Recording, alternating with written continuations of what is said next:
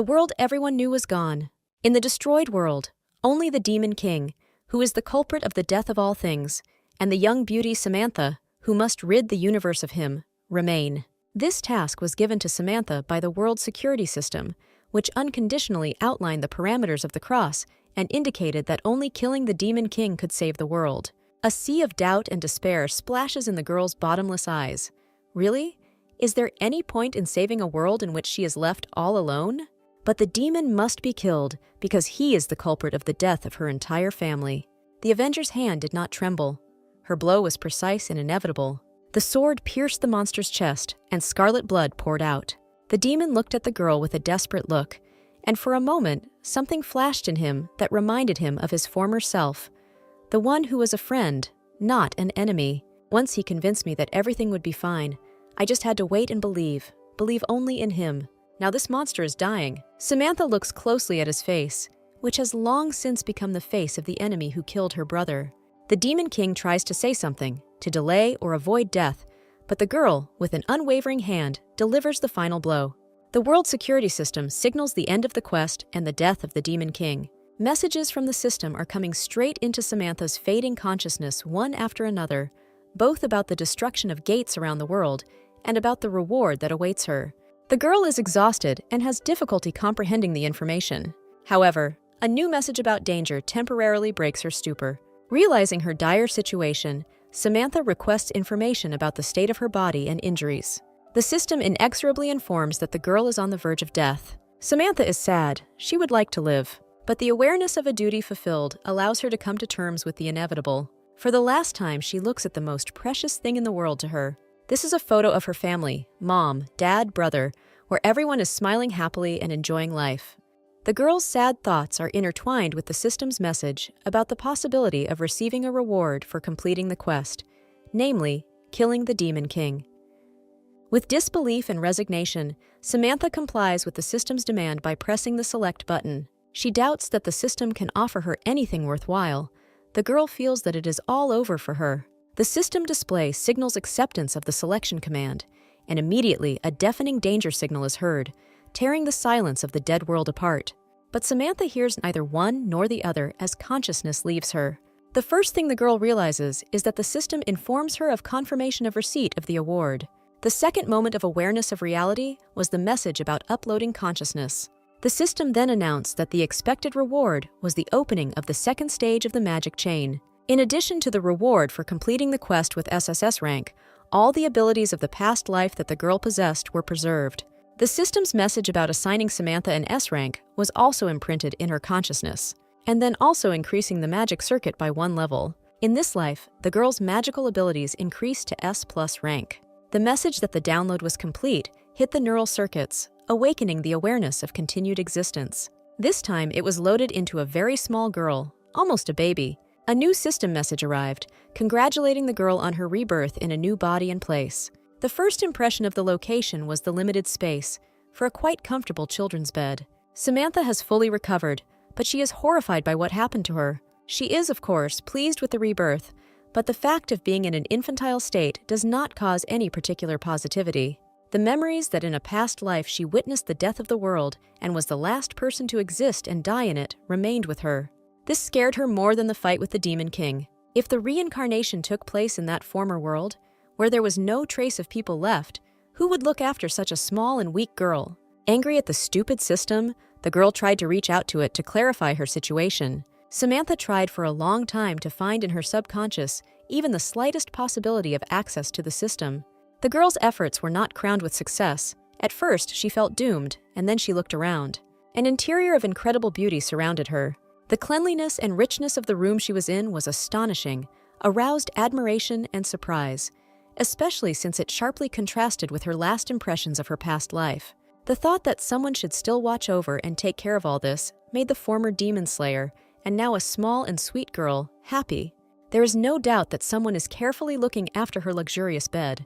The truth needed to be established, and Samantha decided to call out loudly to someone. She opened her mouth and wanted to say a few words loudly and clearly. But instead of the articulate speech of an adult, all that came out was a childish cooing, which incredibly upset our heroine. At the sound of a child's voice, a young woman dressed as a governess entered the room, which caused incredible delight in Samantha, since in many, many years she saw a living, normal person. The woman smiled kindly and tenderly, extended her hands to Samantha. The girl accepted her tenderness and affection with all her heart. The woman carefully picked up the child, addressed her as a princess, and informed her that her naming ceremony was to take place that day. Samantha was shocked, so she sat silently in the arms of the kind woman as she moved through the palace towards the ceremony site. And somewhere in space, the Sunstone was waiting for its time. And a multitude of courtiers, dressed in silk and velvet, gathered to witness the great event. The governess gently consoled the girl, persuaded her not to worry, and called her a princess, which caused her bewilderment bordering on admiration. The girl sincerely hoped that she had been reborn as a real princess, like from old fairy tales. This made her incredibly happy and delighted. The whispers of the courtiers that the princess was ugly, stupid, and had no magical powers, and would not be able to make the sunstone shine reached the girl's ears. The evil gossip of the courtiers about the princess angered and upset our heroine. The governess, that's what Samantha began to call the woman holding her in her arms, brought the girl to the strange device and asked her to put her hand on the sunstone. The girl listened attentively to the fact that the stone should be protected from the princess's magic, and it wouldn't be scary if it was just a little bit. Samantha resolutely reached out her hand to the stone and touched it. For a few moments, nothing changed, but gradually, a small spark began to ignite in the very center of the stone, quickly growing into a radiance of incredible beauty and brightness. Everyone present at the ceremony was surprised and shocked by what was happening, since many of them were convinced of the princess's failure as a magician. The sunstone grew brighter and brighter. In its bright light, the doubts of the courtiers melted away, since such an intensity of light could only be caused by a magician of incredible power, which the princess turned out to be. The sunstone shone so brightly that the heroine of the day herself was in complete shock and admiration of the miracle she had performed. The young princess was distracted from contemplating the stone by a loud voice. It was the emperor who announced that the princess had passed the test successfully, that the presence of imperial blood in her had been proven, and that from now on her name would be Amelia Windsor. The emperor's appearance struck our heroine, but not because he was truly handsome, and his appearance spoke of nobility of origin. It was just that he was so similar to her father from a past life. In the same crib that Samantha had just recently found herself in lies the same girl, but she is not moving at all. The look in the children's eyes is empty and absent-minded. A woman in a lady's dress and a man of clearly ignoble origin, looking more like a shopkeeper or clerk, were leaning over the bed. The man repeated the gossip that the princess was considered an idiot in the palace, and that she was not at all like a normal living girl, and, even more so, was not capable of magic. The lady, laughing sarcastically, was delighted by this news. She rejoiced at the state of the young princess and the impending disgrace of the imperial family. "If this happens, the line of direct succession from the emperor will be broken," she hissed angrily. An evil giggle was heard in the nursery as the lady recalled how the prince had failed to kindle the sunstone. She simply beamed with pleasure at the memory of this sad event for the imperial family. Turning to the crib, she blushed again with anticipation of pleasure, because, in her opinion, the princess was just an idiot, and nothing could interfere with her insidious plans. The lady and her slippery cavalier left the nursery in happy anticipation of the picture of grief and shame of the imperial family at the future ceremony. The child was left alone in the silence of the nursery, when suddenly something subtly changed. As a reward for the accomplished feat, the system downloaded Samantha's consciousness into the girl's body, thereby giving a second chance to the savior of the world. And then there was the naming ceremony, where Samantha made the stone shine with incredible intensity, and a meeting with the emperor, who turned out to be her dad, the one from the past life. Behind all these events, no one noticed the disappointment of the very lady who visited the princess's room. The young princess who started talking became an unpleasant surprise for this lady, disrupting all her plans. Samantha, now betrothed Amelia Windsor, was ready to jump out of the governess's arms. So happy was she to meet her father. She was rushing towards him with all her little childish strength, since she had not seen her father for 13 long years. The emperor was pleased with the girl's active behavior. He reached out to the child and took her in his arms and hugged her lovingly. Samantha Amelia had never been so happy. Her eyes were shining with joy. The reunion of two people close in spirit and blood, separated in time and space, took place. The governess, beaming with joy, suggested that the princess was looking for and waiting for her father, the emperor. No one paid attention to the lady-in-waiting, who was angry at the sight of the idyllic meeting between father and daughter. All her dreams and hopes were shattered overnight. The father and daughter in their arms received congratulations from the courtiers and guests of the ceremony. There was no limit to their mutual joy. Samantha Amelia looked at her father with admiration and could not believe her eyes, assuming that his appearance in her new life was the very gift of the system that she was so strongly persuaded to accept. If this were not the case, the girl swore to disassemble the system screw by screw without the possibility of reassembling it. The emperor tenderly embraced his daughter, who had fulfilled his most unrealistic hopes. Samantha beamed with joy, delighted by her father's appearance. The sunstone shone across the time and space of this universe, and the herald announced the end of the naming ceremony.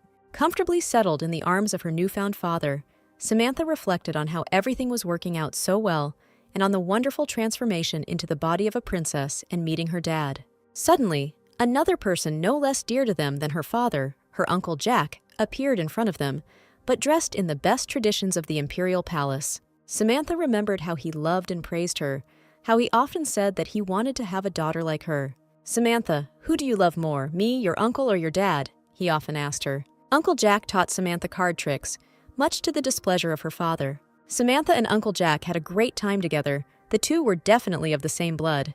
The joy of the reborn Samantha knew no bounds, because her beloved uncle was also alive, and they were in the same time continuum. The emperor, seeing the joy and adoration on his daughter's face, was surprised by her reaction to the appearance of her friend.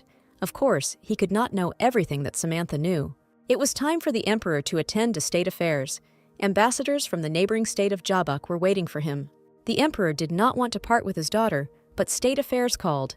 The loving father regretfully gave his daughter to the governess and entrusted her to take care of her. Samantha Amelia was sad to part with her dad, but since he had to work, there was nothing she could do about it. The girl happily waved her hands after her father as he left. How could anything be bad while they were together? The emperor looked at his daughter again, sighed heavily, smiled, and went to meet the ambassadors. Samantha tried to say at least something, but her underdeveloped childish speech apparatus did not leave her much room for expression. Samantha's attempts to start a conversation were incredibly amusing to her governess, but did not prevent her from clearly fulfilling her duties. The child needed to be fed. The nanny put the girl in the crib and placed her alone in the room. Samantha wasn't upset at all. In the silence of the nursery, she reasoned that if Dad and Uncle were here, then maybe the rest of the family had also ended up in this world. The girl in the princess's body could only dream of such a development of events and really hoped that the system would do everything exactly like that. She remembered again her favorite photo, the very one she looked at the very last moment of her past life. The girl's smooth flow of thoughts was interrupted by the appearance of a system message screen. There was a message on it about the need to receive a reward, which confused the heroine, since she could not understand when she had managed to earn the reward. Samantha tried to reach the screen, needing to confirm receipt by touch. The child's body failed her again, and it was completely impossible to reach. Samantha tried to confirm her desire to receive the award with her voice. But here too she failed. The system could not recognize the command in childish babble. No matter how hard Samantha tried, the system couldn't understand her.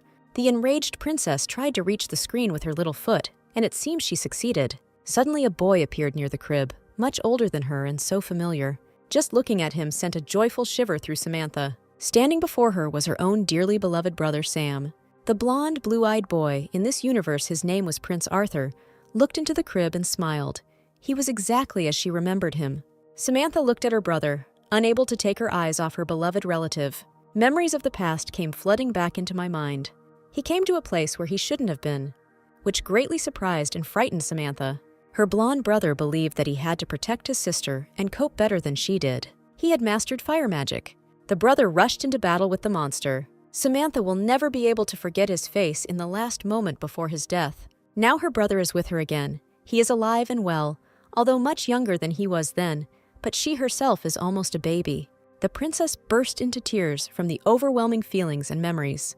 The cries of the emperor's daughter echoed throughout the palace and its surroundings. The brother tried to calm his sister down and play with her. The girl lost control of herself and, as befits a small child, grabbed her brother by the hair. The next moment the princess pulled hard. The boy lost his footing and was thrown into the crib by the baby's unusually strong arms. The governess and nannies did not expect this and watched from the sidelines in confusion at everything that was happening. Samantha Amelia got really mad. She beat her brother with her little fists, ruffled his hair, slapped him on the back.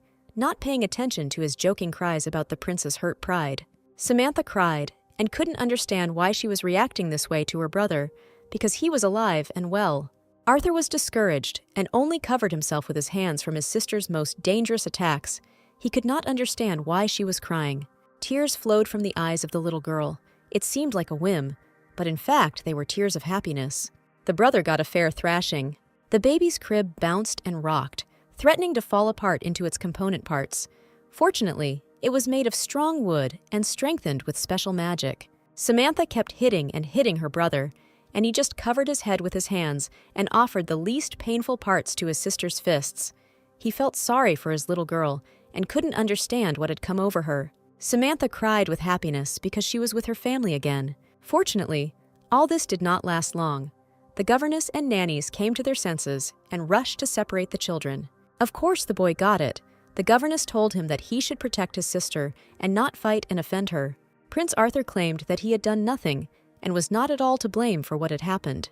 The teacher did not believe the boy, explaining that his presence in the crib was very dangerous for both children.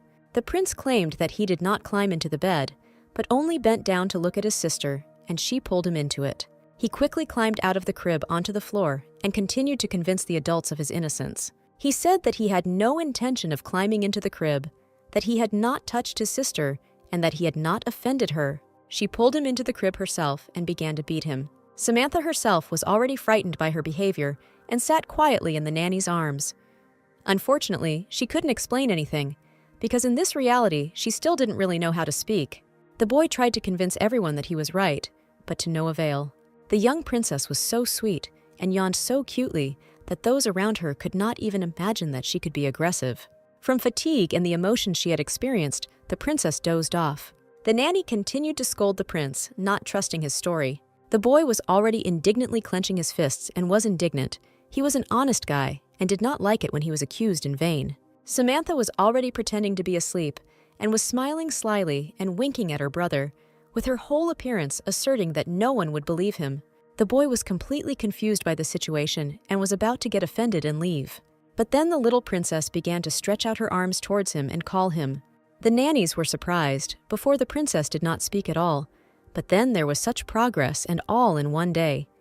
The nannies decided that the princess wanted to play with her brother. The boy had not yet fully recovered from the previous beating and was on guard. The princess hugged him with her small, warm arms, and Arthur melted with affection and warmth. Samantha hung on her brother's shoulders, something she couldn't even dream of just recently. Through the childish babble, the boy heard a strange phrase in which his sister asked him not to do it again and threatened to kill him if he died again. The nanny took the tired princess away, and the boy stood there for a long time in bewilderment and could not understand what kind of terrible and strange words he had heard or imagined. The sun gilded the spires of the imperial palace. A new morning was dawning. Samantha Amelia woke up and yawned sweetly.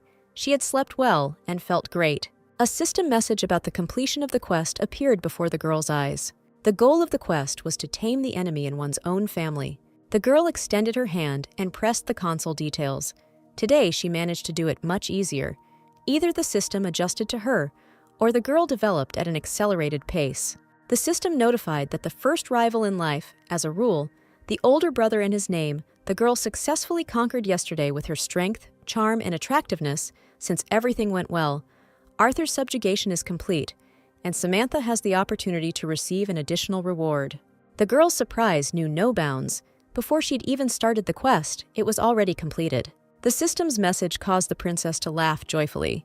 The girl extended her small finger and pressed the console, confirming her intention to receive the reward. That's where the joy ended, as the system returned an error and no rewards followed. A system error message appeared on the console screen, which made Samantha incredibly upset, and she screamed indignantly, notifying the surrounding area of her displeasure. The baby's nannies and governesses heard the noise in the nursery and whispered among themselves about the incredible energy and loudness of the little princess now, after the naming ceremony. Samantha caught herself in time and covered her mouth with her hands so as not to make too much noise, and decided that she had to be more careful, since it was unknown how those around her would react to her abilities. The girl's attention was drawn to a new system message, but it was again an error message. But how could she then get experience points and level up? Samantha Amelia pulled herself together and demanded the system's well-deserved reward as loudly as possible. Her efforts were unsuccessful, as the system did not understand baby talk and did not respond to an increase in the command volume, giving only an error message. All this made Samantha despair and angry. She even began to threaten the system that she would not leave everything as it was, but would begin to take decisive steps. Suddenly, the system became generous with an offer of an additional reward. The girl no longer trusted the system and expected another failure. Samantha Amelia gave the order to receive the reward. The system gave her an incredibly beautiful blue topaz, which was an S-rank skill stone. The appearance of the artifact made the girl incredibly happy. She even stopped being angry at the systems for errors and thought that if this is the compensation for these errors, then let there be more of them. Looking at the stone, the princess wondered what kind of skill she could get from it. The system did not delay the message and informed the heroine that this artifact gives its owner an immediate one-time skill, namely a slap on the bottom. The system then reported that the artifact had an S-rank effect. When used, it would awaken or activate the target's magic circuit, and the number of uses was only 5. At first, this skill seemed funny and strange to Samantha Amelia. Memories from the past came flooding back and reminded me of Uncle Jack. When Samantha was very little, spanking her bottom was their favorite joke. This is how she played with her favorite uncle. Jack found this incredibly cute and always enjoyed getting a spank on the bottom from Samantha. The memories brought on sadness. The girl was sad to realize that the past was long gone. Samantha then decided to seal this butt-slapping skill forever and forget about what she had imagined. The girl thought about it and decided to sum up her communication with the system over the past few days. She went into her message history and saw many entries that had appeared immediately after she appeared in the new world.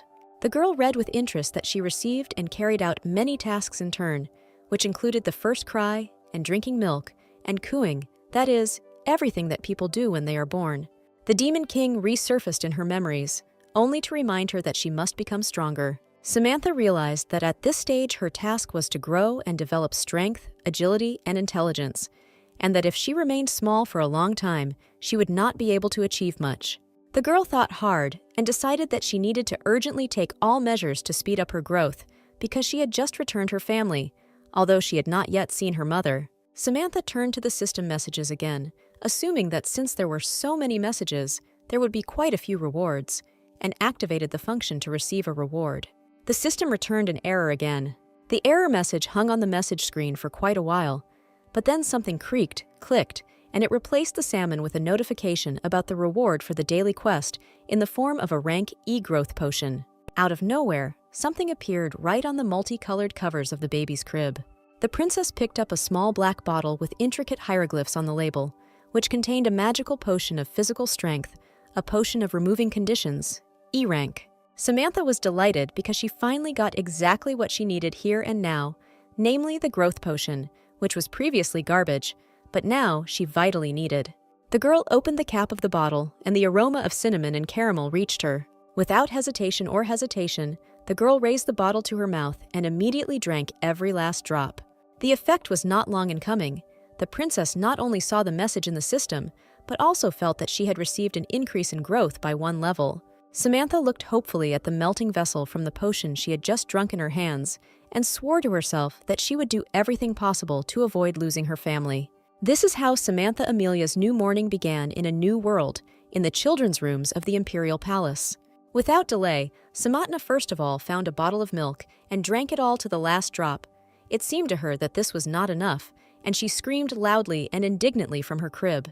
The nannies and governess came running at the sound of the girl's voice, and seeing that the child had drunk all the milk, they were incredibly happy. The baby sat in bed with an empty bottle and demanded more food.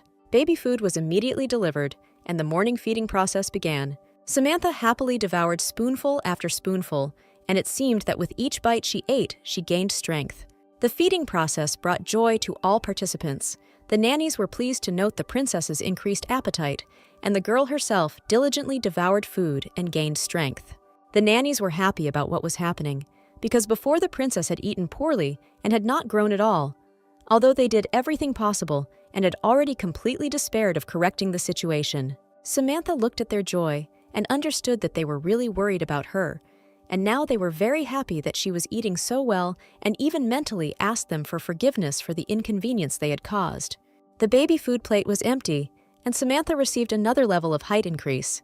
The nannies looked with admiration at the unusually active girl, Now she was more active than her peers. Samantha was very eager to get out of her crib and walk around the room, so she shook the bars of the crib and rocked it. The governess decided that the girl might take her first steps today, and if so, she needed to be taken out of her crib. She picked up the child in her arms and sat him on the floor of the room. The whole gang of maids lined up not far from her, each of them calling the princess to her and in every way encouraging her to take the first step. Samantha sat in front of them, gathering her strength. She stood up resolutely and raised her leg.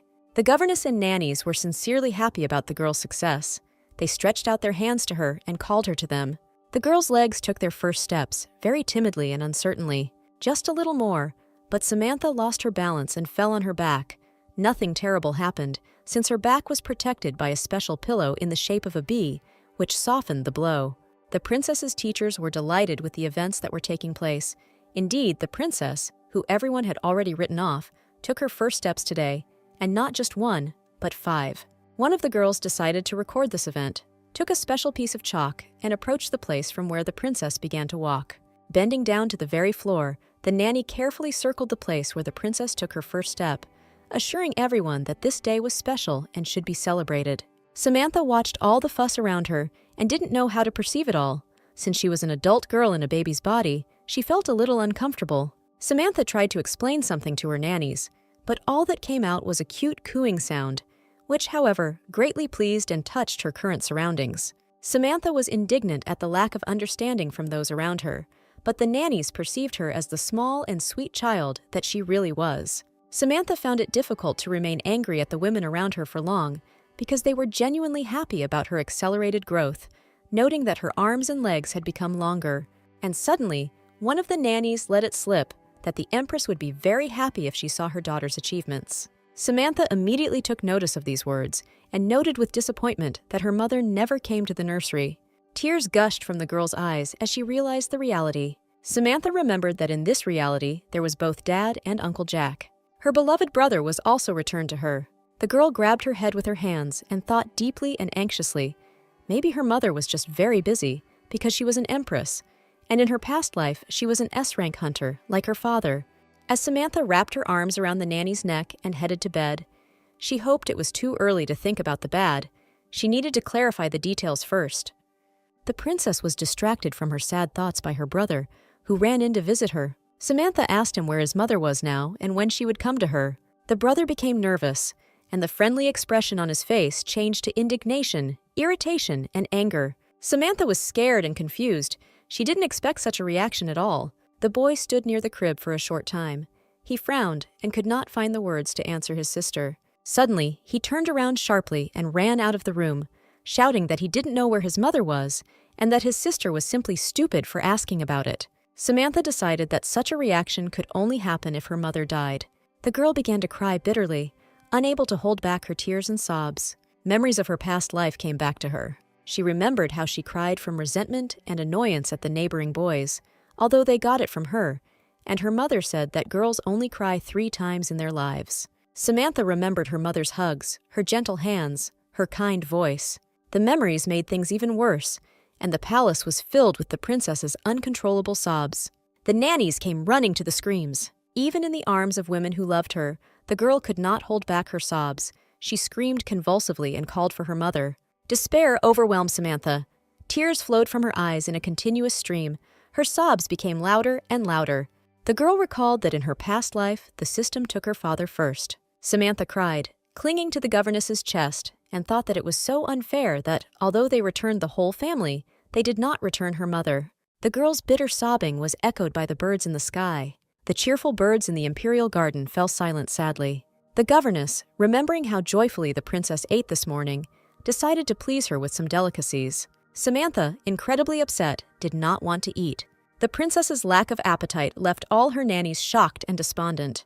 The princess pressed her lips tightly together and sat in her crib staring at one point. She felt so bitter and bad that she didn't want to move or do anything at all.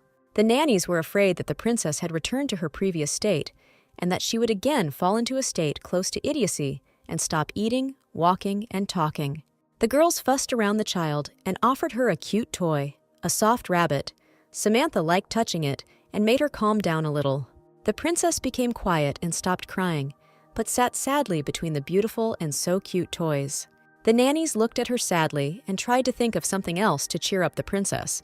They fussed and couldn't find a place for themselves. Samantha closed her eyes sadly. She didn't want anything, but she understood that the nannies were worried that she would fall into a state of idiocy again. Realizing her duty to these women, her father and brother, the girl stood up with difficulty and pretended to be interested in the toys. The governess was delighted and offered her a huge choice of entertainment. Samantha noticed a children's construction set. The governess was glad that the child perked up and showed interest in the game. Samantha, meanwhile, was really captivated by the contents of the box because the construction set was made of real, luxurious, and bright magical stones. The girl looked at the find with surprise. The stone shimmered in her hands with a magical golden glow. The child's little hands precisely placed the pebbles into the cells depending on their shape. Samantha hardly thought about the correct placement of the stones. Her hands acted on their own. She remembered that in her past life, stones of such power could only be found in monsters. The stones fell into the grooves intended for them, and the girl thought that apparently magical jewels were common in this world. The nannies watching the girl did not hide their admiration for how quickly and deftly the little child coped with a task that was quite difficult for such a tiny child. They decided that the princess was a genius child. Samantha finished the puzzle and thought of her mother again, thinking that she too would have liked such an extraordinary child. Thoughts about her mother made the girl sad again, which again frightened her nannies and governess. The girls sincerely wanted to cheer up the princess and dispel her melancholy. One of them suggested visiting Arthur, the princess's brother, hoping that the walk would entertain the emperor's daughter. Samantha and her entourage moved to another part of the palace. It was a room equipped with very interesting exercise machines, and there were real swords and spears in the barrels. Samantha traveled in the arms of a nanny, which was comfortable and pleasant. The training hall amazed the princess. She looked around with interest and looked for her brother. Samantha's attention was drawn to an unpleasant conversation in which insults were directed at her brother, saying that he was not a prince at all, but a brat, a half-breed, and had no right to the throne. Samantha saw a group of teenagers standing in front of her brother, demanding that he bow down to the real prince. The two boys teasing the girl's brother were not part of Samantha's family, either in that life or this one. The bullies attacked Arthur, calling him a useless idiot, claiming that he had no mother and no magical powers.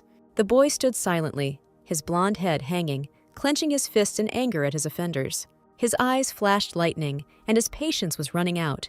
He was ready to pounce on his offenders. Samantha choked with indignation that some empty-headed blockheads dared to say such a thing to her beloved brother. It's even more offensive that there are a lot of servants around, and they hear all of this. The girl spun around in the nanny's arms and screamed indignantly for the scoundrels to shut up. Arthur and his offenders immediately turned their attention to the girl. The first was surprised by her arrival, and the nasty boy, who forced the prince to bow to him, did not recognize her as a princess. The young prince opened his eyes. Arthur woke up in his luxurious bedroom and sat sadly on the bed in a huge but not cozy room. The young prince was visited by disturbing thoughts that day after day nothing was changing. The boy felt as if he was surrounded by the minions of his sworn enemy William. Thinking in this way, Arthur got dressed and got ready for classes, noting to himself that after classes he would take up fencing. Arthur listened attentively to everything the teacher told him, and at the end of the lesson asked when he would be taught as an heir. Arthur, despite his youth, was considered the first prince. At least he claimed the title of heir. The teacher did not agree with the prince's claims, because he believed that until he awakened magic, his claims were groundless. This opinion of the teacher made Arthur angry and indignant. After classes, Arthur took up fencing. Venting his frustration on the exercise equipment, the boy fervently perfected every move. The prince continued his exercises and thought that without magic, it would be difficult for him to protect his sister. The sword flashed deftly in the teenager's hands, and his thoughts were spinning around that he had to find some way out and awaken magic at any cost. Arthur was distracted from his studies by the sharp and nasty voice of his sworn enemy, who decided to call the guy a half-breed. Arthur looked back and saw William and his companions coming into the palace as if it were their own home. William looked at Arthur with contempt and superiority, by right of the strong, wanting to trample and humiliate him. William came closer to Arthur, arguing that Arthur was not worthy of living in a palace like this. William poked his finger painfully into the prince's forehead and declared that he was a prince without magic or power and worthy of contempt. William's companions laughed at Arthur and supported their leader, declaring that this palace was more suitable for William and that very soon the emperor would recognize him as his successor. Arthur, outraged by the behavior of the uninvited guests, tried to call them to order, demanding that they shut up.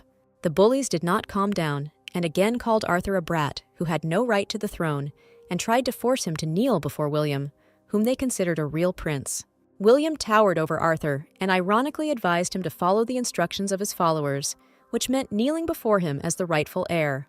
It was at this time that the princess entered the fencing hall accompanied by her nannies, and, shocked by what she saw, she shouted at her brother's offenders to shut up and not dare to talk to him like that. Samantha was seething with indignation and indignation. Her eyes were blazing with righteous anger, and her fists were clenched angrily. Wilhelm and his companions noticed the girl, but did not recognize her. Samantha informed them that she was Crown Princess Amelia. Oddly enough, the talkativeness of a small child did not surprise anyone. Wilgel laughed at her and told everyone around him that Amelia, although a princess, was an idiot and could not count on any throne, just like her brother. Wilhelm made fun of his brother and sister, saying that they were both nuts and that they were worth each other because one was a half-breed and the other was an idiot. Samantha Amelia was extremely outraged by this guy's behavior, surprised that he looked more like an ill-mannered asshole than an aristocrat. The princess decided that she would teach him some sense herself. Arthur, out of resentment for himself and his sister, grabbed Wilhelm by the neck, threatening to strangle him on the spot. Samantha froze in admiration and fear for her brother because his opponent was much taller and seemed stronger. Arthur grabbed Wilhelm by the suit and began to shake him vigorously, repeating that he should not even come near his little sister. The boy's voice became like an animal's roar from indignation. Arthur's voice and his behavior frightened all the servants. Samantha Amelia admired her brother's behavior and was surprised how such a small boy, essentially still a child, could have such a voice. The girl was even more surprised that the servants in the palace did not react in any way to the disgusting behavior of the visiting aristocrat and allowed him to mock the prince and princess. The servants rushed towards the fighting boys. The girl expected them to stand up for Arthur. The servants tore Arthur's hands away from William's neck and began to apologize to William for the prince's behavior. Wilhelm was extremely pleased. This was exactly what he expected. One of the servants began to force Arthur to ask Wilhelm for forgiveness. The boy was indignant and refused. Wilhelm smugly mocked the prince, declaring that if he would kneel, he would have mercy and allow him to temporarily use the palace until he grew up. Samantha Amelia, sitting on the nanny's hands, extremely outraged by the behavior of the nasty aristocrat, did not take her eyes off what was happening. The princess thought that Arthur was about to submit to his enemy and kneel. The girl screamed at him not to do that under any circumstances. Otherwise, she would not consider him her brother. William continued to mock, forcing Arthur to his knees. It seemed that the prince was submitting to him and was sinking lower and lower to the ground. Wilhelm's henchmen were laughing loudly, and Samantha was loudly and indignantly shouting at her brother that he should not dare to do such a thing. The girl freed herself from the nanny's hands. Samantha jumped and landed deftly not far from her brother. At this time, Arthur had already completely dropped to his knees before Wilhelm. Samantha Amelia recoiled in horror at what was happening. It seemed that Arthur was defeated, and William had regained the upper hand. Suddenly, Arthur raised his head, his eyes sparkling slyly. Arthur rushed at the offender and with a powerful blow from below and upwards knocked him to the ground. The prince stood up to his full height over his defeated enemy and declared that he had beaten him for entering the palace without permission. The defeated William was pitiful. The arrogant aristocrat was surrounded by his servants and companions. A fuss arose. They tried to call a doctor to find out how he was feeling. The situation of the defeated was deplorable. William's companions retreated from Arthur in fear. The prince looked at his offenders boldly and defiantly. This time he emerged victorious. Arthur's attention was drawn to the princess, and he turned around at her scream. Samantha Amelia admired her brother because she realized that he had cheated and pretended to surrender. But in reality, he had simply chosen the most advantageous position for an attack. The brother and sister rejoiced and praised each other. Wilhelm's minions were incredibly surprised that the prince was able not only to win, but also to greatly frighten them. They stood and looked at the prince in surprise. Arthur looked at Wilhelm's companions and advised them to leave. Unexpectedly, they bowed to him and modestly lowered their gaze. An aura of power emanated from Arthur, reminiscent of the aura of an emperor, and this made those around him shudder. Naturally, this did not concern the little sister. Amelia was happy about her brother's victory. The prince and princess laughed merrily and were pleased that the victory was theirs. The prince hugged his little sister and pressed her to his heart. Arthur asked Amelia to evaluate how he dealt with William and to praise him. The prince patted his little sister on the cheeks and was extremely pleased with himself. Samantha Amelia rejoiced with her brother and thought that he had now grown significantly in her eyes. The princess stretched her arms upward and really wanted to stroke her brother on the head. But the small stature of the young Infanta prevented her from doing this. Arthur called her baby and laughed that she couldn't reach the top of his head, and Amelia thought that she urgently needed to increase her height. The nanny offered her help to the princess. The proud girl refused, saying that she would do everything herself. Arthur agreed and suggested that she try to stroke his head again. The princess, of course, agreed. The Infanta stretched higher and higher, standing on tiptoe. The nanny's kind hands grabbed her from behind and lifted her a little off the ground. Amelia extended her hands to her brother. Arthur knelt down in front of her. The girl looked at her brother with love and thought that he was very tall, although he was only 7 years old. The prince took the girl's hand and placed it on his head, experiencing such a feeling of love and tenderness that the whole world dissolved in her. There were no happier people in the world than the brother and sister who met again by the will of the system. The girl stroked her brother's head and thought that even though he pretended to be cool and was bigger and older than her, he still needed her support and protection. The world closed in on the brother and sister, turning them into the happiest and most invincible people in this world. Wilhelm came to his senses and decided to deal with the prince and princess immediately. Initially, the aristocrat attacked his henchmen, accusing them of being cowardly and not killing Arthur right there on the spot. Wilhelm kicked one of his companions hard, taking out all his anger on him. The attempt to calm Wilhelm failed. He only became more enraged and beat the unfortunate man, repeating that he must beg him for forgiveness, and only then would his life be spared.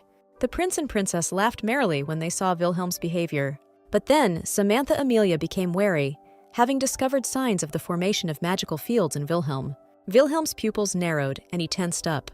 The hands performed magical passes and twisted the material into a ball of fire. He stood in front of the crowned children, ready to destroy them with one blow. The princess rushed forward, shielding the nanny with her body, since she did not have the necessary magical powers. The girl assessed the enemy's strength and realized that she, as a magician, was much stronger. Wilhelm was gathering his strength for one single blow. The servants warned him that magic was not to be used in the palace, but the capricious teenager paid no attention to anyone. Having reached the limit of concentration of magical powers, Wilhelm directed all energy against his brother and sister. Arthur shielded his little sister with his body, deciding that he would definitely save her. Images from Samantha Amelia's past life resurfaced in her memory. Her brother always protected and helped her out. Now it was her turn. The girl got angry at the stupid aristocrat. She just found a brother and a whole family, and this idiot wants to take it away from her. Samantha Amelia waved her hands lightly, spinning her magic passes and sending a little bit of her magic towards the attacker. Wilhelm was dumbfounded by surprise. The princess's nannies experienced the same effect. It felt like the child wasn't hitting with half his strength, but was still ready to stand up for his brother. A flash of fire darted towards the offender. All opponents were roasted. Wilhelm did not expect such resistance from the little princess. The fire hit the impudent fellow straight in the head. Out of pain, resentment, fear, and annoyance, Wilhelm began to run, followed by his hangers-on. Samantha Amelia looked at her opponents in surprise, wondering if this was the end of today's adventures or if something else would happen. Wilhelm was in shock. He suddenly discovered that an incredible embarrassment had happened to him. There were too many witnesses to his disgrace. That nasty little princess looked at him with superiority. Wilhelm is ready to curse everyone and everything. There are too many witnesses for his shame to remain a secret. Despair filled the recently arrogant guy. Samantha Amelia watched him closely. The brother and sister became wary, expecting more meanness from Wilhelm. Wilhelm shouted that it was all because of the prince, called him a half-breed, and called him a scoundrel, accused him of not having the right to be called a prince. Arthur laughed in his face and said it didn't matter because the formidable Wilhelm had been beaten by his little sister. The bully was overcome with rage and gritted his teeth. He clenched his fists convulsively and angrily, but was powerless against his sister and brother. The prince and princess stopped paying attention to their defeated enemy. Samantha Amelia babbled that she really wanted to praise her brother again. Arthur was delighted and prepared to accept encouragement from his little sister. He even bowed his head and sat down. But this time, a different gift awaited him. The princess suddenly walked around him from behind. She smiled slyly and stretched her arms, and she used one of the spanks on the bottom, lisping that her brother was a good boy. No one noticed that she had activated the system window. I chose the function of applying the skill, called the stimulating and developing spank on the bottom, to my brother Arthur Windsor. Arthur, who had not expected such a trick, was somewhat taken aback by what had happened. It's not every day that your little sister spanks you on the butt. The boy suddenly began to tremble, and his body began to emit soft waves of light. He was all beaming. Samantha laughed and wondered what rank of power her brother would receive, more or less than in his past life. The pillar of light surrounding the prince grew ever more intense. Wilhelm and his retinue stood to the side, amazed. Arthur, engulfed in magical flames, radiated enormous power. The boy himself did not fully understand what was happening to him. Wilhelm guessed that the prince's power was awakening, and in despair, he began to curse even more vilely. Samantha, frustrated that this worm would not calm down, stood up for her brother once again and threatened Wilhelm to take more drastic measures if he did not shut up. Wilhelm continued to slander, bursting with vexation and realizing that he was completely defeated. The princess, in childish spontaneity and stubbornness, argued with her already defeated opponent, standing up for her brother. Suddenly the sunstone began to shine again. The capital was in an uproar. It was unprecedented for the stone to shine twice in one day. People wondered who could have lit the sunstone and could not imagine the truth. The stone did not shine as brightly as the young princess's, but much brighter than that of the other young gentlemen. Those around him were surprised, since it had never happened before that a prince of the blood gained strength when his age exceeded 5 years. Samantha had already enjoyed the work of her hands, and now she was trying to understand why the sunstone always shimmered when she did something. Was it really something sacred, similar to psychedelic light? Let's leave the imperial palace for a while. Let's move to the castle of the emperor's closest relative. Sitting in a gloomy mood on the lush cushions of the luxurious sofas is the very lady whose upset mood we saw at the princess's naming ceremony. In front of her is the same servant from the palace, apparently acting as a spy for her and reporting on all the events of the imperial palace. The lady is clearly upset by the news that the prince has awakened his magical powers. The servant confirms the information and clearly sympathizes with his mistress. Her Highness is intriguing against the imperial house and dreams of sitting on the throne herself, so she regrets allowing the princess's naming ceremony to take place, which allowed her to gain power, and also for the prince to display magic. Another fact of the secret ruler's upset is Wilhelm's disgrace. The schemer is seriously worried. She doesn't know what to do. An exact copy of herself appears before her, only much younger. Of course, her daughter. Her name is Cecilia. Cecilia has always been her mother's pride and hope, the only one who allows her to forget, even for a moment, the shame that has covered their family. Cecilia swears to her mother that she will not so easily abandon those who defame the bright name of the Bradley family. Let's move back to the imperial palace. A joyful man appeared in the emperor's office, the one whom Samantha recognized as Uncle Jack, and he informed the ruler that the sunstone was shining again. The emperor did not share the courtier's delight. As he sorted through the papers, he indifferently noted that he knew about this, and that it was very similar to the glow of the sunstone on Princess Amelia. The courtier objected to the emperor that, in fact, it was not Amelia who lit the stone a second time, but rather the power of Prince Arthur awakened. The emperor's behavior seemed strange. Even such important and joyful news did not make him tear himself away from looking at the documents. The emperor seemed neither happy nor too surprised. The courtier sincerely congratulates the ruler on what he considers to be such joyful news.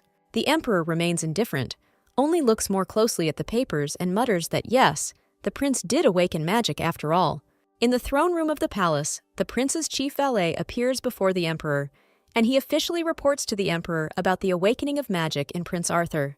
The emperor orders Arthur to be recorded in the Book of the Sun, as is proper. The valet swears to carry out the order. A loyal servant to his emperor, he expresses hope that with the prince's awakening, there is finally a reason to stop the dominance of House Bradley. The valet leaves the throne room and reflects on how the emperor never recovered from his wounds, and how it is more than surprising that he hugged his daughter at the princess's naming ceremony. Perhaps, the valet thinks, the princess will be able to cure the emperor's frozen heart. At this time, the child on whom so many hopes were placed was carrying out the system's tasks. They were simple. You had to eat well, namely eat 3 servings of powdered milk, 3 servings of baby food, and burp 6 times. The implementation was in full swing. The girl followed the task precisely, although the system had already warned her that overeating could be dangerous. My tummy sometimes hurt. However, Samantha was firmly convinced that the main thing for her was to grow up faster, and she would survive the rest. The girl's nannies actively supported her in her desire to eat well, cheerfully feeding her baby food. Upon completion of the quest, during which the princess had to eat well, the system offered to receive a reward. Naturally, Samantha wanted to accept it immediately. The girl sat quietly in her crib. The princess felt heavy after all she had eaten and drunk, but she decided to treat herself to dessert anyway. Samantha got a bubble tea and cane sugar-flavored potion from the system, just like in her past life, and devoured it with pleasure. Unexpectedly for the girl, Arthur appeared at the crib. The brother scared his sister so much that she almost choked. The girl was slightly angry at her brother's unexpected appearance, but she had no intention of giving up the treasured bottle. Samantha looked angrily at her brother and remembered that in her past life he had always stolen food from her. The boy sat comfortably in front of his sister's bed and began asking her to treat him to something tasty.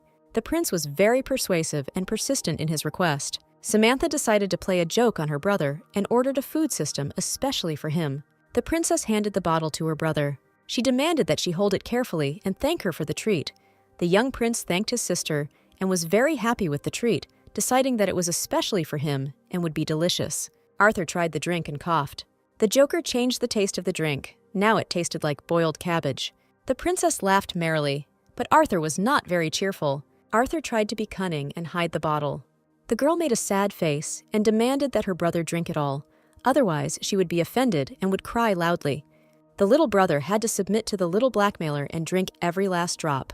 The birds outside the window chirped merrily, supporting the girl's joke. Samantha Amelia watched her brother with sadness. She was worried that his strength was growing slowly, just as he was weaker in his past life, so he was being bullied in this one.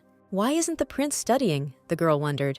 It seems he should be in class now. Amelia told her brother that he was lazy and skipped classes. Arthur laughed and replied that he was not lazy and did not skip anything. Samantha Amelia noticed that her brother folded his fingers in a special way, exactly the same way he did in his past life when he lied.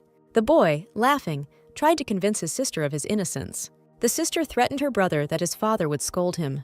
The prince was afraid that Amelia would complain to her father. The boy promised his sister not to skip classes anymore and scratched the back of his head. The princess didn't really believe her brother, assuming that the little rascal was hiding something. We are transported to the palace chambers of Prince Arthur. Arthur's servants, the same ones who stood up for William the day before instead of defending their master, convince the boy of their devotion and loyalty. The prince doesn't believe them. He orders the guards to get rid of the traitors. They beg for mercy. The young prince is not inclined to give in. He is convinced that these people are dangerous, first and foremost, to the princess. The boy tells the valet that all these people are agents of Wilhelm and the Bradley family. The valet bows to the future heir to the imperial crown and says that he is ready to carry out any of his orders. The young prince's gaze turns again to the traitors, and he tells the valet that their guilt is that they fawned on Wilhelm and humiliated the boy in front of the princess. The traitors beg for mercy again and again, but the prince cannot afford to be lenient towards his enemies. Now he is responsible not only for himself.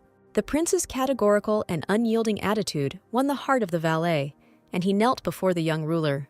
The man bowed low before the boy, claiming that he was of insufficient ability and had no idea that the palace was in such disarray and that any punishment would be just for him. The prince forgave him, explaining that it was not within his jurisdiction as a simple valet. The young prince found out why the valet had come and what his mission was. The valet informed the prince that now his name was engraved in the Book of the Sun, like the other members of the imperial family. The prince accepted the servant's congratulations. At his request, the boy touched the Book of the Sun. Arthur held his hand on the artifact and reasoned that just a few days ago, he did not possess even a gram of magical power. The imprinting process was already coming to an end when the young prince realized that it was Amelia. His sister shared her magic with him, since magic and life force are almost the same. Once both of these powers were blocked in the boy, and he felt uncomfortable. Now everything was different. He was grateful to his sister for this sacrifice. The valet completed the ritual and wished the prince that the blessing of the sun god would always be with him and left. Walking through the corridors of the palace, the valet reasoned that now the senior maid of the empress's palace is temporarily in charge of everything and naturally cannot cope properly, which means he must figure everything out himself. Of course, it is very dangerous, but he must do it for the safety of the empire. For the sake of the young prince, this boy with a brave and faithful heart, and his little sister. 2 weeks passed without any special news or events. Arthur was in the study room. He was not paying too much attention to the lesson. The prince absent-mindedly moved his pen over the notebook and thought that even after his name was written in the book, the emperor did not visit him. although everything was as usual. But it was not bad that nothing had changed. It would be disgusting if he suddenly began to show friendliness.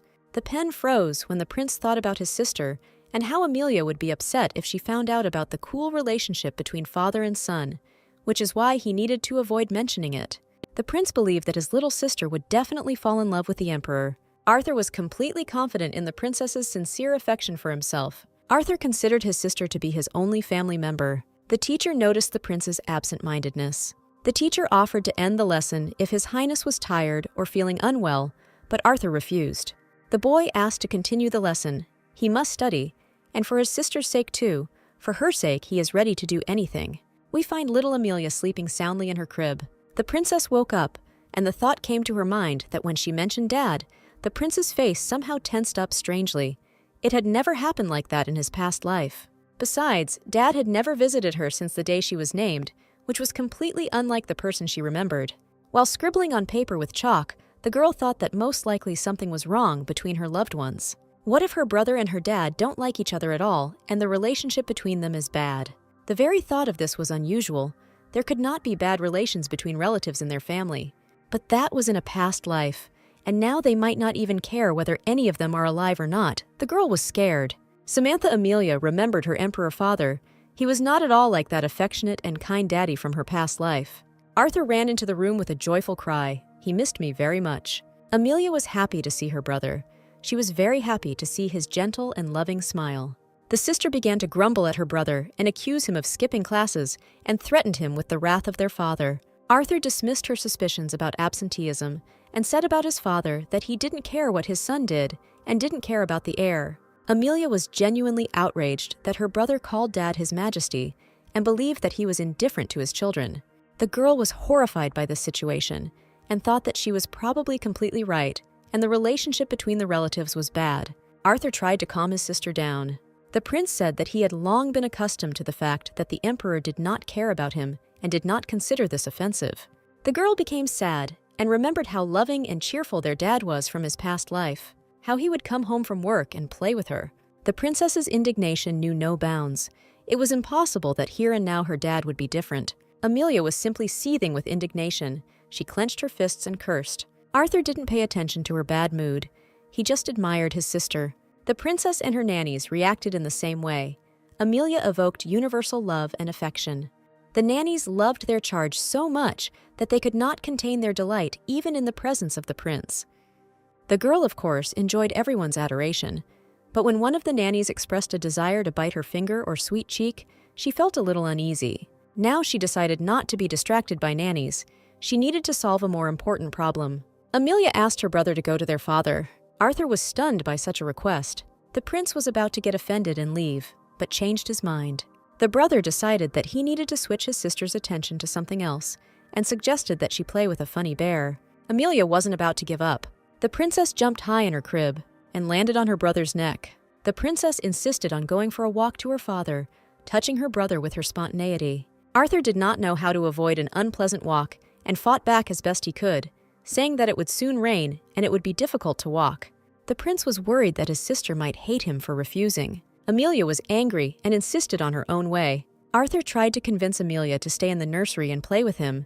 The princess seemed to have already begun to agree, but suddenly she declared that if her brother didn't want to, then she would go to Dad alone.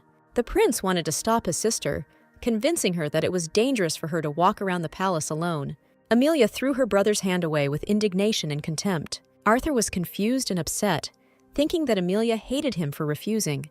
The girl became capricious and stamped her feet, insisting that she would go to her dad herself. Amelia ran out into the palace corridor and resolutely ran towards the emperor's chambers, which caused confusion among both her brother and all the servants. The princess resolutely declared that she was going to her father, and no one could stop her. Amelia insisted that since her brother didn't want to, she would go visit the emperor alone. Arthur looked closely after the running girl. He decisively overtook her. He stood in front of his sister with a look no less serious than hers. Amelia thought her brother wanted to keep her, but Arthur apologized to her. The boy sat down in front of his sister and asked her to take him with her. The brother looked closely into his sister's eyes, hoping to earn her forgiveness. The princess pretended to be thinking about whether to take her brother with her or not. Amelia stood for a moment and hugged her brother, as she had deliberately staged this scene in order to convince Arthur to go to his dad. The children walked holding hands, and at such moments, Samantha Amelia was not at all against the fact that her soul ended up in a child's body. Amelia and Arthur walked briskly through the palace at the head of a small group of nannies and governesses. The imperial palace appeared before them. Amelia was amazed by its luxury. The prince, princess, and the nannies encountered the commander of the Holy Knights. The courtier greeted the children warmly and allowed them to call him only by his first name. His name was Gideon, and at the same time he congratulated both children on the awakening of magic. The crowned children listened in amazement as Gideon showered them with compliments, telling Arthur that he looked very much like the emperor as a child and praising Amelia for her prettiness. Amelia liked Gideon and greeted him happily. The courtier was flattered and incredibly happy. He bowed very low to the princess. Amelia reached out and grabbed his beard, but the aristocrat was not offended and offered to cut off a piece of his stubble for her. Amelia was confused and refused such a dubious gift. Gideon smiled and promised to shave by the next time they met. The commander of the Holy Knights liked the little princess so much that he asked the prince for permission to hug her. The boy categorically refused Gideon the opportunity to babysit the princess, explaining that it was dangerous for her. Gideon convinced Arthur that he was the best knight in the empire and would never lose the princess. Arthur was adamant and explained his refusal by saying that Amelia was still little, and Gideon had such a prickly beard that the girl could hurt herself on it. Gideon thought for a moment and smiled slyly, and he picked up the prince in his arms. He laughed merrily and rocked the boy in his arms. Apparently, he had a lot of strength. Gideon laughed purely and openly, asking if the prince liked the air up there, for it was quite pleasant. Samantha Amelia was reminded of a scene from the cartoon The Lion King by this painting. Arthur was a little angry and asked to let him go. He didn't really like being treated like a little boy. Amalia was delighted with what was happening and laughed merrily. The governess also demanded that Gideon let the boy go. Arthur actually enjoyed flying in the knight's strong arms, so he started laughing too. Suddenly a stern voice was heard, inquiring about the source of the noise. The sound of the voice sobered the boy and made him wary. The emperor appeared on the balcony of the imperial palace, and it was he who interrupted the fun. The ruler looked at the company with a stern and severe gaze. Samantha Amelia was surprised that the emperor had such a stern face. She thought that he must be having a hard time. The girl extended her arms to the emperor and joyfully called him, calling him daddy. This did not melt the emperor's heart. He continued to look at everyone sullenly. The gloomy look and dejected appearance puzzled Amelia. She remembered that in her past life, her dad always smiled at her. The emperor strictly ordered the children to return to the children's quarters and declared that the palace was no place for games.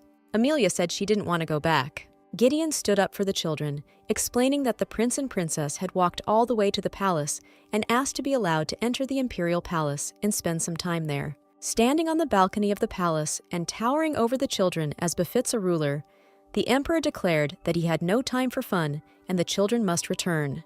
Arthur hung his head and agreed. The boy's look was sad. He hoped for different behavior from his father, but nothing changed. Amelia was horrified. She couldn't understand what had happened to her dad and why he was behaving like this. Arthur stroked his sister's head. The brother tried to support his sister and suggested that they play together. The girl was grateful to her brother, but in her thoughts, she was looking for the reason for her father's behavior and assumed that it was all connected with her mother. Suddenly, familiar clicking sounds were heard, and the system console appeared in front of the girl. At first, the system connection error blinked for a long time. Then the system showed that it could only display some messages and suggested a crossbill to conquer the Pope. For this, it was necessary to take another step and melt the icy heart. Amelia did not quite understand the system's purpose, and she was irritated by the constant interruptions in its operation. The girl was indignant, peering intently at the screen that was visible only to her. The screen flashed so brightly that it blinded the observer. Amelia's eyes became so painful that she closed them and screamed, which her brother immediately noticed. Arthur decided that his sister was upset because of her father. He was already used to his attitude, but he felt very offended for Amelia. He shouted angrily after the retreating emperor, asking him to stop and listen to him. The prince accused his father of offending and hurting Amelia. Suddenly, the emperor ran down the stairs to the children. In the blink of an eye, the crowned father found himself in front of his daughter and son. Gideon bowed to the emperor. The father extended his hand to the girl and saw with horror that the child had very red eyes. The ruler gently touched his daughter's face with his hand. Arthur felt that this touch was not gentle enough, and he pushed his father's hand away from his sister's face. The boy threw himself between the emperor and the princess and forbade his crowned father to touch his daughter with disdain. The princess did not expect such courage from her brother, and she did not quite understand his impulse. Arthur blamed the emperor for making Amelia cry. The nannies and governesses bowed in submission, but on everyone's faces one could read that they completely agreed with the prince and blamed the emperor for the problems of the common favorite. Gideon apparently was of the same opinion. There was general silence and awkwardness, and Amelia only now realized that everyone was blaming the emperor for her crying. The governess and nannies looked at the princess with sympathy.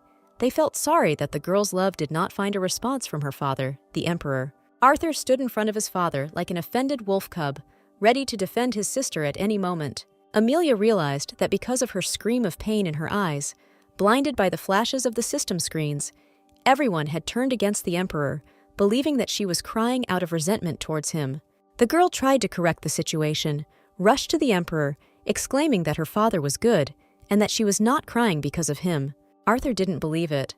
The boy smiled heavily and said that Amelia shouldn't pretend in front of him, and she shouldn't stand up for her father emperor either.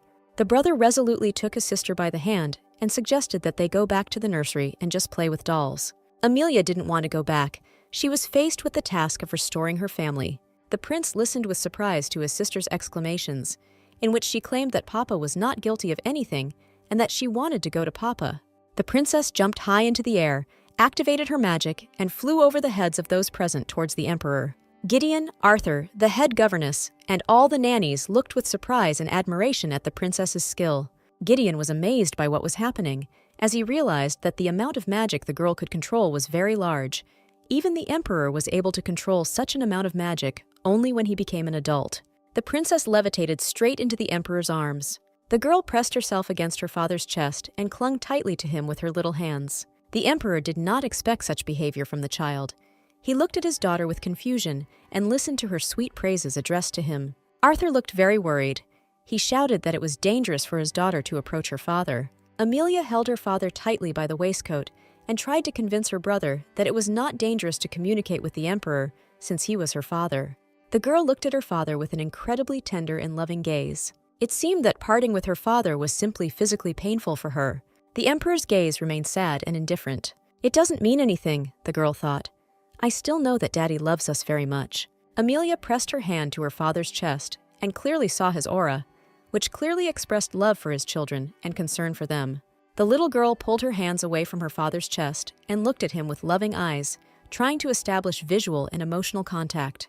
Arthur snatched his sister from his father's arms. "Let's get out of here," the boy declared decisively. His Majesty, the Emperor, is busy with state affairs, and he doesn't have time to deal with people like us. The prince resolutely took his sister away from her father, ignoring her objections. The Emperor looked after the children with sadness. Amelia silently followed her brother and remembered the expressions on her father's face. She realized that this was the only way to look at loved ones, which meant she was on the right track. The next morning, the sun illuminates the towers of the imperial palace. On the emperor's desk, there are stacks of important government documents. There's a knock at the door of the imperial office. The faithful valet awaits the emperor's answer. "Your Majesty," he asks, "I have come to you with my daily report. Am I allowed to enter?" Without waiting for an answer, the man cautiously peers into the office and sees that the emperor is thoughtfully sitting in a chair at his desk and silently looking ahead. The emperor's gaze is much softer and kinder than usual. He is looking intently at something on his desk. The courtier is perplexed, since such behavior of His Highness seems strange to him. He asks the emperor for forgiveness for the sudden invasion and suddenly sees the object of the emperor's interest. On the desk, in a charming blue cup, are 3 branches of clover of different sizes. The emperor confirmed the valet's guess that the clover was brought by the princess. The emperor worked with documents. He was distracted by a strange noise coming from the window. The emperor was distracted, looked out the window, and saw his daughter there. The man was very surprised and happy. The emperor opened the window. The girl flew up to him. In the little hand, His Majesty saw 3 branches of clover. The daughter handed him a simple gift. The emperor recoiled in surprise, and the twigs fell onto the table. They lay on a white sheet of paper, piercingly tender and touching. Amelia lifted them into the air and explained to the emperor that the 3 branches represented the 3 of them, one of them representing the emperor himself, the smaller one symbolizing Prince Arthur. The smallest one will be Amelia. The princess laughed merrily at her own invention and clapped her hands. Someone called out to her from the window, and she quickly flew away, waving her hand at her father.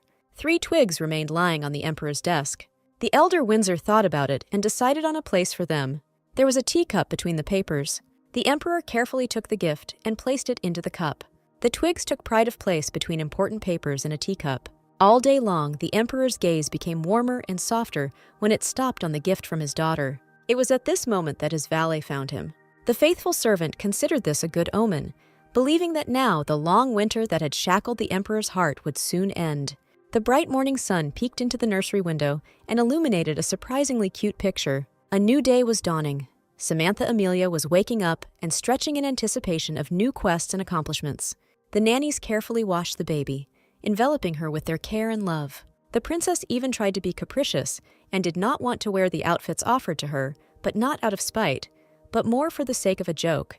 And then only in this way could she play the role of a very small child, although her soul remembered everything. It was time for breakfast, and the governess was feeding Amelia with a spoon, in general, as is appropriate at her current age. The princess held the spoon tightly in her mouth, which further touched the ladies of the court and the maids. Whether it was the system's fault or the properties of Amelia's own magic, an aura of universal adoration spread around the princess's charm could not leave anyone indifferent. Having had her fill, Amelia realized that something important was missing, something she had forgotten to say or do, or that she was missing someone nearby. The girl felt sad, and she realized that it was because her brother was not around. The Infanta asked the nanny where her beloved brother was and why he had not yet come today, although he visited his sister every day at this time. The sweet woman did not want to upset her favorite and assumed that Arthur might be a little late today and therefore would come later. Amelia was finishing her breakfast with almost no appetite, thinking that if her brother had been late, he probably would have been able to warn her. The princess asked the nanny whether her brother had told her about his lateness, but received a negative answer. Amelia remembered that yesterday, her brother asked if she liked their father, the emperor. The girl replied that she liked it, and saw how sad and offended her brother was. His resentment was an unexpected and unpleasant reality for her. She had no intention of indulging his jealousy and dividing herself between her brother and father. Amelia assumed that her brother had not come to her today because of jealousy towards his father, but she doubted it and hoped that there could be different circumstances and she shouldn't be too upset. She just needed to wait for her brother. The sun had not yet risen above the spires of the imperial palace, and its walls still shone in the morning light of the morning lightning. The quiet corridors of the palace were filled with sounds and the hum of voices as the emperor and his retinue entered solemnly and menacingly. His golden hair fluttered as he walked. His robe glided solemnly and majestically across the floor tiles. The emperor was hurrying to his daughter. The elder Windsor opened the door and found himself on the threshold of the nursery, so important, majestic, determined, and purposeful. The emperor was slightly disappointed, which was immediately reflected on his courageous face. The Infanta, tired from the morning procedures and worries about her brother, dozed sweetly in her crib. The valet hastened to console the emperor and explained that the girl was a little tired of waiting for her father and therefore fell asleep. Amelia heard a noise and opened one eye, just one. What if everything that was happening wasn't so important to her? Through her eyelashes, she saw a very unexpected picture. Her father was standing next to the crib. The girl's eyes widened in surprise.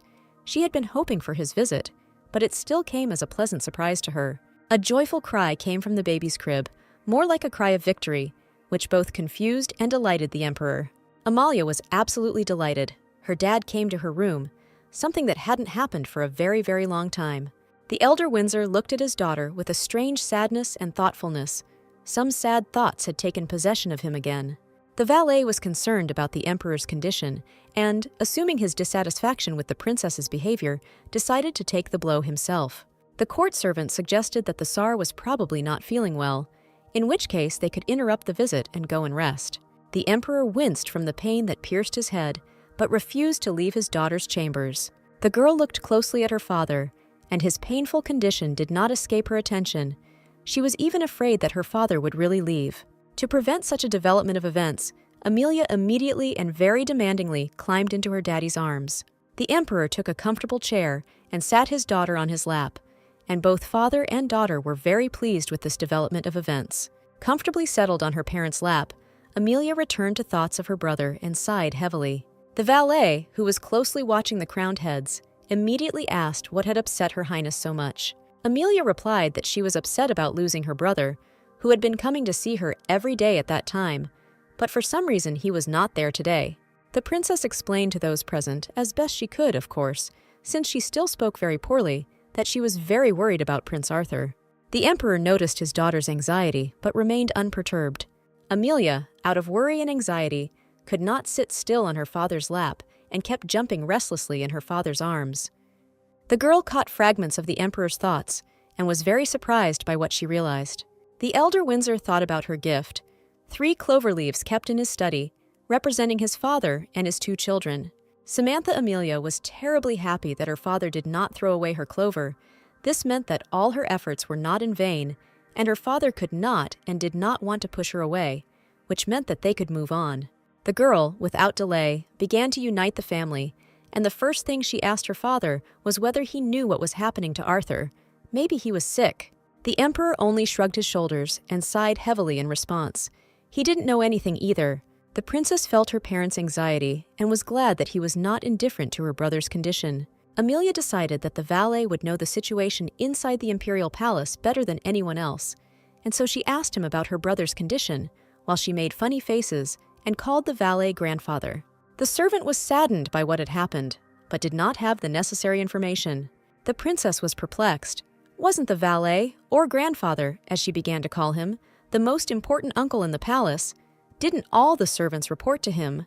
The servants must report everything to the main uncle, isn't that so? The princess wondered.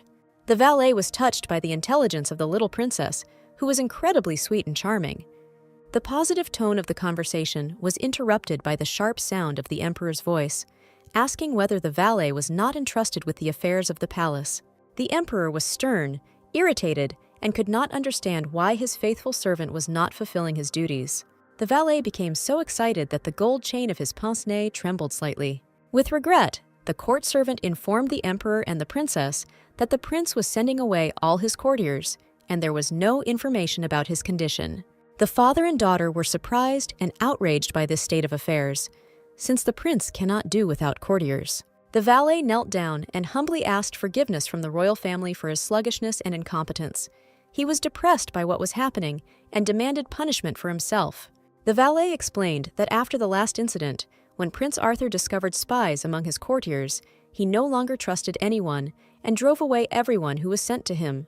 The emperor and the princess were surprised and amazed.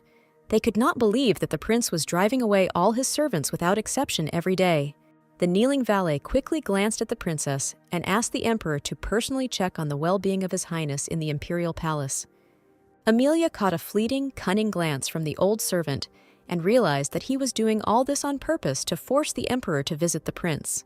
This assumption made the girl happy, naturally, because she had a powerful ally in the person of an old and devoted, and most importantly, smart and cunning valet. The princess touched the emperor and felt excitement and doubt in his aura. Something was preventing him from following his feelings and visiting his son. Encouraged by the help of her valet, Amelia also decided to push her father to decide to visit Prince Arthur. Amelia turned to her father, blinked her eyes sweetly, and pressed her hands to her chest. She tried to look as cute as she could. Blinking her eyes once more to be sure, the little princess babbled that her brother could have gotten sick, and she didn't know what to do now. The emperor father looked closely at his daughter. He was struggling with doubts within himself. The princess saw from his face and felt from his aura that Dad was also worried and really wanted to go visit Arthur. Amelia looked at her father and sincerely wished that they could visit their little brother together. The emperor was clearly nervous. His hands were shaking. It was unusual to see the formidable ruler in such a state. His Majesty stood up resolutely, adjusted his daughter in his arms more comfortably, and resolutely walked towards the door. The valet perked up. He was happy.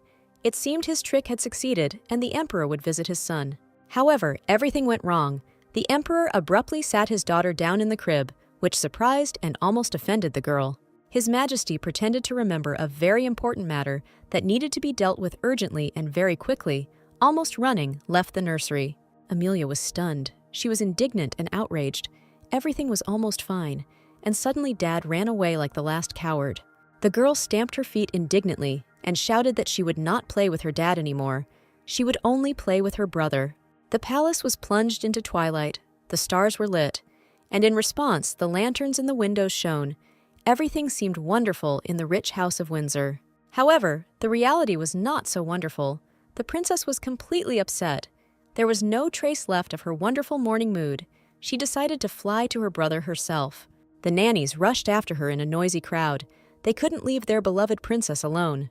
The emperor watched sadly from the window of his chambers as the princess and her nannies set off towards Prince Arthur's palace. The only thing that consoled him was that his daughter did not cry. The place to which the emperor fled might have seemed like a beautiful place to some, but for him it was a terrible place. It was filled with memories of the past, sweet and happy, which made it painful and bitter, and it seemed like there was nothing to breathe. The emperor's gaze stopped on the thick curtain, slightly swaying in the wind. The man raised his head and thought desperately that he had no right to love and care for his own children. He, a great sinner and criminal, should not have access to this joy.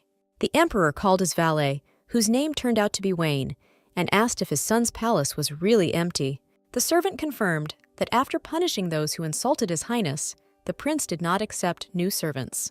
The emperor ordered that Carolman be sent to his son, since he had more confidence in this man than in all the others. Wayne was pleased with this order from the emperor, since he had not shown any concern for the children for more than a year.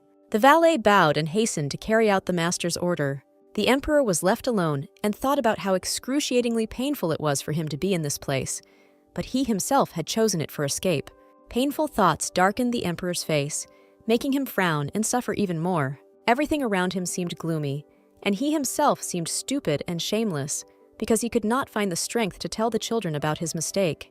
The emperor's thoughts were disturbed by the appearance of the empress's senior maid of the palace, since it was to her chambers that the emperor fled from his daughter. The woman did not expect to see His Majesty here. She looked very confused and frightened. In her hands, she held things and jewelry belonging to His Majesty's wife, and was apparently busy tidying up. The emperor asked if she was responsible for the empress's things, to which he received an affirmative answer. The woman quickly came to her senses and put aside the jewelry that was bothering her at the moment. The lady-in-waiting hastened to curtsy to the crowned head, and naming her family name, which was the widow of Davnessa, wished that the sun would illuminate the glorious path of His Majesty. The emperor responded with a restrained bow to the traditional greeting of the lady of the court. The senior maid of the empress's palace noted that the emperor had an unhealthy complexion and was indignant that the emperor's servants did not care at all about his health. The emperor did not accept the care of Danza's widow and sent her away. The woman did not object and left. The iterator was left alone with his grief and pulled the curtain off the wall. The emperor's eyes filled with tears. It seemed that he had lost not only the desire, but also the ability to move, speak, and think. The formal portrait of the imperial family occupied the space from floor to ceiling. The young and beautiful empress smiled from the canvas, and the happy emperor looked proudly and solemnly from the canvas. The emperor felt pain and bitterness when he looked at the painting. Time was frozen in a happy moment, but reality was incredibly cruel. The man whispered the name of his beloved.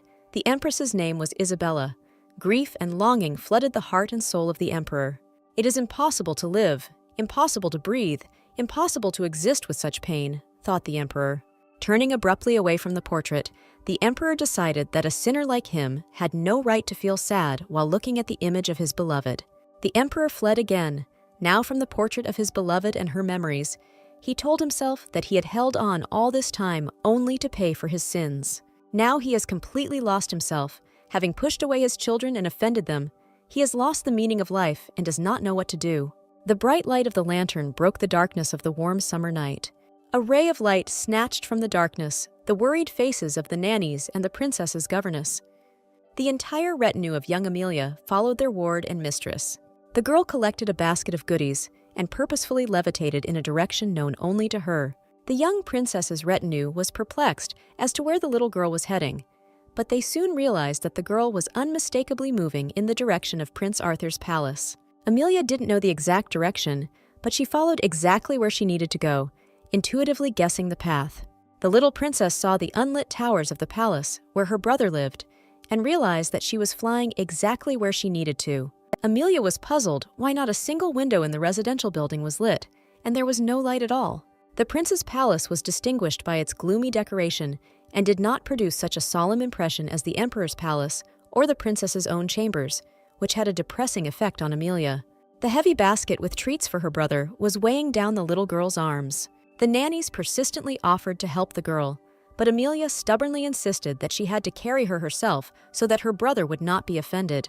The nannies gossiped among themselves that the prince was like ice, and how could he possibly be offended? Finally, the princess and her veil reached their goal and stepped onto the porch of the prince's gloomy palace. A door opened in front of Amelia into a dark corridor. There was not a single glimmer of light in it, and the high ceilings were drowning in darkness. The girl looked around in confusion. There wasn't a single living soul in sight. The nannies also stood there, confused and perplexed. Indeed, as the valet had said, there was not a single servant or maid in the prince's palace. The little princess was worried about her brother, how he could live here all alone.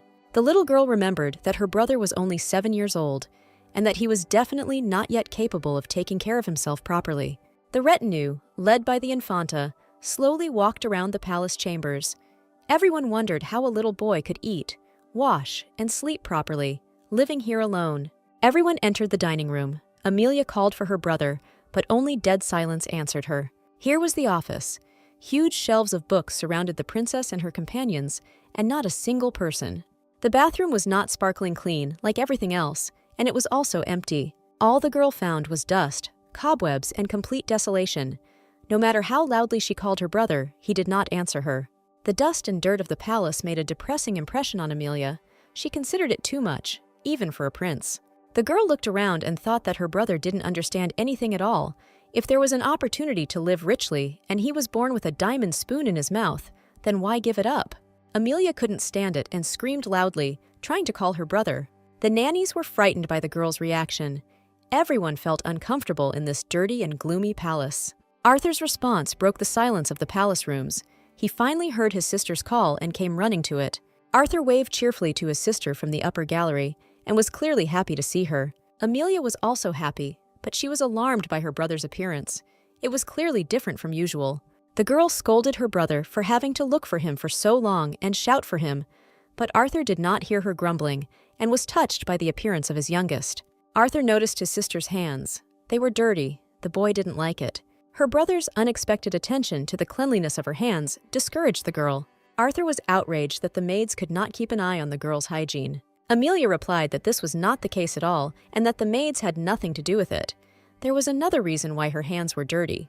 The boy took his sister's hands in his own and tried to clean them by wiping them with his own clothes. Arthur carefully and cautiously wiped his sister's hands, not afraid to stain his own luxurious waistcoat. Samantha Amelia looked at her brother with love, paying tribute to his efforts. The princess waited until her brother finished cleaning her hands and then handed Arthur 2 branches of clover. The prince was very surprised by such a gift. He did not expect that his little sister was capable of such actions. Amelia explained to him that the larger clover branch represented him, and the smaller one represented the girl herself.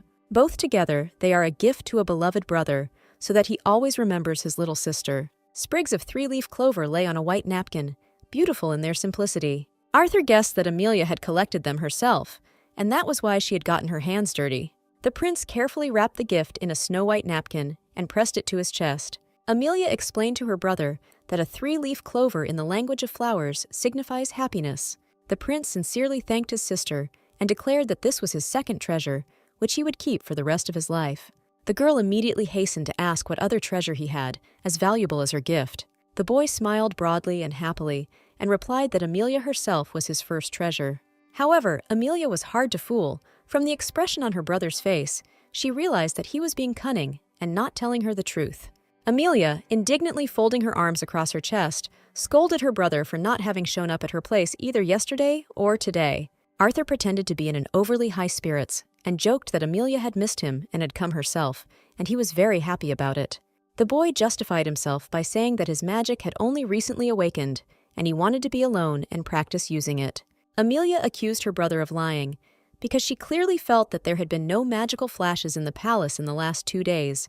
He was clearly lying to her, and the girl did not like liars. Arthur began to wriggle out of it again, and said that in fact he was very offended by the princess, because he believed that she loved only the emperor, but did not love him.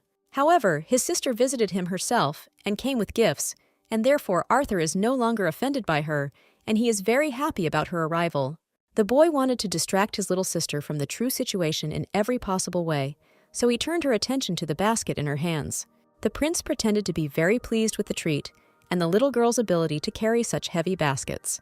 The governess intervened in the children's conversation, confirming that the princess not only brought everything herself, but also cooked everything herself. Arthur tried his best to show joy and amusement, but his pale skin and periodically tightly compressed lips indicated that he was not feeling well. The prince praised the food, but said that he was not hungry now and would eat later, when he wanted.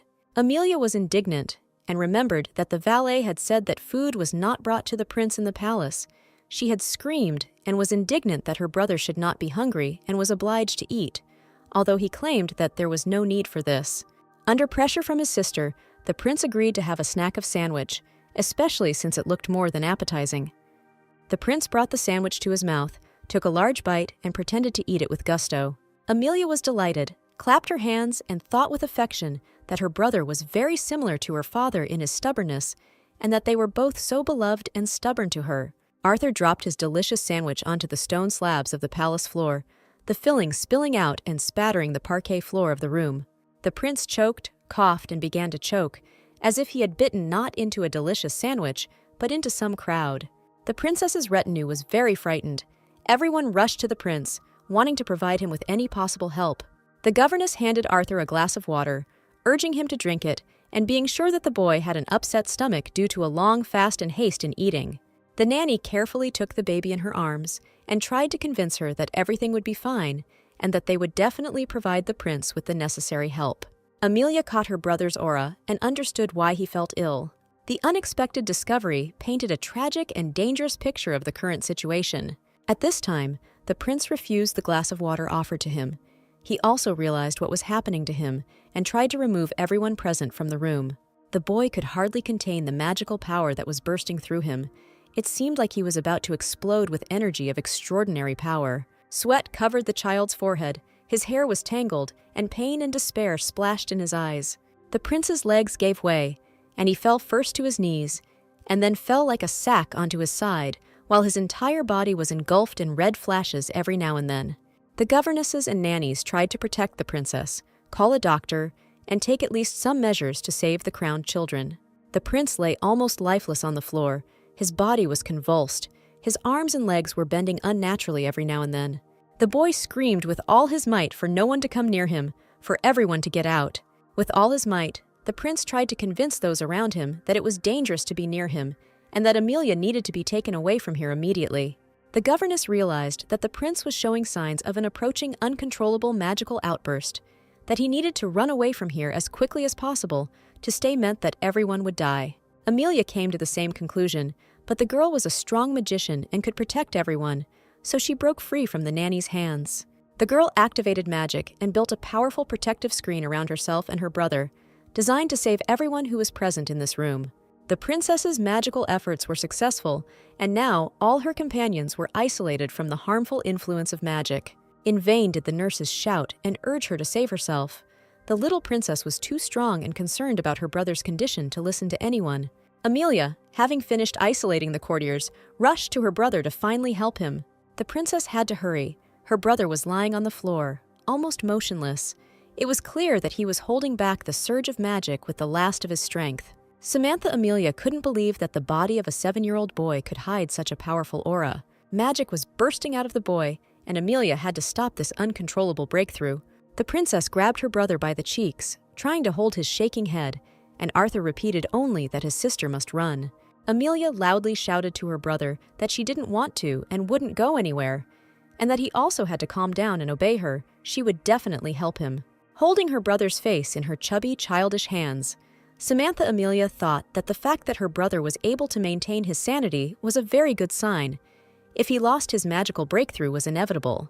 Images from a past life surfaced in her memory, in which Samantha witnessed an uncontrolled magical breakthrough when people died just from contact with the aura of the object of the breakthrough.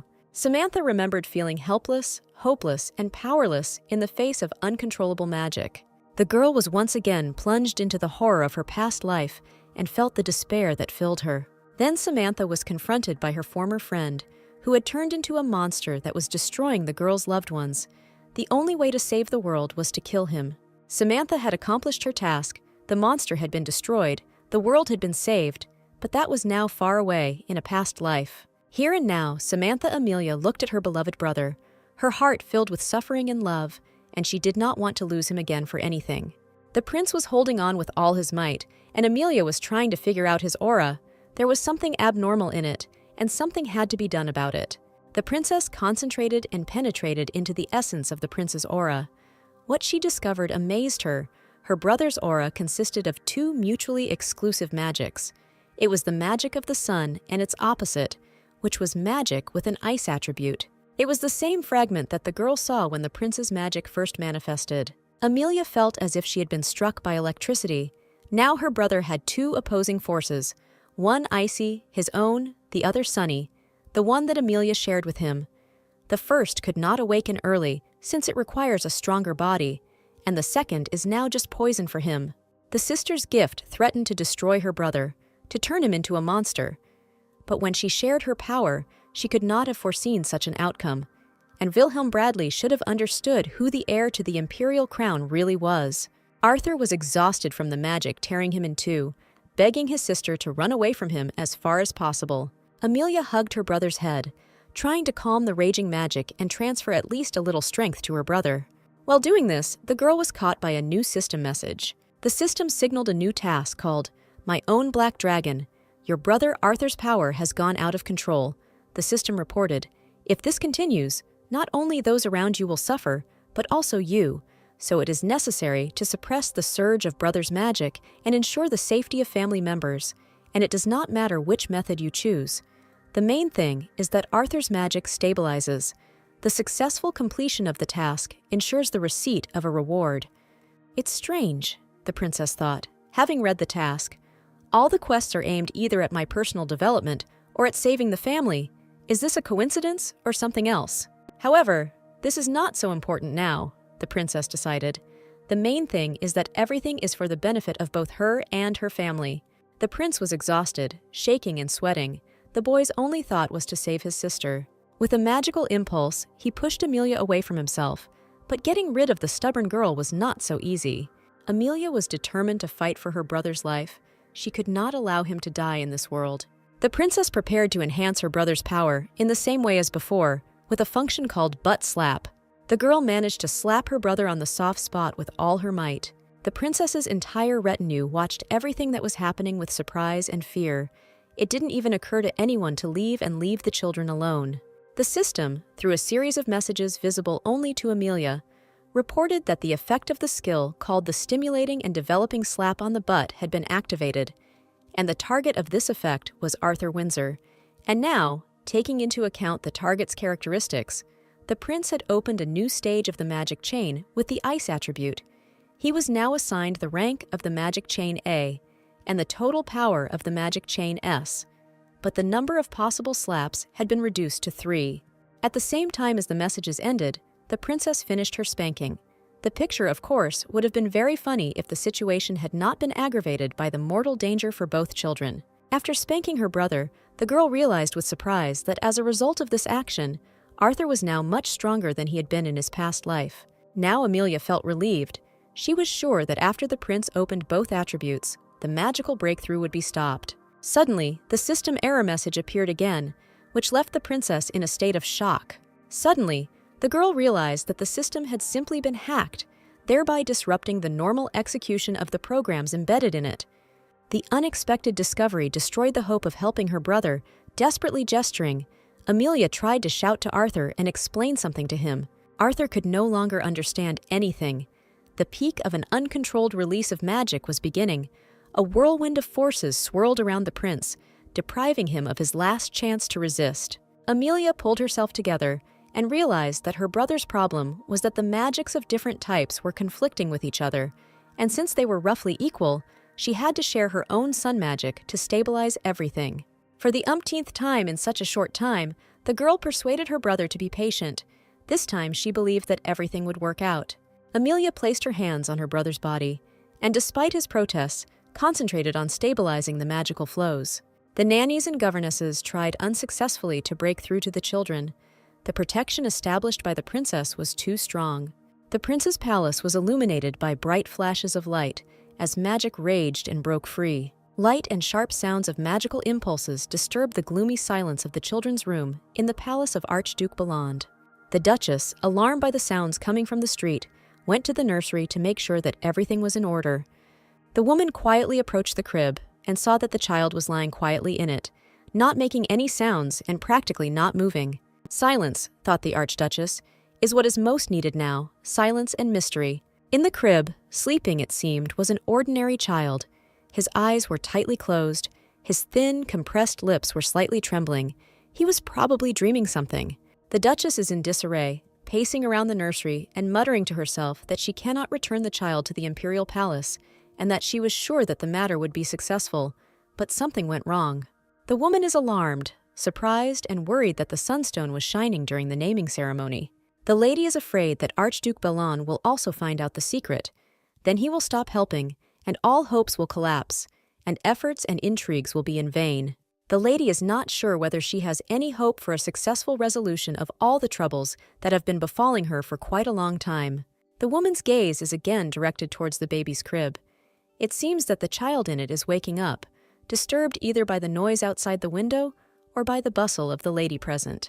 The child's eyes slowly open, and the woman's horror becomes clear, because the child's eyes are a strange red color. Just looking at them becomes creepy, and the blood runs cold. The woman covers her mouth with her hand in fear, barely holding back a cry of horror. So affected is she by the gaze of those terrible eyes. She recoils from the cradle in horror, wondering in confusion if the child she gave birth to, lying in the crib before her now, is really a person. The Emperor's office, the valet watches as His Majesty signs state papers with an imperturbable expression. It seemed that nothing had changed, the servant reasoned, but it was obvious that the princess's actions had nevertheless led to changes in His Majesty. The icy and indestructible figure of the Emperor is trembling, the servant reasoned. Humanity is beginning to be felt in it. The ice is melting, as if melting. What happens to the Emperor is a great joy for a loyal subject. But will the efforts of one princess be enough to melt the frozen heart of the Emperor and bring life back to him? The Emperor felt magical impulses and jumped up from the table, abandoning everything he was doing. The valet was frightened by the Emperor's determined and stern gaze, and asked what had so disturbed His Majesty. The Emperor sensed the emanations of magic and the resistance of the wall that Amelia had built to protect her retinue from the uncontrolled release of magic. The elder Windsor felt that his children were in danger, and that Amelia was exhausted trying to save her brother. The girl transferred magic from herself to her brother, trying with all her might to maintain the stability of the prince's condition. Amelia felt incredible pain, as if she had been stabbed with a soldering iron and hit with an ice hammer at the same time. The girl received a system warning that the transmission of magical energy had reached its limit. The system signaled that the magic circuit had been overloaded and physical damage had been inflicted, and that it was urgent to stop the process of absorbing magic. Amelia didn't pay attention to the system messages. Blood was already flowing from her nose and mouth, but the girl only regretted that, despite the high potential level of her magic, the strength of the child's body was not enough. Arthur felt that his sister was exhausted and urged her to stop because she was exposing herself to incredible danger and could not only lose her magical power, but also die. The princess silently continued to hold on to her brother's magical energy, exchanging her own with him. The Infanta knew for sure that if she stopped, the magic would tear her brother's body into many small pieces. It would simply scatter him into dust. The princess relied only on herself. She knew that she should not faint, because only she could protect everyone present. In fact, everything is quite simple, the girl convinced herself, very simple, and the child's eyes were filled with fire and pain. Amalia has gathered all of her brother's magical power into a single, bright, large ball, and it seems like everything is about to end. The system warning sounded loudly in the girl's head. The sound was loud and very unpleasant. The explosion that followed the sound was seen by residents not only of the capital of the empire, but also for many miles around. Amelia was thrown up and away from her brother. Her body became light, almost weightless, and there was no need to waste energy on levitation. Arthur remained lying on the floor, almost lifeless, but the magic no longer tore him apart. The system screamed about losing control, but it was all in vain. Even Amelia couldn't hear it. At the last second, when it seemed impossible to avoid the tragedy, Amalia heard her father's cry. The Emperor managed to come to the aid of the children and, using her magical power, stabilized the flow of magic, ensuring the safety of everyone around. This was the last thing Amelia saw. She wanted to run to her father, but suddenly found herself in an unknown place. The princess simply stood in the empty space of a huge room, filled with light so bright that it became physically tangible. The confused girl tried to call her brother as loudly as she could, but only silence answered her. Loud laughter was heard from the windows of the Balan residence. I wonder what made this family so happy. The Duchess received guests. The aristocrats sat decorously at the table, drank tea, and went siped about people they knew and didn't know well. The conversation reached the point of discussing the princess and the prince. The ladies gossiped that there had been a breakthrough of magical energy, and therefore, like everyone who had such a breakthrough, the princess would be ill for a long time, or even lose her mind. The ladies reported that the young princess had been suffering from a severe fever for several days, which only made the Archduchess happy. The short-haired lady, whose name was Marchioness Ronals, admired the Archduchess's insight, recalling that she had predicted that the Windsor children would never be able to become heirs to the throne. The Archduchess hid her smile behind her cup and looked ironically at the Marquise. She remembered well that after the naming ceremony, when the princess was able to awaken magic, this same Ronals turned away from her, and now she had dragged herself back and was fawning before her. This Marchioness is disgusting, the Archduchess reasoned. First she humiliates me, and now she comes as if nothing happened and laughs so loudly, simply a shameless woman. But the Archduchess said out loud that the Marquis was flattering her, but in reality he was doing nothing but fulfilling his duty as Empress Consort. The guests continued to flatter the hostess of the house, extolling her modesty, praising her children, and belittling the dignity of the imperial offspring. The Marchioness Ronals was gushing with news, and that the prince had probably completely lost his magic, and the princess had been running a fever for several days and would most likely become an idiot again. The Marquise's flattery fell on fertile ground. The Archduchess already believed that her children were superior to the imperial offspring in everything. Amelia lay in her crib with her eyes closed and her arms folded across her chest. The girl had not been able to come to her senses for several days now. The senior governess and nannies were in despair. They had already tried many methods, but the princess remained in the same deplorable state. The prince was also there, and no amount of persuasion could make Arthur leave the princess's chambers and rest. The boy claimed that he felt well and had no health problems. The nannies were concerned about the prince's condition and the fact that he had not slept for 3 days and was refusing to eat, although the prince absolutely needed to eat to maintain his strength. The boy was offered a tasty, tender, and very healthy porridge with pieces of fruit, cooked in fresh milk. The boy wanted to refuse, but he was convinced by the nanny's words that when the princess came to her senses, she would want to know why her brother had such an angry and hungry face. Arthur agreed that this was exactly what Amelia would do and agreed to eat because he was really very hungry. The imperial porridge with candied fruit turned out to be very tasty, and for the first time in a very long time, the boy ate with pleasure. His body was clearly recovering from the injuries he had suffered. The nanny insisted that the boy eat more, but Arthur was already full, although in the nanny's opinion, he had not eaten enough. The prince and the princess's nannies surrounded the young infanta's crib. She had not yet come to her senses. The girl slept soundly, but her sleep was restless. Her face was covered in sweat every now and then. Sometimes she shuddered and even cried out in her sleep. Arthur couldn't take his eyes off his beloved sister. She had saved him again, so small and defenseless in appearance, but so brave and strong in reality. The boy's thoughts turned to his father, and in his soul, the resentment towards him grew with renewed vigor. Indeed, Amelia was unconscious. Arthur could not cope with magic, and his father, in Arthur's opinion, did not even want to show himself. Arthur's gaze and thoughts returned to his little sister again, and he decided that now was not the place or time for angry and empty grievances when his little one was feeling so bad. Arthur wondered who had brought them here. Since the situation was more than critical, it couldn't have been an ordinary person. Only the most powerful magician could cope with the magical storm raging around us, the boy thought. The prince looked at his sister and thought that it was probably she who had transferred them. But then her power was very great and practically limitless. And this was not entirely true, but who then transferred them? The boy wanted to ask the nanny something. He turned to her and looked at her with his bottomless blue eyes full of hidden pain. At that moment, he tore himself away from his sister's crib for a moment and suddenly swayed. Sweat covered the prince's face. The boy turned suddenly pale and began to lose his balance, slowly sinking to the floor of the nursery. The nannies were alarmed and rushed to the prince, wanting to catch him and prevent the boy from falling. The nannies didn't make it in time, and not because they were slow, but because the prince was picked up by his own, more caring hands. The servants were amazed. The emperor rarely appeared in the nursery, and even more rarely demonstrated his warm feelings towards his own children, and even more so towards his son. The crowned father carefully picked up his son. The boy lost consciousness and hung limply in his caring hands. The emperor ordered everyone to step back and embraced his son with such tenderness and love as he had not embraced him for a very long time. The elder Windsor placed his son on the crib next to his daughter and examined his condition once more. He was especially interested in the flows of magic in the boy's body. He lost consciousness so suddenly that the emperor again became concerned about his health. Arthur's father's hand fell on his forehead. The boy was unconscious and did not feel it. An analysis of his son's condition reassured the emperor the child's magical energy was stable. The emperor's thoughts turned to his youngest daughter, who was sleeping, but her father's concern for her health did not subside. "My dear girl, still so little, just a child, and yet she has to endure so many troubles and problems."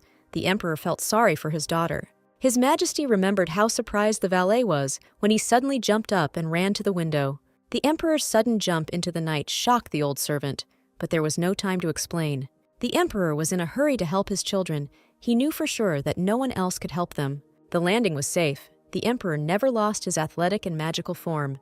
Without thinking or wasting time searching for support, Windsor used magic to move to his son's palace. Only the scarlet imperial cloak flashed in the distance. The emperor arrived just in time, opening the door at the very moment when Amelia's strength was running out. The picture that met the emperor's eyes shocked him more than anything else. The emperor saw that his son and heir, unable to cope with the streams of magical power, was lying almost lifeless on the slabs of the palace floor, and the girl was trying to absorb the magical powers raging around her brother. The power of the flow going from Arthur to Amelia was incredibly high. The emperor realized that he could not delay, otherwise he would lose both children. The sharp breakthrough through the barrier set up by Amelia succeeded, despite the resistance of magical forces and the magical storm raging inside the defense. The emperor saw his daughter's plight and prayed to all the gods to give him a little more time so that he would not be late. The daughter's dark eyes with magical fire instead of pupils indicated that time was running out and that in just a little while it would be too late. The emperor did not reason. He mobilized all his forces and pulled the excess magic towards himself, easing the pressure on his daughter and taming the magical outburst. The emperor picked up his daughter right in the air and carefully pressed her to himself, absorbing the magical energy that was so destructive for a small child's body. At the same time, the emperor did not let his son out of his sight, but now Amelia was the one who needed help first and foremost. The magic was reluctant to leave the girl's body, as evidenced by the abnormal color of her eyes, which still remained ominously bright. With incredible effort, the emperor collected all the magic into a transparent glowing sphere and neutralized it. Amelia calmed down in her father's arms. She closed her eyes and lost consciousness or fell asleep. It was not immediately clear. The protective barrier collapsed, and the nannies, led by the governess, rushed to help the children and their crowned parent. The emperor carefully held both children in his arms.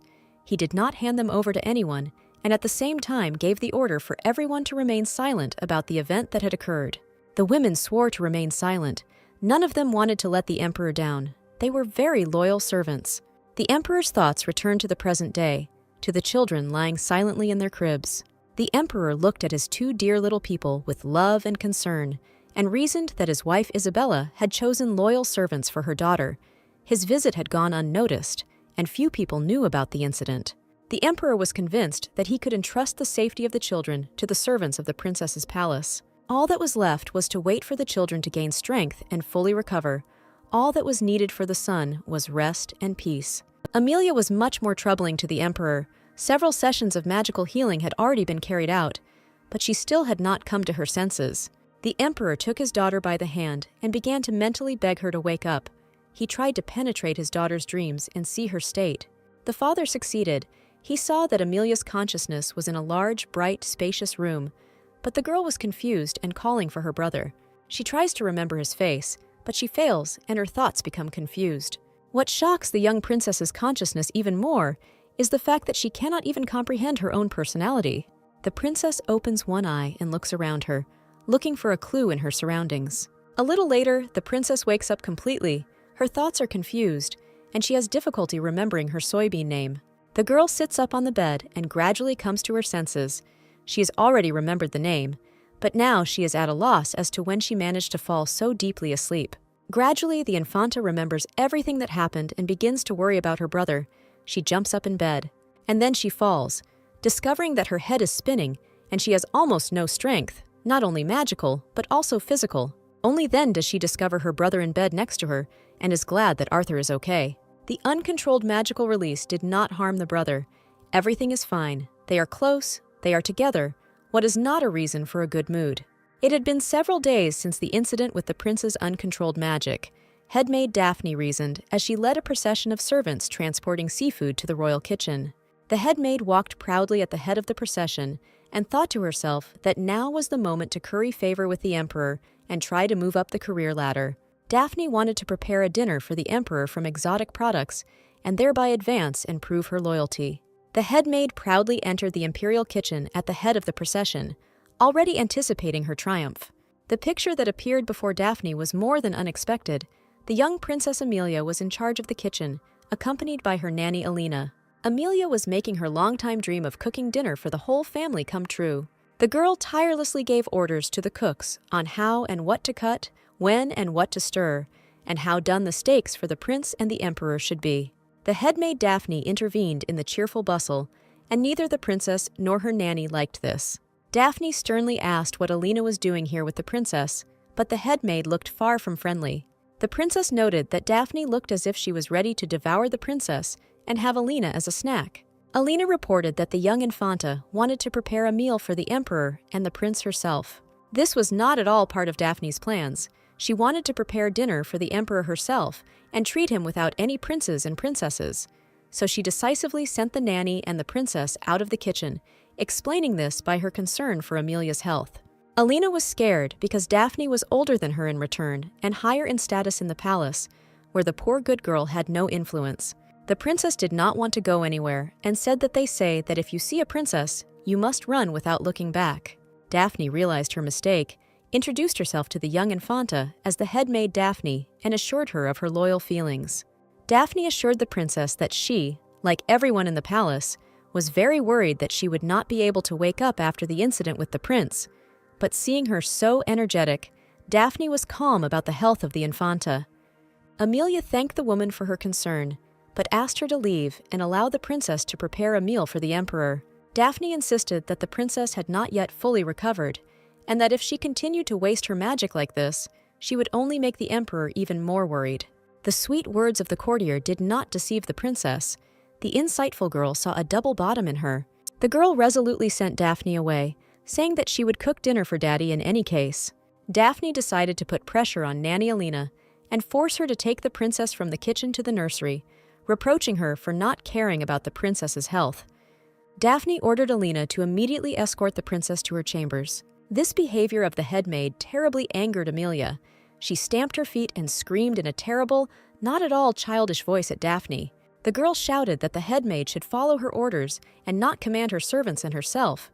Amelia asked Daphne again what she did not understand about her orders. The princess's stern rebuke to the headmaid shocked and delighted Nanny Alina.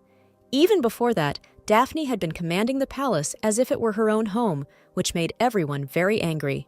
The chefs of the imperial kitchen were also surprised and secretly rejoiced that a real mistress had finally appeared in the palace, and all sorts of upstarts would no longer be in charge here.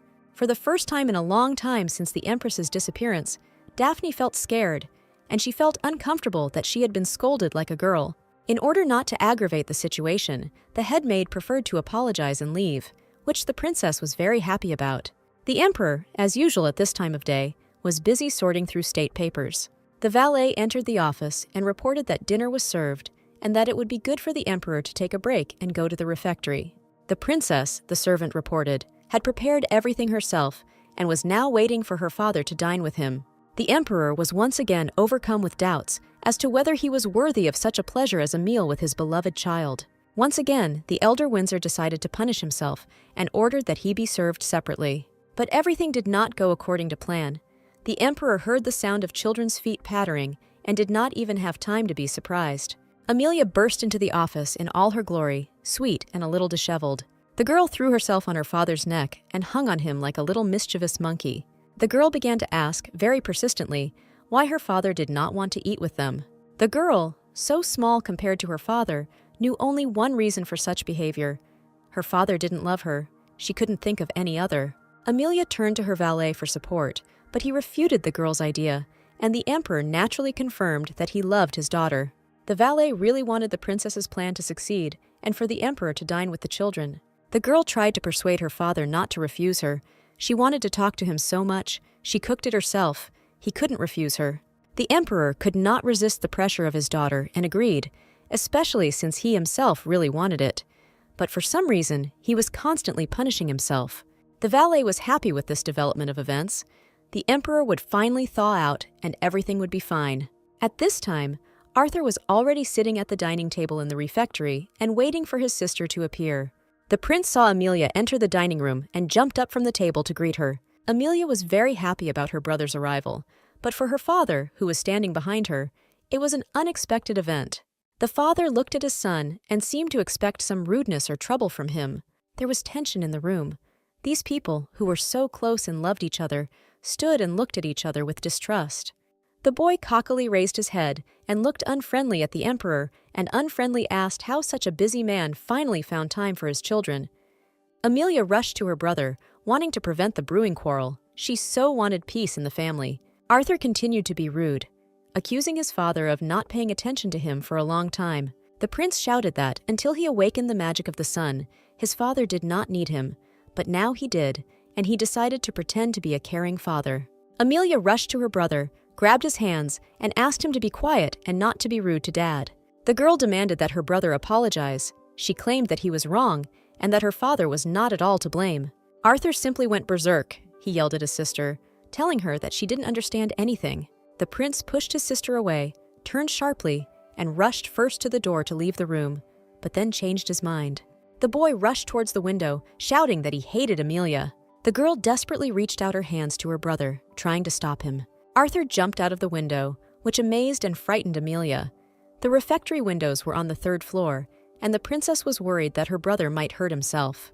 Amelia looked out the window after her crazy brother, wondering what had happened between him and their father that was causing Arthur to react this way to his father's appearance.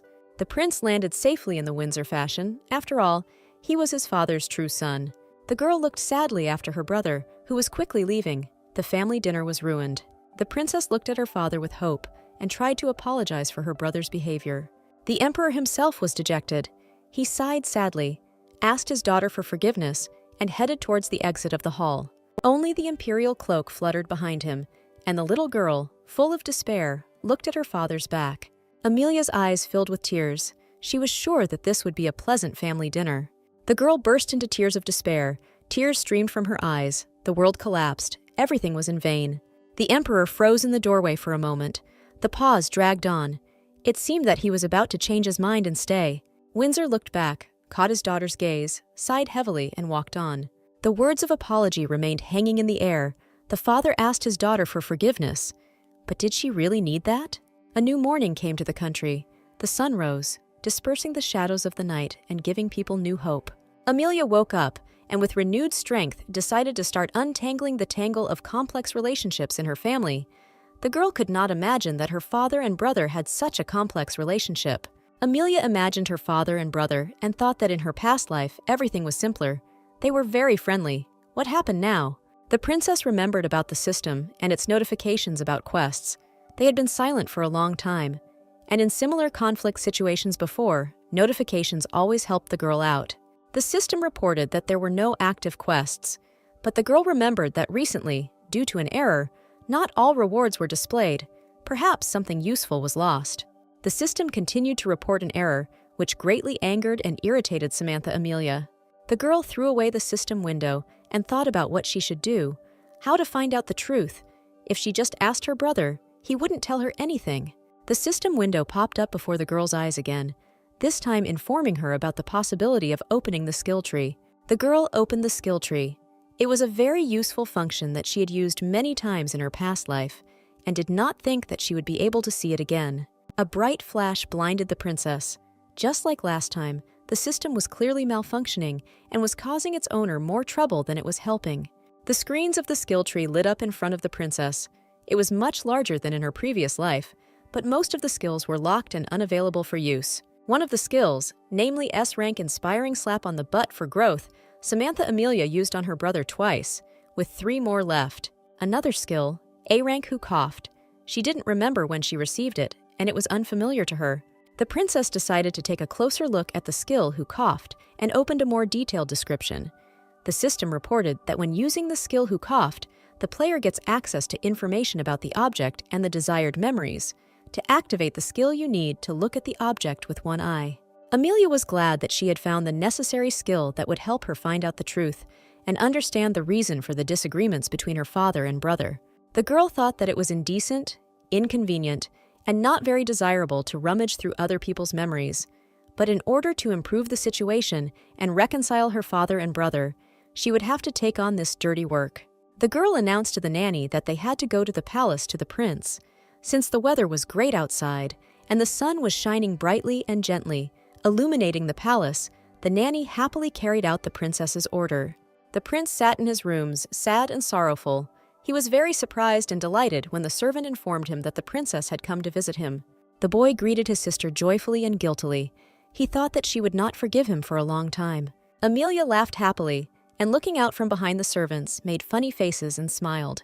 Arthur apologized and asked his sister for forgiveness for ruining the dinner. He felt guilty because Amelia tried so hard and he ruined everything. The boy apologized so sincerely that Amelia even felt sorry for him. She hadn't been very upset with him anyway. And now she completely understood that Arthur needed help and support, and they would have many more dinners, if of course Amelia could solve the problem of father and son. The girl took advantage of her power over the maids and sent them all away. The brother and sister were delighted that they were finally able to be left completely alone, and for some time they ran around the room, jumping and playing around. When they had had enough fun, Amelia took the liberty of asking her brother what had happened between him and their father. The prince again tried to avoid answering and began to convince his sister that nothing terrible had happened between them, just a small disagreement, while he smiled the way he usually smiles when he lies. Amelia had no choice but to apply the skill she had acquired. She mentally asked her brother for forgiveness and began to implement her plan.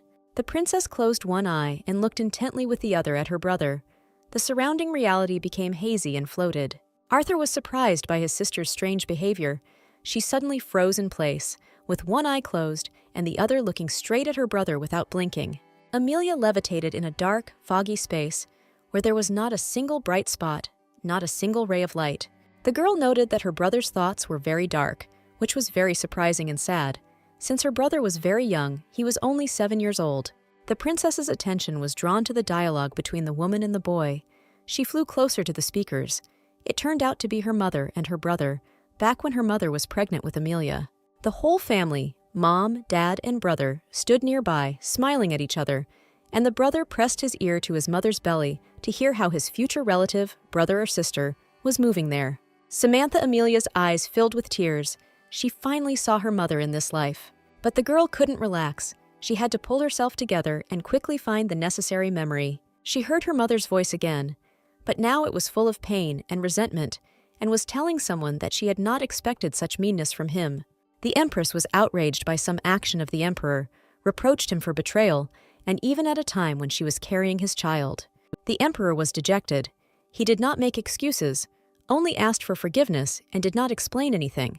The Empress was outraged and offended. She said that she could understand the Emperor, but could not forgive him. Amelia saw Arthur standing by the wall. He heard the entire conversation between his parents, and how the Empress decisively declared that she was divorcing her husband. The girl called her brother, but he did not respond because he did not see her. These were only memories, and it was impossible to communicate with them. In reality, Amelia froze, did not move, and did not respond to external stimuli. Arthur was slightly frightened by his sister's situation. He shook her and called her by name, trying to bring her out of her state of stupor. Amelia came out of her trance and pretended that she was faking it to make fun of her brother, and continued to have fun as if nothing had happened. Without stopping playing, the princess thought that the reason for the quarrel between her father and mother was most likely the Emperor's affair with another woman. Amelia doubted that what she saw could not be true. In her past life, her father was a devoted, faithful, and loving husband. Arthur picked up his sister in his arms. He was afraid that she had become ill again and would now lose consciousness. The boy suspected that the emperor might have said something unpleasant to Amelia after Arthur jumped out of the window. Amelia refuted her brother's doubts, explaining her condition by fatigue. The prince was worried that his sister had just recovered from her illness, but was leading an active life. Could it be that she had overexerted herself, was tired, and was now feeling unwell? The boy said that Amelia was his precious little sister, and if something happened, she could always turn to him. The princess laughed merrily and agreed that she would definitely contact her brother if anything happened. The girl's thoughts kept returning to what she had learned. Amelia could not believe it. Maybe these were just rumors, and her brother was mistaken. She had to look into her father's memories, the girl decided. Then she would find out the truth. And the princess, at the head of her retinue of nannies and governesses, went to the emperor. The emperor was in his office when he was informed that his daughter was asking for an audience. Without interrupting his state affairs, the emperor ordered that his daughter be admitted to him. Amelia made a touching curtsy and asked her father to speak to him. The girl was worried. What she was about to do scared her, as if she was about to open Pandora's box. Digging into the emperor's mind was not something a loving daughter should do, but Amelia was determined to find out the truth and tried to activate her mind reading skill. The emperor sat calmly at his huge table and looked at his daughter, but the skill did not want to activate. The system gave an error. The girl was confused. It was clear that the emperor's defense could not be penetrated by her skill. Windsor froze, his piercing blue eyes staring unblinkingly at his daughter as the system signaled a skill error. Amelia was scared that her father might notice or guess something, and she didn't want to have to deal with that too. The emperor asked his daughter what had happened to her, and the princess realized that she had caught his thoughts about herself, and they were very pleasant. The emperor thought of his girl as a very sweet little princess, and Amelia realized that she could still read her father's superficial thoughts. She really liked these thoughts. In them, her father was kind and gentle, just like in his past life. The girl rushed to her father, demanding that he hug her and thinking that she knew that her father loved her very much. The emperor continued to sit at the table with an imperturbable expression on his face, but Amelia was not embarrassed. The princess ran around the huge imperial table, stamping her little feet quickly. Without wasting any time and not giving her father time to come to his senses, she climbed straight onto his lap. Pleased with what was happening, the girl settled comfortably in her father's arms and laughed merrily. The emperor reached out and stroked Amelia's head, which the girl really liked. It was a sign of paternal love. Amelia settled comfortably on her father's lap, enjoying his company, and thought that her father could not have cheated on her mother. This was not his story. Somewhere her brother had made a mistake. The girl looked at her father and said that she knew that her father had saved her and her brother during the uncontrolled release of magic. The emperor asked why she thought it was he who saved them. Couldn't it have been someone else? The girl said that no one else loved them as much as their father, and therefore could not save them. Amelia saw that the tips of the emperor's ears had turned slightly red, a clear sign of embarrassment. Samantha Amelia remembered that once in a past life, her mother told her that when her father's ears turn red, it means he is embarrassed, and it is very cute. Amelia told her father that only a powerful mage and loving father like him could save his children from an uncontrolled release of magic. The emperor became sad again and said that he had no right to love. The girl was genuinely surprised at what right her father was talking about. How could this be? The conversation between father and daughter was interrupted by a loud knock on the door and the appearance of Gideon, the commander of the Holy Knights of the Empire, and Uncle Jack's past life, who came to report on the completed mission. Gideon saw the princess and was very happy that he finally got to meet her. Amelia was not very happy this time about the appearance of her father's old friend. He interrupted a very important conversation. Gideon did not notice the princess's displeasure and was eager to touch her and stroke her head. The emperor jealously pressed his daughter to himself and did not want to let Gideon near her. Windsor demanded that Gideon stop such improper behavior towards the princess, but the courtier objected that the princess really loved it when he ruffled her hair. Gideon stated that the princess once didn't like his beard, and now he shaves every day just for her sake. The courtier asked the princess to check how cleanly he was shaved and to appreciate his efforts. The emperor became angry with Gideon and stated that he was not qualified to stroke the princess's head and that he was doing it not to please Amelia, but because he himself enjoyed it, so it could not be called caring for the princess. Gideon was upset by such a rebuke from the emperor and cried with vexation that he was not worthy of serving the princess. The girl looked at Gideon in surprise, not understanding why he was so upset and what this whole circus was about. Amelia turned to her father, stretched out her lovely baby hands and asked him to stroke her head. The child was so charming and spontaneous that not even the most icy heart could withstand it, and would melt at just one glance into those sweet eyes. The emperor became sad and expressed the thought that had been tormenting him for a long time, that he was unpleasant to his daughter because he took their mother away from the children. The girl assured her father that he was wrong to think this way, and that in reality all this was not so. The emperor thought he was a sinner and unworthy of being with his beloved children, and the system immediately displayed his thoughts on a screen visible only to Amelia. "That's why I'm punishing myself," the emperor thought, and Amelia was indignant because the father was punishing his children at the same time. It seemed to the emperor that by isolating himself from his children, he would atone for his guilt before them and Isabella, their mother and empress. Amelia was outraged because he was depriving them not only of their mother, but also of their father. The emperor picked up the child in his arms and looked into her eyes. How smart his daughter was beyond her years. But he did not understand that his self-flagellation was bringing grief to little Amelia. The girl burst into tears, wiping away her tears with her fists. She explained that she would love to play with her brother and dad, and she would also give her father various funny tasks, and he would complete them. Amelia cried so bitterly that she even began to fly around her father, splashing tears all over the office. Samantha Amelia remembered how she played with her father in a past life, when everything was good and everyone was happy. Then something terrible happened. Dad's body was never found, and the funeral was held with an empty coffin. The world without a father became gray and dull, the colors disappeared, and only the inescapable grief of the whole family remained. Samantha Amelia loved her family so much that she always carried with her a photograph of all four of them alive and smiling, and it was this photograph that she looked at in the last minutes of that former life. Amelia was so annoyed by her father's stupid behavior that she could not stop crying. The emperor caught his daughter and pressed her to his chest. Now he began to understand how wrong he had been in wanting to punish himself and distancing himself from his children. Clinging to the emperor and wetting his waistcoat with tears, Amelia scolded him for depriving them of their father with his behavior. The emperor could not find words to justify himself, but he hugged his child tightly and consoled her as best he could. Windsor Sr.'s soul was torn apart at the sight of his beloved little daughter's tears. He could only hold her close and repeat only one word: forgive. The girl realized that the emperor dad was asking her for forgiveness. She pressed herself against him, calming down, but still sobbing softly. At this time, the system notified that the quest in which it was necessary to win over Daddy was completed, and the next quest opened, giving the task of getting closer to Father. The action takes us to the prince's palace. Now this building looks completely different. It has been washed and tidied up. The windows are sparkling clean, and the palace itself is worthy of being called the residence of the heir to the throne. Daphne, the senior maid of the empress's palace, entered the prince's residence. If she failed to curry favor with the emperor, she would do it with the heir, she planned. Daphne's insidious plans were based on the fact that she witnessed another quarrel between father and son. The head maid accidentally witnessed the prince jumping out of the window when he tore off the dinner prepared by Amelia and ran away with words of hatred towards everyone, including Amelia.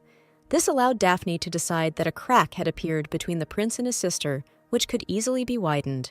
Daphne decided that if she imitated the empress in everything, she would easily win the prince over to her side and win his favor, since the boy missed his mother very much. To implement her plans, Daphne put on one of the empress's dresses and came to the prince's palace. Standing at the door to Arthur's room, she heard him throwing one of the servants away. The woman looked into the room and saw the head butler kneeling before the prince and Arthur, outraged that as soon as he awakened magic, a butler was assigned to him who had previously ignored him, but now, on the orders of the emperor, pretended to love and care.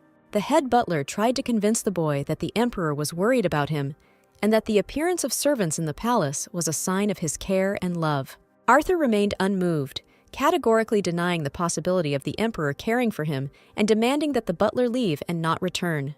Daphne, a cunning schemer and careerist, eavesdropped at the door and came to the very useful conclusion that if the prince had a senior butler sent to serve him, then the emperor clearly saw him as the heir to the throne. The woman was very happy with this turn of events. To gain the trust of the heir to the throne and take a place next to him that befitted her ambitions would be very good, Daphne calculated. The head maid, without warning or knocking, entered the prince's room and tried to help him remove the butler. Daphne assumed a majestic appearance and declared that all servants must obey the orders of the imperial family, or else it was not the head butler's business, and he was going to disobey the prince. Arthur flared up with a new fit of anger. He recognized the dress, his mother's dress. This woman dared to wear his mother's dress. The boy was furious. Daphne had specifically chosen this particular dress of the Empress, knowing that it was one of her favorites, and the boy remembered it. She hoped that he would transfer his love to the one who would be dressed in this dress. Arthur was seething with anger. Even his eyes flashed like lightning. The butler was forgotten, and all the anger of the young prince was transferred to the woman who dared to touch his mother's things. Daphne continued her dirty game, bowing to the prince and convincing him of her innocence. The prince demanded an immediate explanation. Otherwise, he threatened to accuse Daphne of stealing the Empress's things. The senior maid of the Empress's court, wringing her hands and howling, she was a good actress, explained to the prince that Her Majesty the Empress herself had given her this dress. It was the last gift of Her Majesty Isabella for her faithful servant. The boy thought, this could well be true. His mother loved to give gifts to loyal people. The prince calmed down. The anger subsided as quickly as it flared up. After all, they were just servants, he thought, and they were not to blame for his relationship with his father. The boy ordered both the butler Carolman and the maid Daphne to leave. Carolman left, but Daphne decided to stay. The prince is still just a child, she thought. He even remembers his mother's dresses. I will be able to get closer to him and take my rightful place. Arthur turned around to see Daphne standing in front of him, and was surprised that she was still there and had not left as he had ordered. Daphne bowed low and confessed to the prince that she could not leave His Highness when he needed her so much, since Her Majesty the Empress asked her to take care of him. Arthur was puzzled as to why his mother didn't ask him to take care of him, but not Amelia or something. Of course not, Daphne answered him.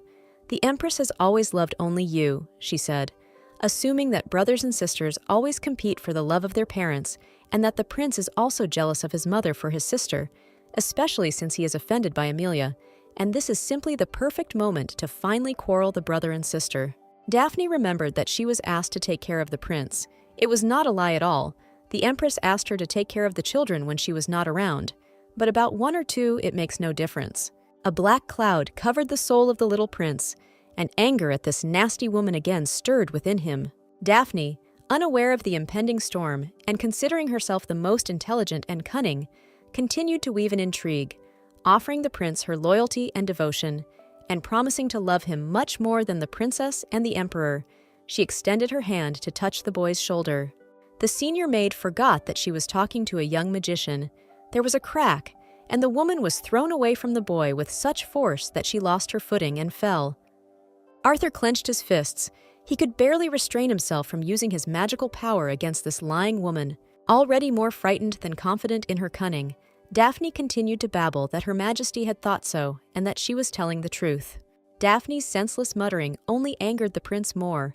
He ordered her to shut up and not dare to lie about her mother anymore, since it was impossible that her mother would not love Amelia. Daphne had no choice but to shut up and not try to intrigue anymore. Otherwise, it could end very badly for her. Arthur became more and more heated. He shouted that he needed only Amelia and only her love. He didn't need anyone else. His sister was his only light, his life, his world, and no one and nothing could replace her. At that moment, the door swung open, and the emperor entered the room, with Princess Amelia comfortably settled in his arms. The girl smiled slyly and happily. She had just conquered her father, and now she had also heard what her brother was saying about her. The princess clapped her hands joyfully. She was glad that she and her dad had found her little brother. The prince was confused. The appearance of his father and sister was too unexpected for him. The boy did not know what to do and where to run. The solution came quickly. He simply jumped out of the window, which made Amelia laugh a lot. The elder Windsor, Emperor Antoine, was terribly upset that his son had run away again, and Amelia explained that her brother was simply embarrassed by his feelings for her and his father, that he was simply small and stupid. Amelia noticed that the cat was crying, and then she saw Daphne. The Empress's senior maid complained to the emperor that the prince had hit her and pretended that she was in pain and was badly injured. Amelia looked at the woman with hostility and noted to herself that she was clinging to her father. According to all the rules of etiquette, she should not approach the emperor closer than 5 meters. But Daphne was trying to touch the emperor. Daphne continued to pretend to cry, but at the same time insisted that she was fine. Amelia was indignant. Daphne was pushed by a 7-year-old child, and she was whining as if someone had actually beaten her. The emperor didn't even listen to the maid. He practically didn't pay attention to her. The father admired his daughter and thought how cute and little she was, just adorable. Amelia was, of course, pleased. But, frankly speaking, this general affection and cooing began to bore her, because in her soul she was quite an adult person. Daphne realized that the emperor was not paying attention to her and thought that it was true what they said, that indifference is worse than a curse. Amelia decided to redirect her father's attention to her brother's escape and reminded him that she believed that her brother ran away because he was embarrassed. The emperor replied that it seemed to him that Arthur had run away because he did not like his father. Perhaps he should not be touched, and he himself would get used to it over time. Amelia was simply choking with indignation. How could they not all understand that they couldn't wait? These adults are so stupid. The girl was sad, but she doesn't want to wait. She wants to live happily with her daddy brother here and now. The emperor tensed his legs, of course. He was wearing dress boots, which were not at all intended for such a task, but it didn't matter now. The father grabbed his daughter with his arms so that she wouldn't get hurt during the jump, and followed his son and jumped out the window. The nannies and governesses were shocked by the emperor's behavior. The princess really had some strange influence on the emperor. The head butler became alarmed, began to fuss, and sent his retinue to catch up with the emperor and the princess, of course, not through the window, but by the usual route through the corridors of the palace. Daphne was still kneeling in the room. The butler angrily ordered the servants to throw her out. She, of course, tried to protest, but in vain. The servants grabbed Daphne by the arms and dragged her away from the prince's room. What the woman did not expect was such a sad end to her intrigues. The emperor caught up with his son and held him tightly in one hand. Arthur screamed and resisted, and around them Amelia levitated with a cry of victory. Arthur kicked in his father's arms, demanding to be let go and asking what they would do with him now. Amelia fluttered happily nearby and commanded her father to hold tightly to this capricious brat. The emperor embraced his son with both arms.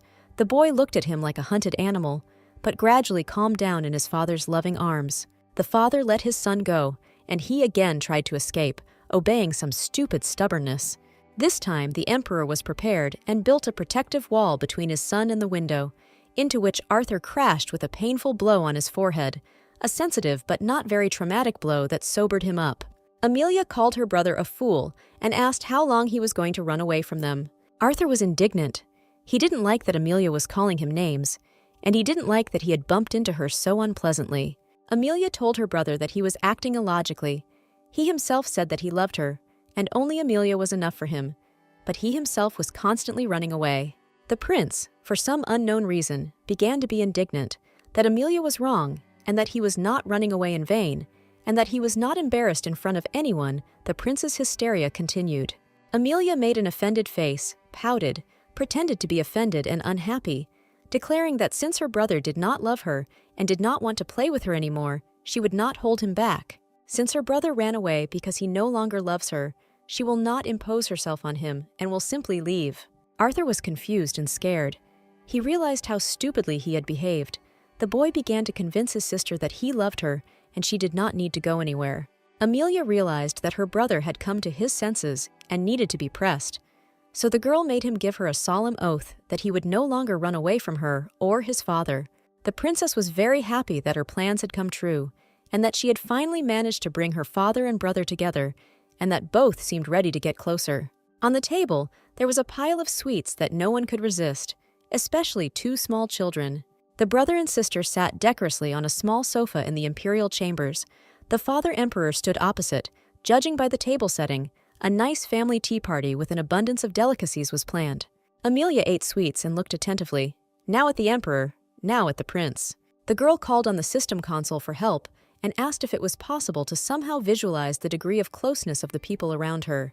The system reported that when using an A-rank skill, Who Coughed, the user will be able to see the object's sympathy level and whether to use this skill. Amelia was indignant, called the system a useless box, and said that, of course, this skill should be activated, and if possible, then by default. The girl decided to test her new skill first on the emperor, in case nothing worked with him again. The level of sympathy of the elder Windsor, the father emperor, towards his daughter Amelia was in a state of renewal. The system kept drawing and drawing hearts, and it seemed like there would be no end to it. Amelia looked at the console with anticipation, waiting to see how this would all end. The console blinked and showed that Emperor Antoine's level of sympathy for his daughter Amelia was approaching infinity. Amelia activated a new skill towards her brother, and the system console again reported that the level of sympathy between her brother and sister was approaching infinity. The princess felt a little awkward from the endless love of her brother prince and father emperor surrounding her, although of course it was incredibly pleasant. Amelia was indignant. She didn't want to know at all about the level of sympathy towards her, although of course the fact of universal love is incredibly pleasant. The princess demanded that the system show something useful for the quest, called Get Closer, the task of which was to reconcile Antoine and Arthur Windsor. The system paused, apparently switching modes, and then showed the information the princess needed, but which did not make her happy. The level of sympathy between the emperor and the prince was very low, practically zero. The level of sympathy the prince had for his father also left much to be desired. Only one heart was painted over, the rest were empty. Amelia, without thinking twice, began to complete the quest, asking her father if he wanted to tell his brother something. The emperor became sad and said that if he wanted to say something, he had no right to do so.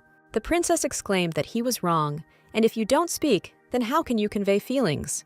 Amelia was indignant and told her father that he himself always teaches everyone this, that if you don't speak up, your feelings won't be heard, and if the other person knows that you are sorry, his resentment won't go away until you express your feelings in words. The emperor understood what he had to do, went up to his son, knelt down in front of him, took his hand and asked him to forgive him. Antoine explained to his son that everything that had happened was his fault, and what had happened to Isabella, their mother, and that he had abandoned his children when they were very young and needed him so much. The emperor father said that he lacked words to express how much he regretted his thoughtless actions. The boy prince's heart thawed. He was amazed that his father, whom he considered callous and dry, could say such words. The emperor continued. He explained to his son that his behavior was such because he thought that he did not deserve the happiness of loving his children, and therefore avoided them, but Amelia showed how wrong he was. Arthur looked at his father with eyes full of tears. He certainly didn't expect this from his father.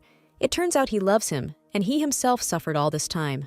Father and son hugged tightly, and the emperor asked Arthur for forgiveness. The boy cried with happiness. Amelia stood to the side, happy and touched by what was happening. But when the father and son began to hug, she was almost offended that they had forgotten about her. With a joyful cry, the princess rushed to her brother and dad, and the family idol was restored. The royal family was finally reunited. Father, son, and daughter happily hugged each other. The princess was finally in her chambers and resting. She was lying in her bed and felt happy and quite satisfied. The nannies who were watching her whispered that the princess had never looked so happy. Amelia was lying in her crib and was incredibly charming in her new dress and lilac bows in her blonde hair. Her face was still swollen from the tears she had shed not long ago, but even this did not stop the servants from having fits of emotion. The nannies circled around the princess's crib and only gasped and groaned from the tenderness and admiration that overwhelmed them for the princess. At this time, the princess again communicated with the system. A message came that the quest was completed, and the system hoped that she would fulfill her promise. Samantha Amelia was surprised because the system addressed her directly. This only happened once. This happened at the very end of her past life. It seems then the system was clarifying whether or not she liked the fact that she was dying. It was strange, Amelia thought. The system didn't have a consciousness of its own. That was for sure.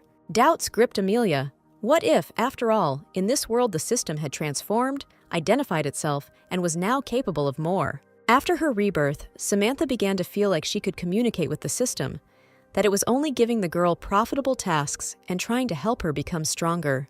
The system console flashed again, cutting into the princess's eyes. A system error began to flash on the console. Apparently, the system could not fully handle the new capabilities. Tired of the events of the last day, the princess apathetically fell into bed, thinking that she didn't care whether the system was her enemy or whether there was someone more dangerous than her. She was ready to do anything to protect her family. The doors of the nursery opened, and her father and brother appeared on the threshold. Today, they had come together to visit Amelia. This made the girl happy. She thought it was great that her father and brother had become so close to each other, which meant the quest was really complete. And then it dawned on the princess that the quest had been completed successfully, but she had not received a reward for it. Not at all. Nothing. The princess was indignant, or rather, she was furious. She had put in so much effort, she had risked her life, and they had given her nothing, and they were constantly blinding her with light. At this time, her brother was looking at her and admiring her cheeks, comparing them to marshmallows. The boy asked permission to touch them. The father replied that it was probably not necessary now. The girl had cried so much not long ago and was rubbing her cheeks with her fists, so if you touched them, it might hurt her. Arthur agreed with his father and decided that he would refrain for now from picking at his sister a little. She had been through too much, and she was very tender and fragile. At this time, the tender and fragile princess was trying to get a reward for the quest from the system. Amelia tried to reach the soulless piece of iron, but to no avail, and in the end, she realized that this time she had simply been screwed. A few days later, Amelia was playing in her chambers, dressed up in all pink, a dress, a headband with frills and butterfly horns, wings, shoes, and of course, a magic wand. The pink butterfly angel costume made the little girl even more charming and cute. The brother and father watched the girl's game with love and admiration, and the system non-stop demonstrated their attitude towards their sister and daughter, invariably the most enthusiastic epithets. The girl was truly charming, especially since she was filled with absolute happiness. Her family had been found again, and peace and quiet had been restored. What more could one wish for? Another 2 years passed, and one day her brother brought Amelia another surprise, made with his own hands. It was a real dollhouse with a sofa, an armchair, a table, and 3 small dolls, a prince, a princess, and a beast. The princess was very happy with the gift. She thought it was very nice and interesting. For some reason, the prince decided that his sister did not like the gift, but she refuted his doubts and asked him to play with her. Amalia said she would play the princess, then Arthur said he would be the prince. The princess wanted to play right away as a monster who would be the Lord of Darkness. The brother agreed. He always indulged the princess's desires. They played as if the Lord of Darkness had captured the prince and princess, but the children united and fought back the monster. The governess watched the children play and was touched by looking at them. It was difficult to resist the love that these children radiated when they were together. The nanny appeared at the door of the nursery and called the governess. She looked very worried. Amelia turned her attention to her servants, interested in the secrecy with which they left the room. Amelia became interested in what the women were whispering about, and she decided to eavesdrop, especially since it was not at all difficult for her, since the girl was a powerful magician. The nanny informed the governess that she had learned of strange rumors that were circulating among the people. They concerned the prince and princess. The empire says that after the incident with magic, the prince does not communicate with anyone. The princess has become feeble-minded again, so the emperor keeps them locked up. The emperor is treating the prince and princess cruelly, the maids whispered, and is going to disown them. Instead of his legitimate children, the emperor intends to adopt the children of Duke Bologna and declare them his heirs. The princess was outraged by such rumors. At first she got angry and wanted to send the guards to identify and catch all the gossips, and then publicly punish them. However, the princess thought, "It is not people's fault that they think this way. We have completely forgotten about public opinion." The imperial family did not appear in public at all. For 2 years they had been trying to spend time together, and only a narrow circle of the most loyal courtiers knew about their relationship. Amelia reasoned that these rumors were still excessive. It was still worth interrogating some of the servants. Something, or maybe someone, was the reason that such rumors were being discussed too intensively in the city and the empire. Arthur also heard the maid's conversation, and he also felt uncomfortable. He turned to his sister with the question of what they should do to stop such rumors. Amelia was categorical. The source of the rumors must be identified, and all the ill-wishers punished. For this, a ball was needed. The day of the ball arrived, and Duchess Bellon arrived at the palace with her children Wilhelm and Cecilia. The ladies of the court surrounded the Bellon family and vied with each other in chattering that they were very glad to see the Duchess with her offspring. Wilhelm and Cecilia looked very dignified, and those around them whispered that they were very charming and noble, and that they were the future of the empire. The Duchess heard the whispers of the courtiers and looked around triumphantly. Everything was happening exactly as she had expected. The Duchess mentally compared her children with the emperor's, and decided to herself that although hers were not the direct heirs of the Witzors, they were much better than the good-for-nothing losers called the emperor's children. Only her children could be heirs to the throne, she decided. The Duchess caught sight of Donza's widow, who swore allegiance to her. The women exchanged glances. They were clearly planning something. The Duchess's eyes flashed predatorily. She expected a lot from this evening. This was supposed to be the evening of her triumph. The great throne room was resplendent and full of guests from all corners of the capital, and in the hum of voices, one could hear the same rumors being repeated that the emperor had renounced his own children. People whispered that the emperor of the empire is the viceroy of the sun god, and the one who does not have the magic of the sun cannot ascend the throne, and therefore the prince who has lost magic cannot be the heir. And therefore this ball and reception for the first time in 2 years is being held so that the emperor can announce other heirs, and most likely these will be the children of Duke Bologna. The loud voice of the herald, announcing the appearance of the only ruler of the empire, marked by the sun, interrupted all conversations in the hall. The emperor, all beaming, in a ceremonial scarlet robe, with the princess in his arms and accompanied by the prince, solemnly entered the hall. Those present were shocked, and most of all, Duchess Bellone. They did not expect to see Arthur in the hall. Did he have a chance to recover after that flash of magic? Arthur was solemnly moving along the passage between the courtiers, when a loud whisper from William Bologna reached his ears, saying that Arthur had become completely insolent and, without possessing magic, dared to wear the doublet of the heir to the throne. The prince looked back at the speaker and gave him a cold and contemptuous look while he remained silent, but he knew that soon all the ill-wishers would be punished. "You brainless yellowhead," the prince laughed to himself. "Wait, the evening is still ahead, and stunning surprises await you." Wilhelm was terribly angry. He already saw himself as the emperor's heir, and then this Arthur, although the legal heir, did not and could not have magic in him. The duchess was covered in a cold sweat. All her hopes were dashed. Everyone around her was whispering that the princess did not look like a moron. The courtiers were touched by the princess's appearance. She, as always, charmed everyone present and won their favor. The imperial family proceeded to the throne. His Majesty took his rightful place. The baby sat in his arms, wrapped in a robe, and the prince stood next to the throne, whispering around that the prince felt very confident, and the emperor did not at all look like a father who wanted to renounce his children. The duchess stubbornly refused to believe what she saw and hoped for something. Apparently, she had some kind of plan. "Look at the princess," the duchess said to her neighbors. "She has clearly become feeble-minded. Her movements are too lifeless and her gaze is distant. Even the love of the emperor is not able to heal her." The emperor looked haughtily at the rows of courtiers and carefully wrapped his daughter in the imperial mantle. The duchess made a sign to the widow of Dons to proceed with the agreed actions and delay no longer. The widow of Dons fell on her knees before the emperor. As a devoted servant of the empire, she said, "I must speak out, I beg you, your majesty, to adopt the young duke and his sister in order to give the empire worthy heirs and rulers." The emperor pretended that this statement was a surprise to him and only slightly turned his head towards the kneeling woman. Amelia, comfortably settled in her father's arms and hidden from prying eyes by the hem of his imperial mantle, reasoned that everything was going as they had expected. The enemies were giving themselves away. The courtiers, and many of them were still on the side of the direct heirs to the throne, were worried that the emperor would accept the widow's proposal, and this was happening right before the eyes of the prince and princess. Amelia thought that the duchess had been caught because she believed that the rumors about the emperor's children were true, and she would regret speaking out against Arthur and his sister. The emperor calmly replied to the impudent woman that he did not understand what she was talking about, since both of the emperor's children had made the sunstone shine. So what instability of succession to the throne was she talking about? Duchess Ballon and her allies were defeated on the spot.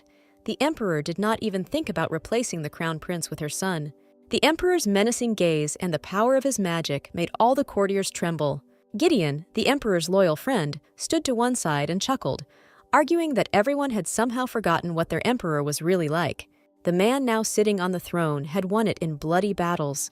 He had personally eliminated 5 pretenders to the throne and cut off the head of his own brother in the fight for the crown.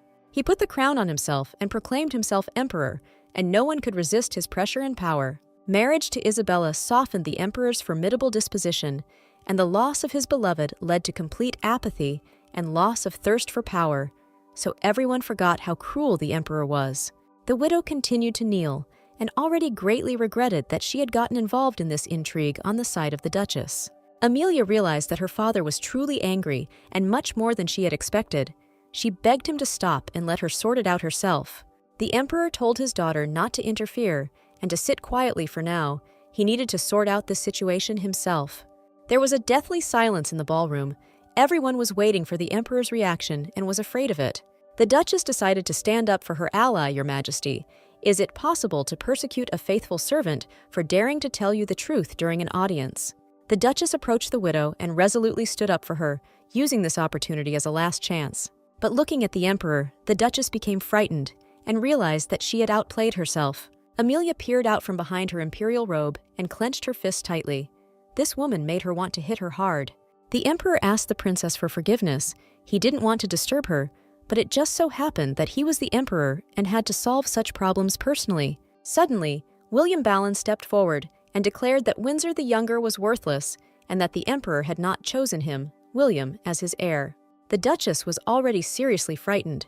She firmly grabbed her son by the shoulders, trying to calm him down, and asked the Emperor to forgive Wilhelm since he was still a child and did not know what he was saying. Repeating this, she feverishly thought that if everything went wrong, Wilhelm would suffer first. Wilhelm flared up and declared that he was not a child, and everyone around him was saying that he would become a prince. Arthur intervened in the conversation, declaring that the sun god shuddered when he learned that William had become a prince. Wilhelm flew at the prince and shouted that he was a worthless boy, devoid of magic, and did not dare insult him. The prince pretended to be surprised and told the offender that it was the first time he had heard that he was deprived of magic. Wilhelm threw it in his face. Everyone knows that 2 years ago he caused a burst of magic. No one can get their magic back after an uncontrolled release of magical energy. The prince laughed at Wilhelm and suggested that if he became the heir, the future of the empire would be rather sad, or perhaps bright yellow. Wilhelm could not stand the mockery of the crown prince. Anger and annoyance overwhelmed him. The younger Bellum broke free from his mother's arms and rushed towards the throne, his desire being to punish the offender.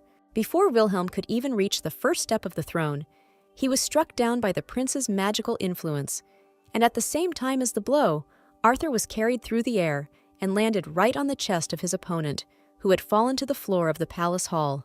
Arthur stood proudly next to his defeated enemy, and everyone around him realized that the rumors about the prince losing his magic were an absolute lie.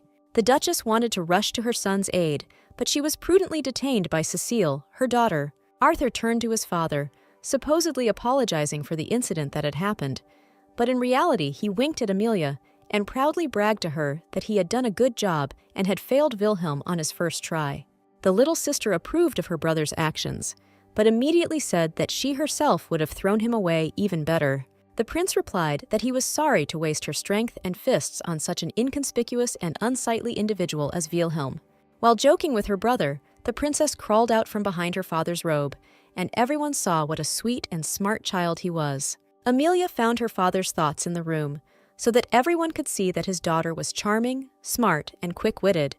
For the sake of this order, he even removed the barrier to reading the emperor's thoughts by those around him.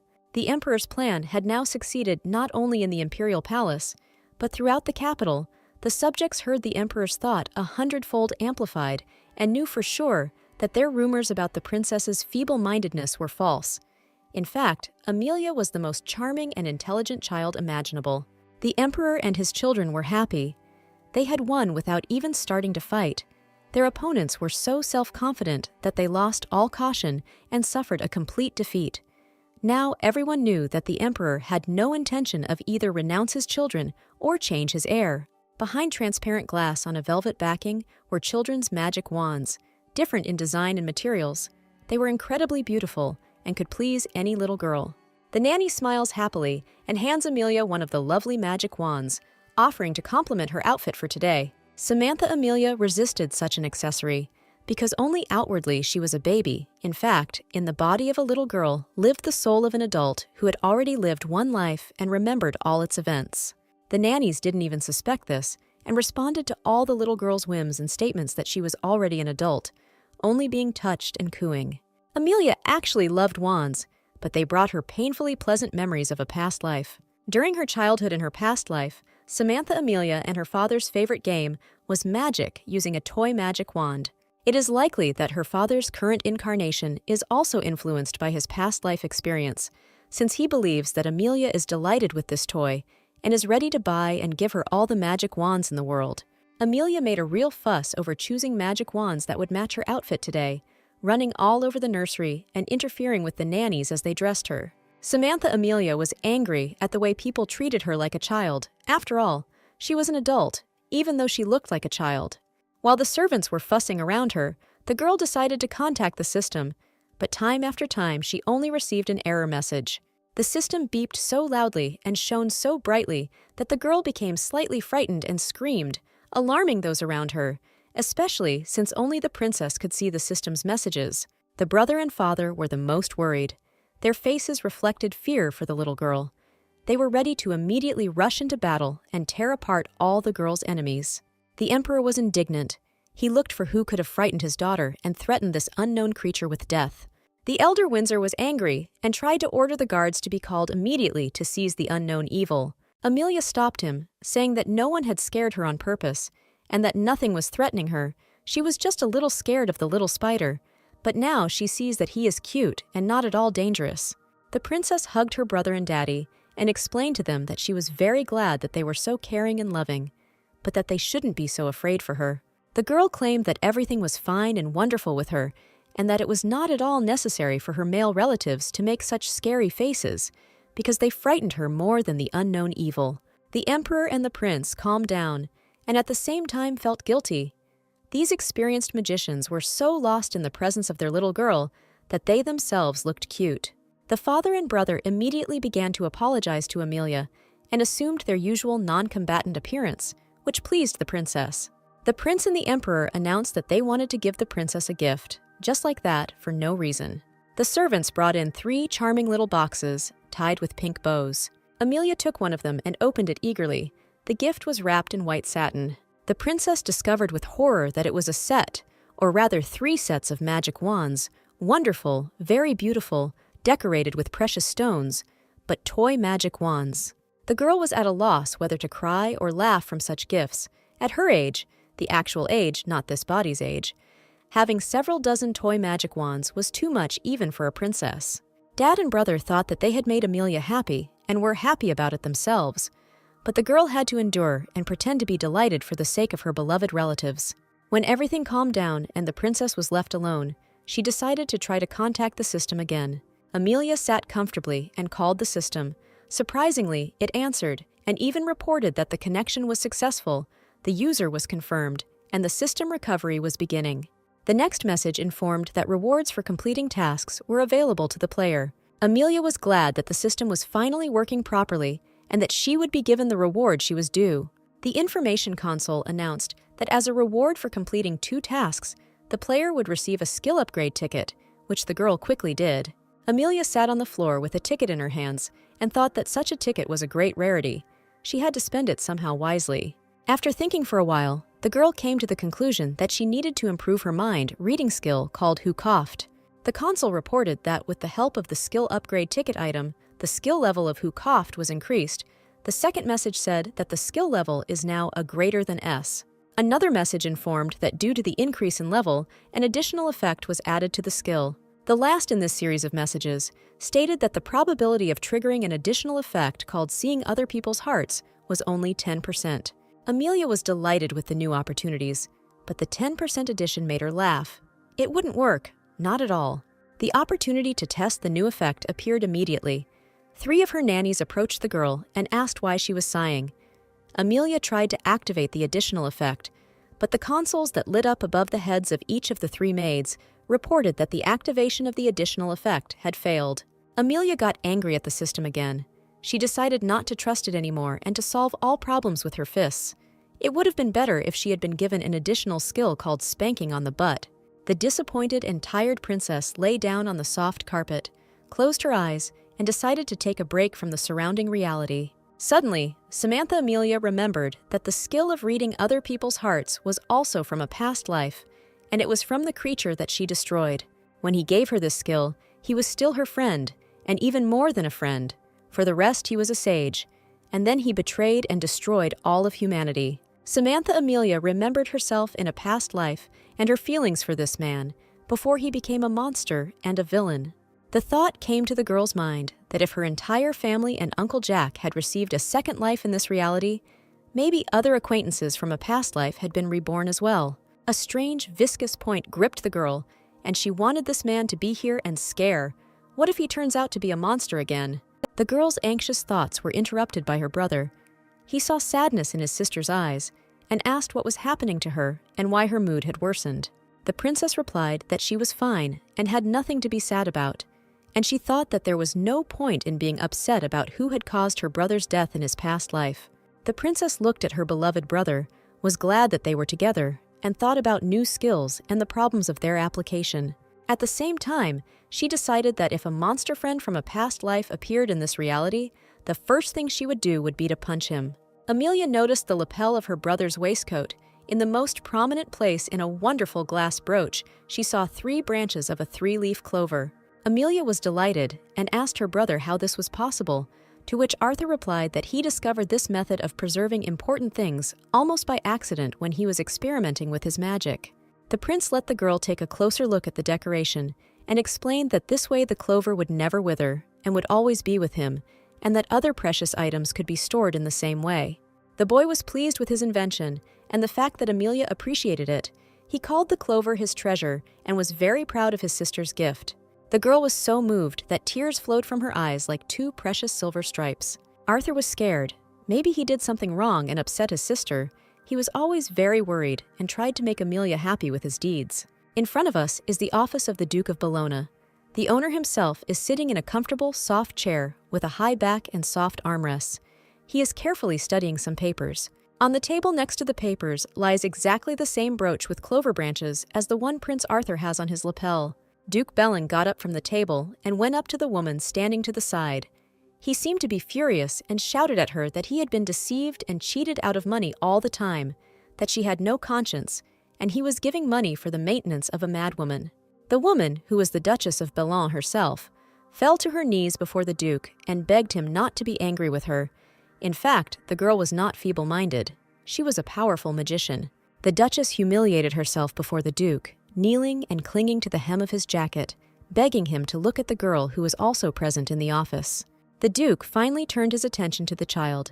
In front of him sat a cute little brunette girl in a charming blue dress and carefully watched the adults' conversation. The man was surprised that the girl looked absolutely normal, and the woman said that they needed money.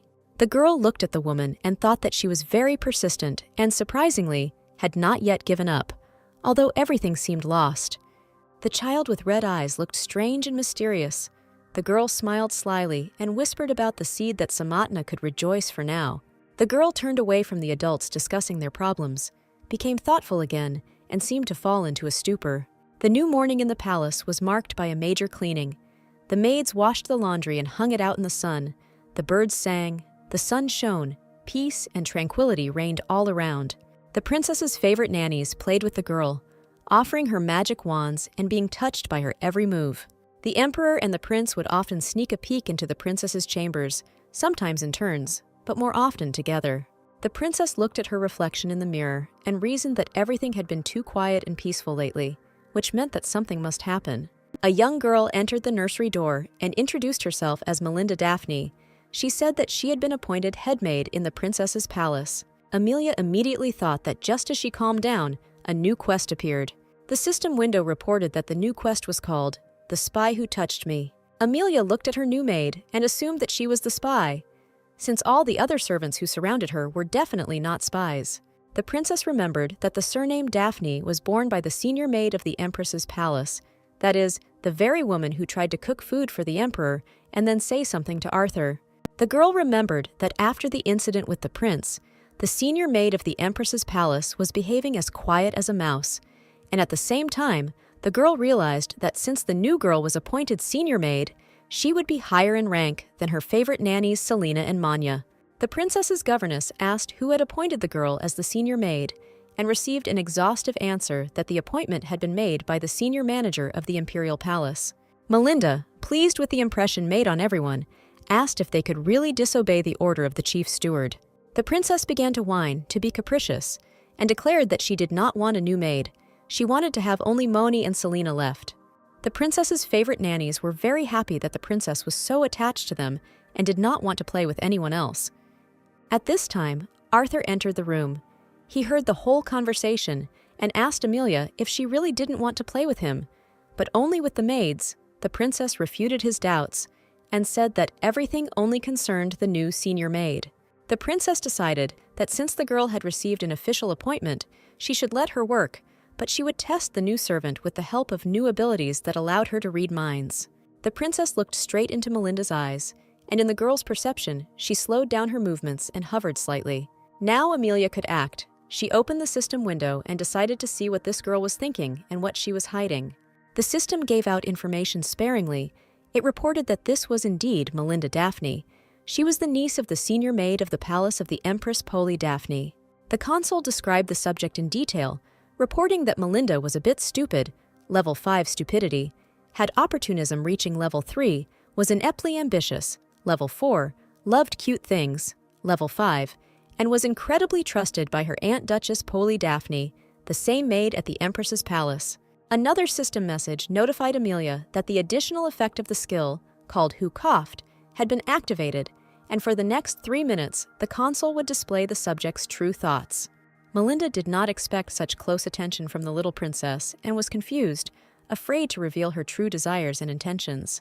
Arthur, who was present in the room, noted that the new girl ignored the princess's greeting and decided that she was not qualified to work as a senior maid in the princess's palace, which he then said out loud. The governess agreed with him, noting that the girl was too young and inexperienced for such a responsible position. Nanny Selina and Moni were indignant because the new girl remained indifferent after receiving the princess's charming greeting. They felt offended for their pupil, that someone might not appreciate her charm. The prince watched Melinda closely and assumed that she was planning something insidious against the princess. Melinda was completely confused, not expecting such pressure from the princess's entourage. She thought that she would end up with a small, stupid, lonely girl and would be in charge here. But in reality, everything turned out to be more complicated.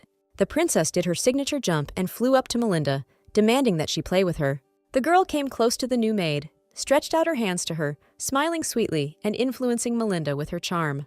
No one could resist the charm of the young princess. Melinda was no exception, and fell in love with the girl with all her heart, immediately and apparently forever. The princess was delighted. The guest turned out to be not a very talented spy, and almost immediately submitted to the girl. Amelia's conclusion was confirmed by the system message. In the window there was a message that the quest with the name, The Spy Who Touched Me, would be completed on condition that Melinda Daphne would develop feelings of sincere submission towards the princess.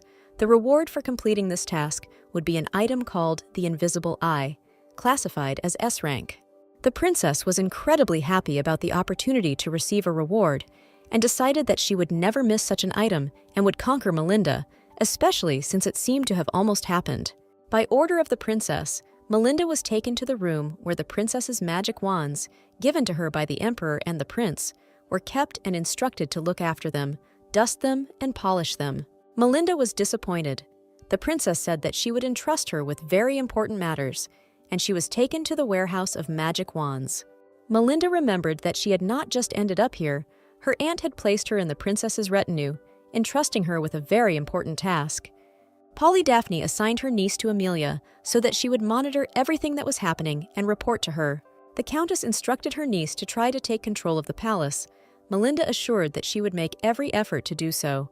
To implement Countess Daphne's plans, it was necessary to appease the princess and lure her to the countess's side, and if that didn't work, then to set the emperor at odds with the children. Remember and understand, the aunt taught her niece, when I become empress, you will be the empress's niece. Melinda remembered and thought over all of her aunt's instructions, forgetting for a while to listen to what one of the maids was telling her. Melinda was given the task, as the head maid, of making a list of all the things located in this room, sorting them and keeping them clean and safe. The girl doubted that this was the most important thing for her. The speaker's insistence that this was indeed the case sent Melinda into a real shock. This was not what she expected at all, but she did not dare to dispute the princess's order. Countess Daphne was in the office of her palace, holding in her hands the long-awaited letter report from her niece. The seal on the envelope confirmed that this letter was from Melinda, and the woman quickly tore it off. In the letter, Melinda talked about the events of the last few days, but this was not at all the information that Daphne was expecting, since the letter only contained sweet babble about how sweet and beautiful the princess was, how carefully Melinda cleaned and polished the magic wands, that everyone had become kinder to her, and even the prince no longer found fault. The countess read the lines of the letter and understood that her plans had suffered another defeat, and her niece had turned out to be a bad spy. In her anger, Polya Daphne tore up her niece's letter and decided that she was completely useless to her. The anxiety was growing. Daphne was afraid that Melinda would blurt out their secrets. But since she knew little, there was no need to worry too much about this. On the other hand, all the servants loyal to the Countess had been removed from the prince's palace. Now the woman was afraid that Duke Bellon would say about this. The little prince proved stronger than all the intrigues of the Duke and Countess. He was able to do what his father could not: stop the flow of information from the palace. The Countess was worried that the palace manager was putting more and more pressure on her. If things continued like this, she would soon be completely removed from her duties. The woman was filled with anger and frustration, and in a fit of rage, she threw all the letters and writing materials off the table. The Countess was in despair. Not only had her own plans collapsed, but she also had to fear the wrath of Duke Bellona, and this guy didn't like to joke. The prince carefully checked the condition of the princess's toy magic wands, judging them excellent. He admitted that there was no dust, and they could be given to the princess. Melinda was incredibly happy with the prince's praise. She looked after the princess's things, entrusted to her so carefully and diligently that she already caused the prince to fear her adequacy. Amelia was glad today that she could forget again that she was an adult and have fun and play to her heart's content. The princess had something to be happy about. Melinda was completely charmed by her, and the consul, reflecting the thoughts of the new maid, constantly wrote that she thought the princess was kind, beautiful, sweet, charming. At the same time, the princess read that her aunt scolded Melinda again, that she did not tell her anything useful, but the maid was sure that the most important thing for her was the princess's love and care for her magic wand. And somewhere on the edge of her consciousness, a thought flashed that Polly Daphne was wearing the Empress's dresses or not. Amelia was glad that everything turned out to be much easier than she thought, and she completed the task of taming Melinda in just a couple of weeks. The girl reached for the consul and agreed to receive a reward for completing the additional task. Melinda polished her sticks and was quite happy with her position. The main thing was that she was useful to the princess. The princess was faced with new concerns. A new quest was not long in coming. Its description caused alarm and concern in Amelia. The system issued a new main quest, called Protect Daddy. The name alone made the princess's heart beat anxiously. The description of the quest was as follows. Duchess Daphne has an ambitious plan. She strives to become empress. It is necessary to thwart her insidious plan by any means and protect Daddy. The condition for completing the task was the expulsion of Duchess Daphne. The princess flushed with indignation. She knew that it was necessary to get rid of this reptile Daphne long ago. Amelia was seething with righteous anger. As soon as this woman dared to lay claim to the emperor, the girl's father, the plan for completing the quest had already matured in the princess's head. The morning of the new day was wonderful. The royal family had breakfast in their favorite gazebo in a wonderful shady park.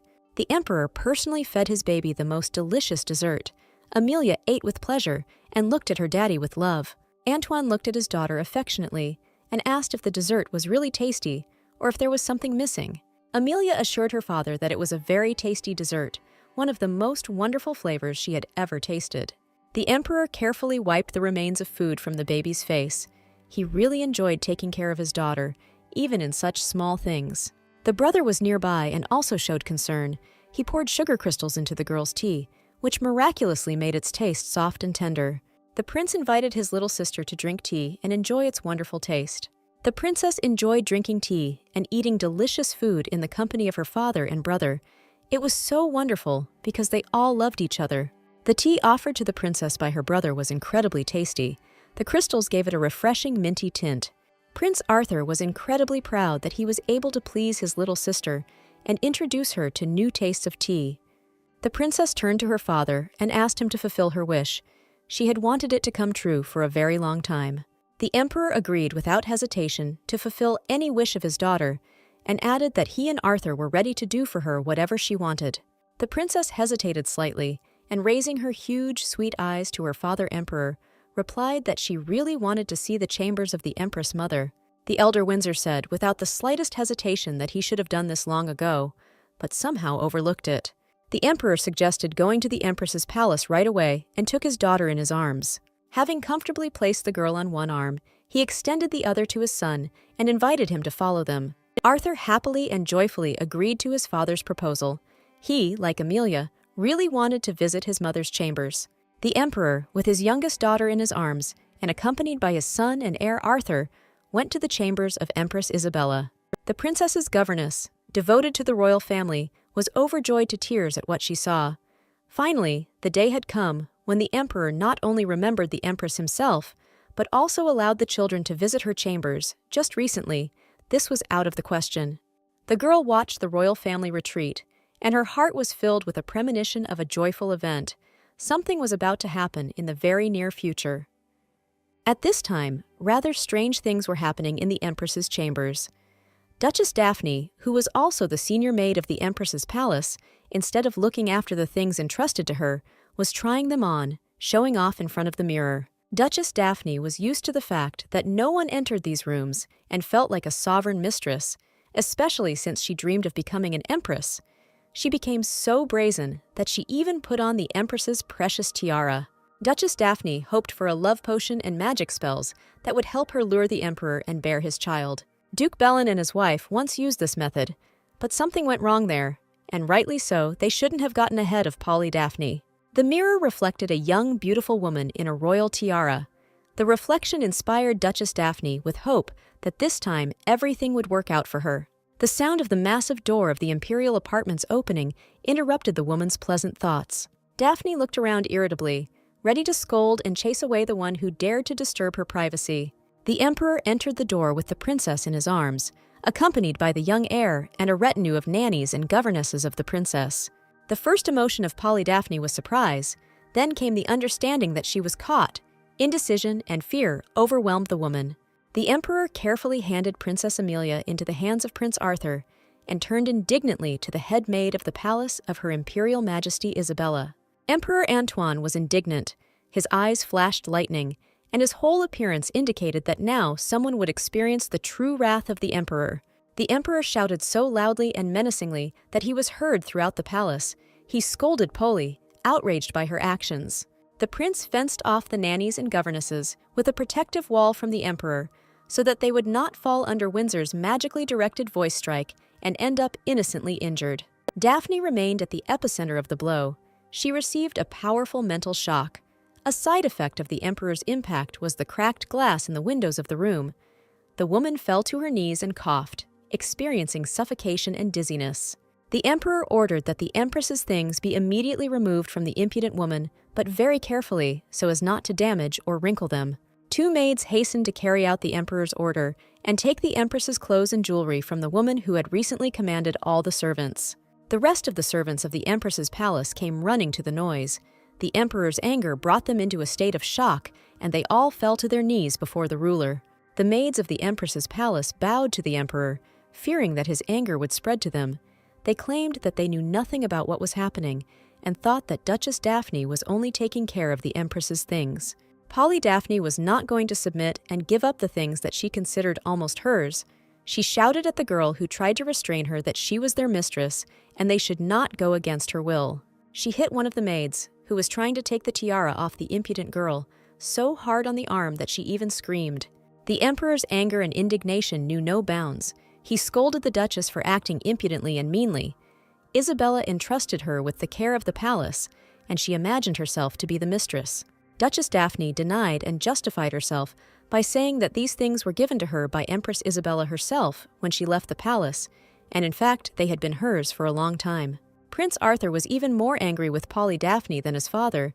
He believed that he should not just hit Polly, but simply kill her when she said that her mother loved only him. Daphne calmed down a little, and the maids finally removed Empress Isabella's tiara and necklace from her. The emperor took the tiara in his hands with reverence, and he smiled ironically at Daphne's words. Windsor said it was an imperial tiara, passed down through the generations of empresses, and only the crowned head had the right to wear it. The dress that the woman is wearing, the emperor continued, is Isabella's wedding dress. She could have given you all these things. Do you at least believe your own lie? Antoine was indignant. Daphne did not calm down. She said that the empress gave her all these things because she asked her to take her place, to take care of the emperor, the prince, and the princess. Therefore, Antoine should marry her and make her empress. At this point, Amelia couldn't stand it any longer. She indignantly shouted that Daphne had become completely insolent, since she dared to say such things and was hiding behind her mother. The girl's angry speech was interrupted by a system message that a side effect of the invisible eye item had appeared. The console displayed a message that the item Invisible Eye Level 5 allows you to see an image of a certain place in one eye, making it possible to observe any place within a radius of 300 meters from the user for 5 minutes if the player has visited this place before. But during the use of the item, side effects such as dry eyes, spots in front of the eyes may occasionally appear. The girl immediately felt a lot of pain and discomfort as her eyes became dry and there was a feeling of sand in them. Samantha Amelia found no other way to get rid of the unpleasant feeling in her eyes than to rub her eyes with her hands and cause tears. Melinda was horrified that the princess was upset and began to cry, and she decided that she was partly to blame for this because the girl was crying because of her aunt. Melinda was in despair because she considered the princess the most beautiful, the kindest, and the best little girl in the world. Melinda Daphne herself almost cried from grief and decided to take a desperate action. Amelia rubbed her eyes with her hands, and tears dripped from her eyes. "This is a stupid system," the girl thought. "It brings me more trouble than good." The father and brother were alarmed by the girl's tears. They decided that Amelia was crying out of frustration for her mother's things and began to console her, explaining that not a single thing of her mother's was damaged and that this scoundrel would pay for her actions. The retinue of the young princess turned against the Duchess of Daphne. They were indescribably angry at this lady for making Amelia cry. The Duchess had exhausted all her tricks and arguments and now awaited her fate. The cold floor poured into her eyes, but she hoped to be saved. Her last hopes for a happy ending to the incident were destroyed by Melinda.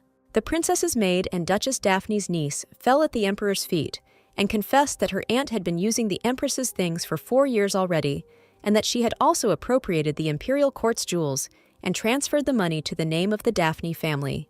The emperor was surprised by such frankness, warned the girl that she was risking her life, and asked her to present documentary evidence of the crimes of Duchess Daphne. Bursting into tears, Melinda asked the emperor to check her property and the property of other members of her family, since her aunt was not satisfied with her own name, and she used the names of other members of the Daphne family to record the stolen property. Princess Amelia stepped forward and stated that Melinda was telling the truth and that she had learned it by reading the girl's mind. The chief steward entered the room and bowed. The princess noticed that his outfit was more luxurious than usual. The courtier solemnly handed the emperor a folder with papers and announced that these were the necessary papers and evidence of Duchess Daphne's guilt. The emperor was surprised by such efficiency on the part of the servant, and then realized that he knew everything about what Duchess Daphne was doing and had prepared the papers in advance. The chief steward explained that he had recently begun to suspect the Duchess of theft and had ordered the palace manager to check everything and collect evidence. The courtier asked forgiveness from the royal family for having learned about all the tricks of Duchess Daphne too late. The princess's retinue was delighted with the insight of their young mistress, since she had guessed everything herself and had precisely calculated her visit to her mother's chambers in order to catch the criminal red-handed. Melinda was amazed by the princess's generosity, since Amelia did not punish her immediately, but waited for her to come to her senses and tell everything herself. Prince Arthur joined in the general chorus of praise, declaring to everyone that his sister was so smart and wonderful. The emperor looked at his daughter with pride and declared that he bowed before her wisdom and insight. Princess Amelia blossomed from the praise of those around her. Contented and happy, she was proud of herself. The emperor declared Duchess Daphne a traitor who dared to encroach on the empress's place and ordered her to be taken away and executed immediately, and all the property of the Daphne family and her accomplices to be confiscated. Polly begged him to forgive her and shouted at the emperor that he could not do this to her. Princess Amelia looked at this disgusting scene and wondered if this woman was still sure that Daddy felt something for her. At this time, the system console popped up, but it again displayed a system error message, which irritated the princess. The next message informed that the additional quest would be considered completed if Daphne was saved under certain conditions. The princess was surprised and a little confused. The system demanded that her enemy be left alive, and even promised a reward for this, which meant that Daphne would be needed for something. Samantha Amelia watched as Daphne was taken away and reasoned that in her past life, she acted according to the principle that the enemy must be completely destroyed, otherwise he will return and destroy you. But in this reality, the system works differently. The girl looked at the information console and assumed that the more the situation turned out in her favor, the more the system would fail. The princess was hesitating whether to agree with the system and spare Polly or let her father execute her, when a message appeared about an intermediate reward for this additional task.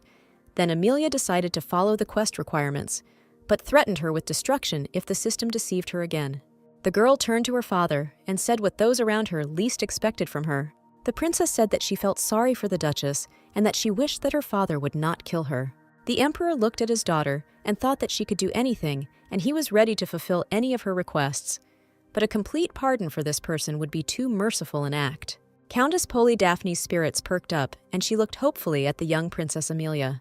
Polly decided that Amelia was very small, missed her mother, and saw her mother in her. The girl asked so tenderly and sincerely not to kill Daphne that at first glance it might seem that she really felt some affection for the woman.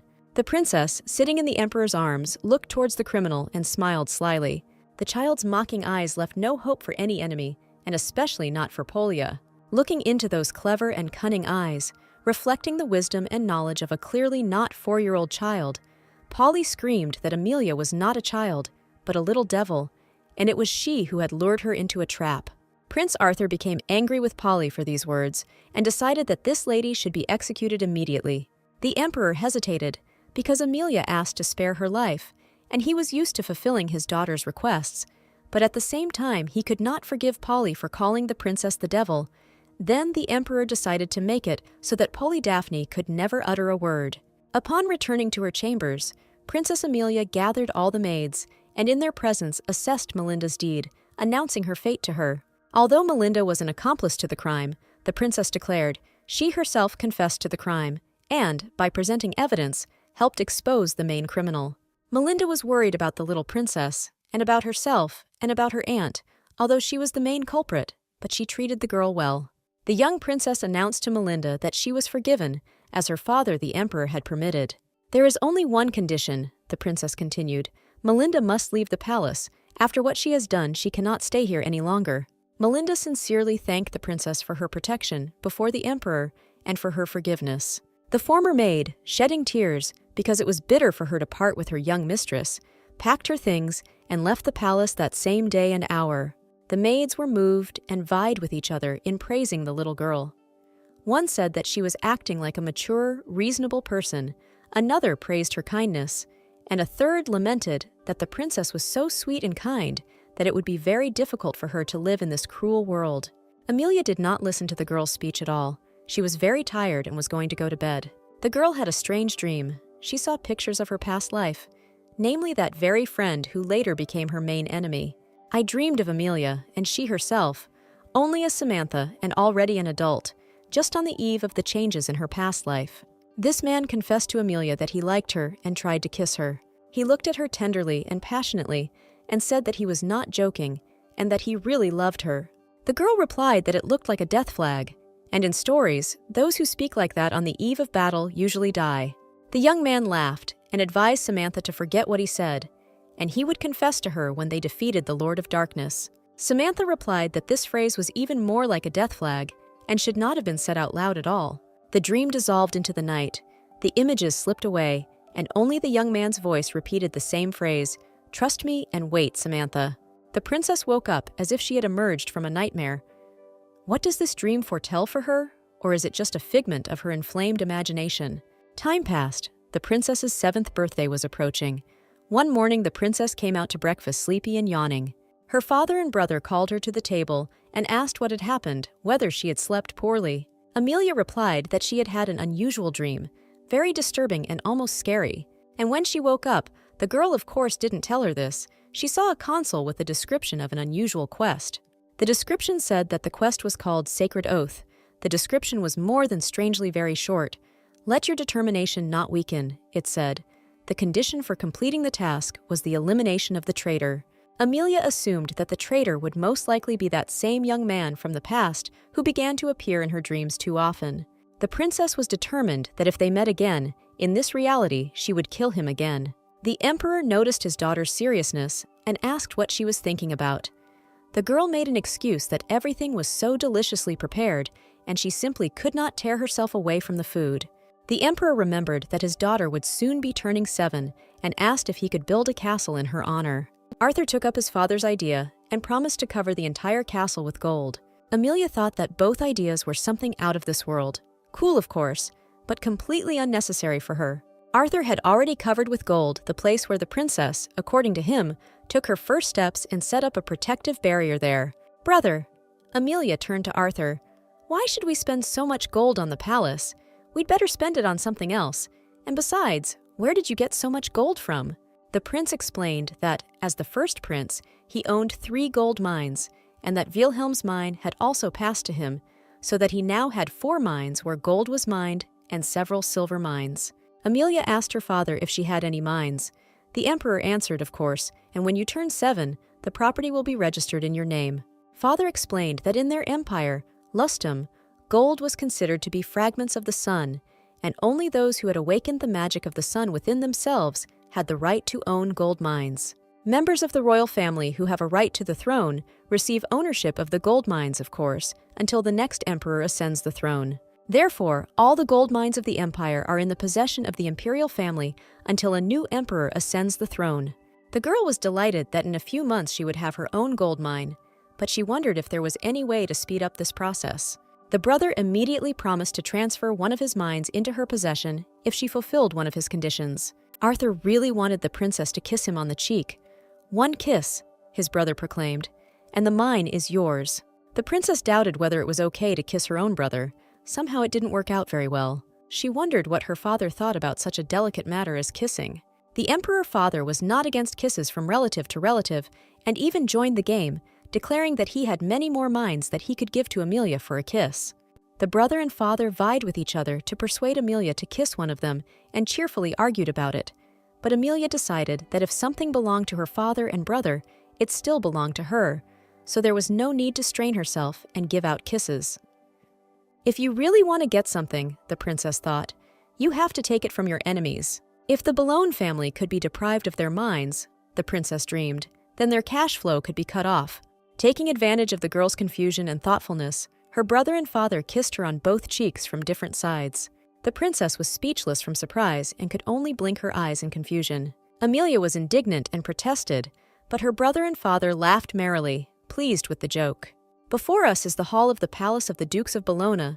The reception is in full swing. The guests are drinking tea and engaging in small talk. Duchess Cecilia Bellon shines as hostess and thanks everyone gathered for accepting her invitation and visiting her. One of the ladies expressed the opinion that it was not worth missing the Duchess's salons, since the princess was too young, the Empress was not there at all, and social life in the capital was concentrated in the hands of the Duchess.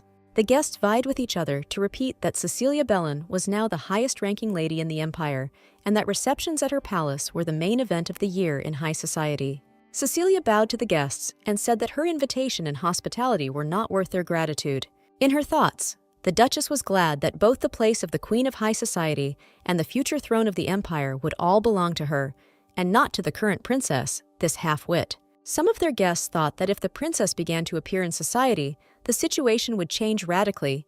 But the princess is only 7 years old, but her influence cannot be underestimated, since the emperor and prince love her very much. One of the guests whispered that the princess made the moonstone shine longer and brighter than the Duchess. Cecilia was also a magician, and having heard such gossip in her salon, she decided to take revenge on the guest and set her clothes on fire. In response to cries for water, Cecilia brought a whole jug of water and poured it over the offender's head.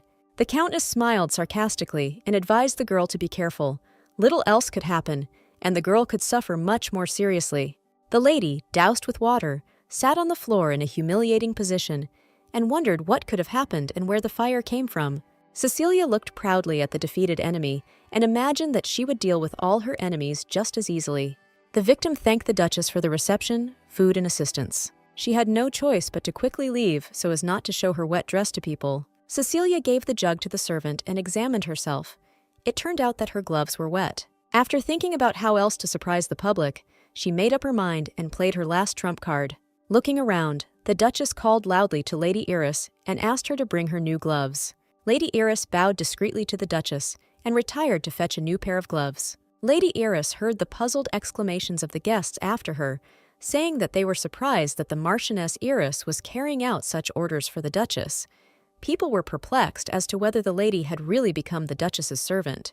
That's exactly how it should be, Duchess Bellon thought to herself. The power of magic is not important. It's important how you use it. That's how I brought the Iris family to their knees. That's how I'll get to the emperor and his family. The emperor's office. The owner of the office works at the table. In front of him is a valet. He reports to the master about events in the world and in the palace.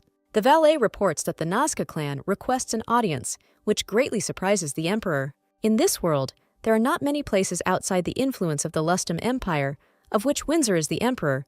It's like living beings that don't need the sun. There are almost none. But there are also those rare exceptions that do not need the magic of the sun, for example, the Nazca clan, who avoid the sun and worship their ancestor, the dark dragon, whose blood flows in their veins. The emperor wondered what this closed clan could possibly need. He was already worried that there had been no news of the floating castle of Nazca lately. The valet expressed concern that something serious had happened in the Nazca clan and asked whether the emperor would agree to an audience. The emperor was categorically against a personal audience with representatives of the Nazca clan and scheduled an official reception for its representatives. The Nazca ambassadors were received in the throne room, in addition to the emperor, the prince and princess, the commander of the Holy Knights of the Empire, Sir Gideon, the senior manager of the emperor's castle, and other courtiers with various powers were also present at the reception. The emperor and the prince looked in amazement at the Nazca representatives who were accompanying a crystal box, more like a coffin, in which was a black-haired youth in rich clothes. The commander of the Holy Knights of the Empire, Sir Gideon, and the senior manager of the emperor's castle were no less surprised than the imperial family. The young man in the box was barely breathing. At first glance, it was not clear whether he was still alive or had already gone to his ancestors. The sage of the Nazca clan introduced the young man to the imperial family and everyone present. He was the only heir to the Duchy of Nazca, Michael Nazca. The ladies of the court whispered among themselves. The appearance of the heir of such a powerful clan in such an unexpected form brought them into a state of mild shock. They were incredibly interested in why he was lying in a coffin.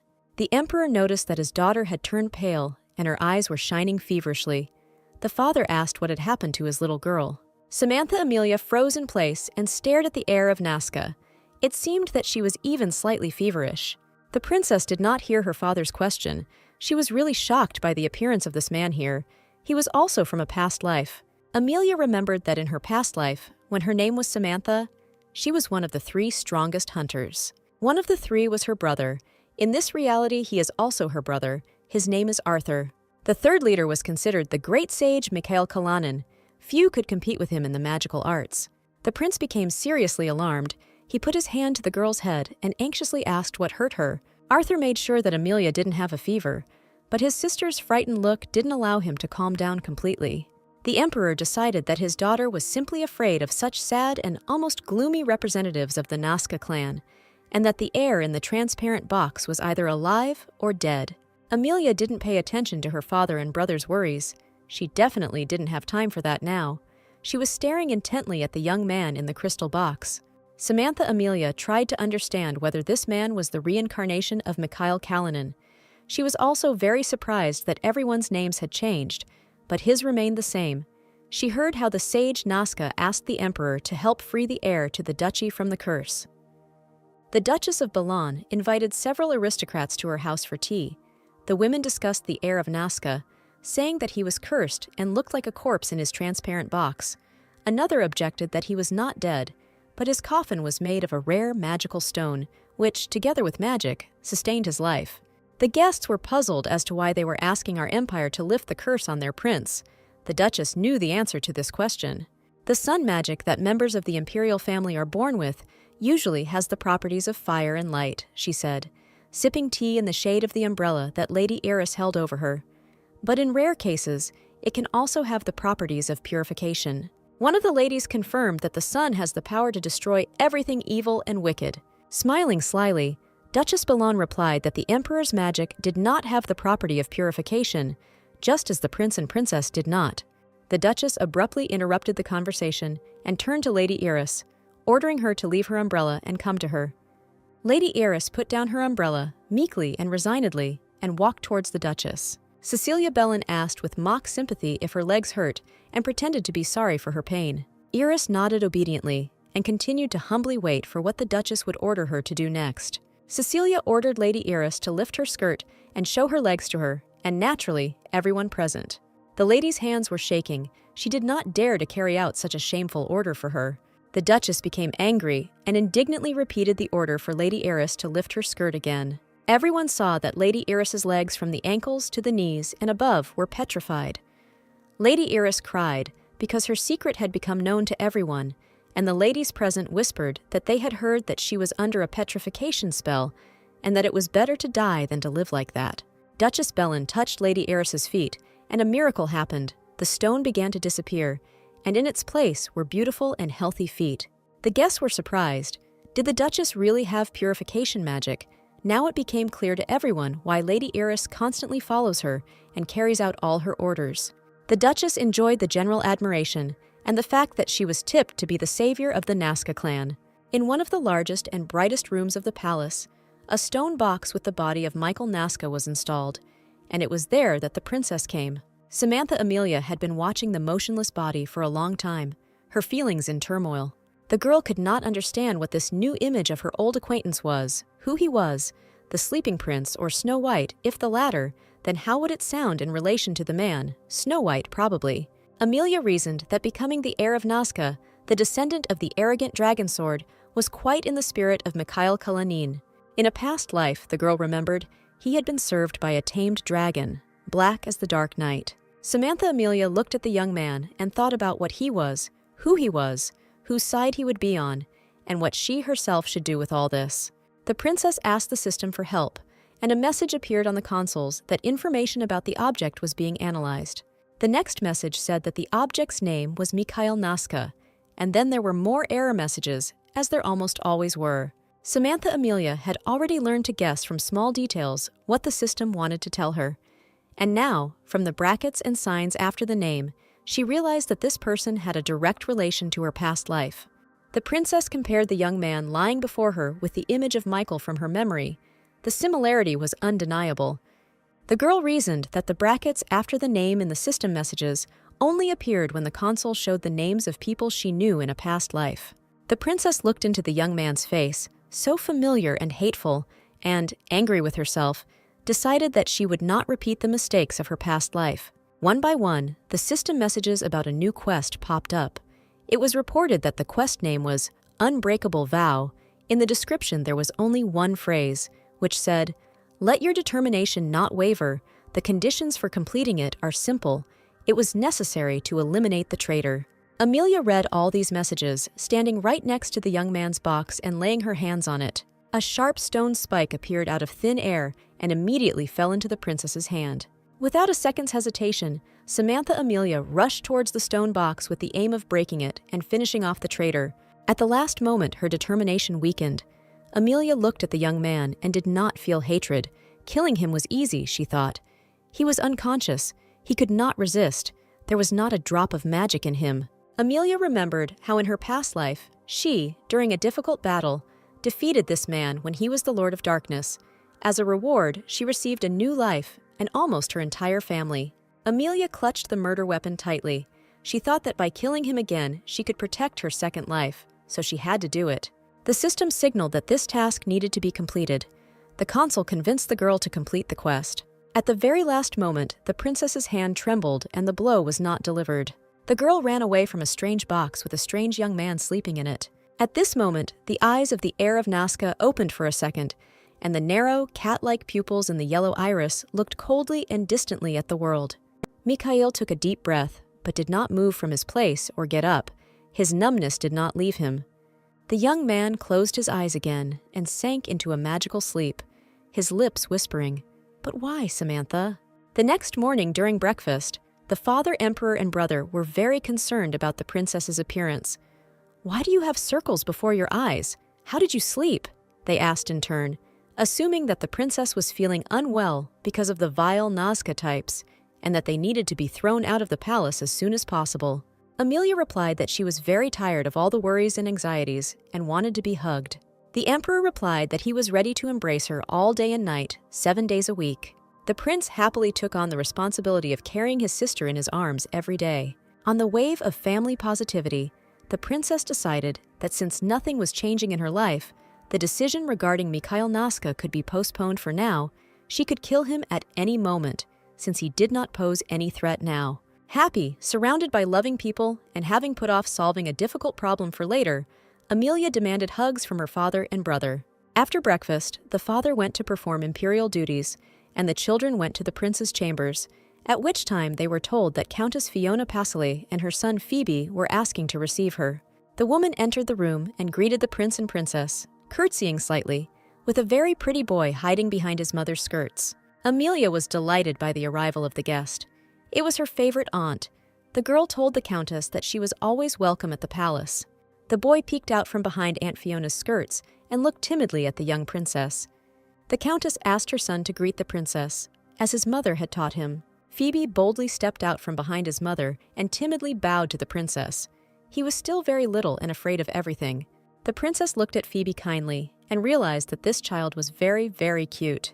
Amelia began to squeeze the baby, saying that he was adorable and had such cute, chubby cheeks. Watching this picture, the princess's governesses and nannies were moved and delighted. They liked that the princess, despite the fact that she was still a baby, behaved like an adult, and this seemed cute to them, because when a baby is moved by a baby, the cuteness doubles and even quadruples. Countess Fiona was delighted that the princess liked her son so much that she cuddled him like a favorite toy. The guests were offered a magnificent dessert and tea, and everyone enjoyed their meal. When the dessert was eaten, Amelia asked her aunt about the purpose of her visit to the palace. Fiona suggested that the children first try what she had personally prepared today. These were charming shortbread baskets with cream and fruit.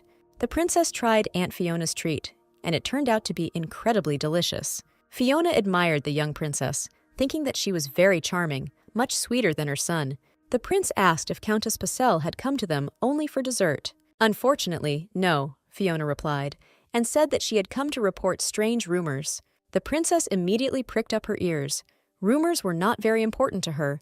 A lot of new things could be learned from such messages. The countess turned to the prince and asked him if he knew that the Duchess of Bellon had returned to high society prematurely. Arthur assumed that Bellon was up to something, but since she was just a firefly in front of the sun in front of Amelia, there was nothing to be particularly afraid of. The countess confirmed the prince's words, but reported that recently the Marquis's daughter Iris had become Bellon's servant. Everyone says, the countess continued, that the Duchess has the magic of purification, and that Lady Iris suffers from the curse of petrification. The princess's governess was stunned by this news. She said that this happens very rarely, and that members of the imperial family with purification magic are unique. The last one was a princess who lived 200 years ago. The prince doubted whether this was true or another intrigue of the Bellons.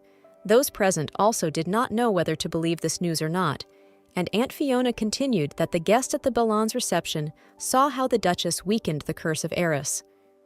It was strange, said the princess, that the Duchess had only revealed her powers now, when there were people who were in great need of them. Her intentions were too obvious. Arthur suggested that since they refused to help the Nazca clan, they had no choice but to turn to the Dukes of Bellon. Amelia didn't seem to be upset by the news she heard. She was even glad to have the opportunity to show herself at her full strength. Fiona looked at her niece with admiration and admired her courage, beauty, and intelligence. The aunt rushed to hug her crowned niece, repeating that she was proud, smart, sweet, and that there was simply no better girl in the world. The girl resisted and told her aunt that she should be touched by real babies, but she was already an adult. Little Count Passel handed Amelia a strawberry from his dessert and told her that it was very nice. Amelia was upset for some reason. For some reason, she felt like she had lost. Even the baby thought she was cute. However, she could not refuse the little Count's treats. So charming was the baby in his adoration of the princess. In response to the boy's kindness, Amelia treated him to a cherry from her dessert. Phoebe ate the treat with pleasure right away. He was very pleased with the princess's attention. The company of dear relatives and their devoted servants talked for a long time and enjoyed the company, discussing serious and completely insignificant problems. The palace of the Duke of Bellon. In the dining room where the Duke and Duchess are drinking coffee, their precious daughter Cecilia bursts in with a letter in her hand. The girl reported that the heir to the Duchy of Nazca had approached her with a desperate request for help. The Duchess was delighted because it was an official letter asking for help from the Duchy of Nazca. The whole family was in anticipation of great events, and Cecilia was very proud of herself. At a reception at the Palace of the Dukes of Bologna, the stunning news that Duchess Cecilia had received an official letter from the Duchy of Nazca was hotly discussed. Guests whispered that the Prince and Princess of Windsor could not have received such a letter, since they both lacked purification magic. It was said of Cecily that she had secured the support of the heiress family, and now the Duchy of Nazca was next in line, and despite the fact that her brother, the young Duke Wilhelm, was sent into exile, Cecily and the entire Belland family had nothing to worry about. After the guests had left, Cecily went home. The girl was pleased with herself and believed that now the throne of the empire would belong to her. The carriage arrived at the palace, and its welcome would have been almost solemn if those who met it had cheerful faces. The valet helped Cecily out of the carriage, and in addition to the servants, Lady Heiress also met her. The girl bowed low to the Duchess and tried to ask her for a favor. Cecilia abruptly cut Lady Heiress off and said that it was already late and everyone should go to bed. But Lady Heiress dared to continue and said that she had heard that the Nazca clan was asking the Duchess for help. Cecilia proudly replied that it was not just the clan that was asking her for help, but the heir to the Duchy of Nazca himself. Lady Heiress tried to make her request again, but Cecilia interrupted her again and sent her off to rest. Lady Heiress continued to ask if the Duchess was going to fulfill the Duke of Nazca's request. The Duchess confirmed that she most likely would, since they were begging so desperately. Cecile shared with Heiress her plans to delay her answer several times in order to build interest and increase the value of her power. Lady Heiress fell to her knees before the Duchess and begged her to cleanse her a little more of the stone curse. The Duchess was cruel and replied that Lady Heiress was simply afraid that if she shared her powers of purification with Nazca, she would receive less. The lady burst into tears and tried to convince Cecile that this was not so, but that the curse was simply causing her unbearable physical pain. Duchess Bellin nudged Lady Heiress, who was kneeling before her. The unfortunate woman couldn't hold on and fell on her side.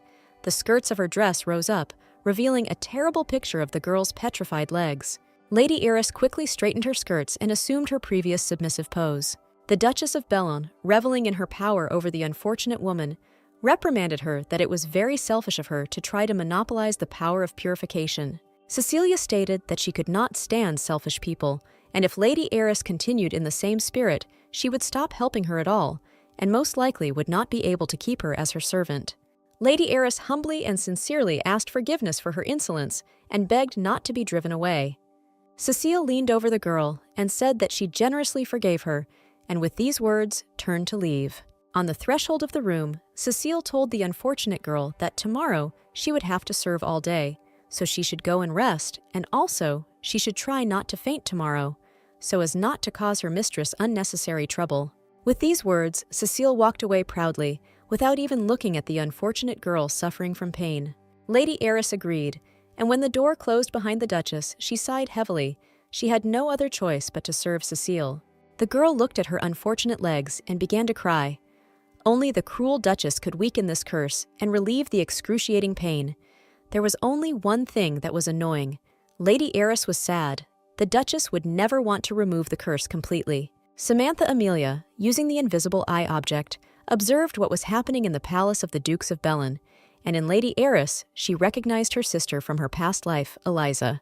The princess stopped observing because of a side effect that arose. This time, it was dizziness. The princess was happy that she found another close person from her past life. She was just watching Cecile, because she was acting very suspiciously and discovered all this. Eliza was the only S-rank blacksmith and alchemist in the world in her past life, and Samantha's victory over the Dark Lord was largely due to Eliza. It was Eliza who created the special weapon Astra, which had the ability to become stronger with the hunter. Thanks to Eliza's weapon, Samantha and her brother saved their lives more than once, and the girl dreamed of meeting her again in this reality. Samantha Amelia was furious that the red-haired bitch Duchess of Bellon dared to torment her sister. She would never forgive her for this. As if by order, a new quest appeared called Separate the Wheat from the Chaff, with the condition of completion, destroy the reputation of Cecilia Bellon, and remove the curse from Amanda Heiress. Very timely, Amelia decided. Anyway, this red-haired bitch only wants to use her power of purification to strengthen her political position, so she will definitely fulfill Nazca's request and try to do it as publicly as possible. The princess was horrified. Because of this red-haired bitch, Mikhail Nazca would wake up, the one who in a past life was killed by Samantha after a long and bloody battle, and was the culprit of the death of her entire family. She was even disgusted to think about it. Amelia could not allow this to happen, and a plan matured in her head. after which the quest would be completed and the enemies defeated. The princess climbed into the inventory provided to her by the system and found one small bottle there. It was a curse-cleansing potion, a miracle cure for any curse, even the strongest. Amelia looked closely at the bottle and thought that it had never even occurred to her that this potion could be useful to her. The princess thought a little more, and a crazy thought came into her head. She laughed merrily and jumped out of bed in her nightgown. The princess, running along the palace corridors, was called out by her nanny, who shouted after her where she was going at such a late hour, to which the princess replied that she was hurrying to her daddy. The emperor's messenger conveyed to the Bellon family the emperor's message that he himself wanted to see how Duchess Cecile would lift the curse from the heir of Nazca.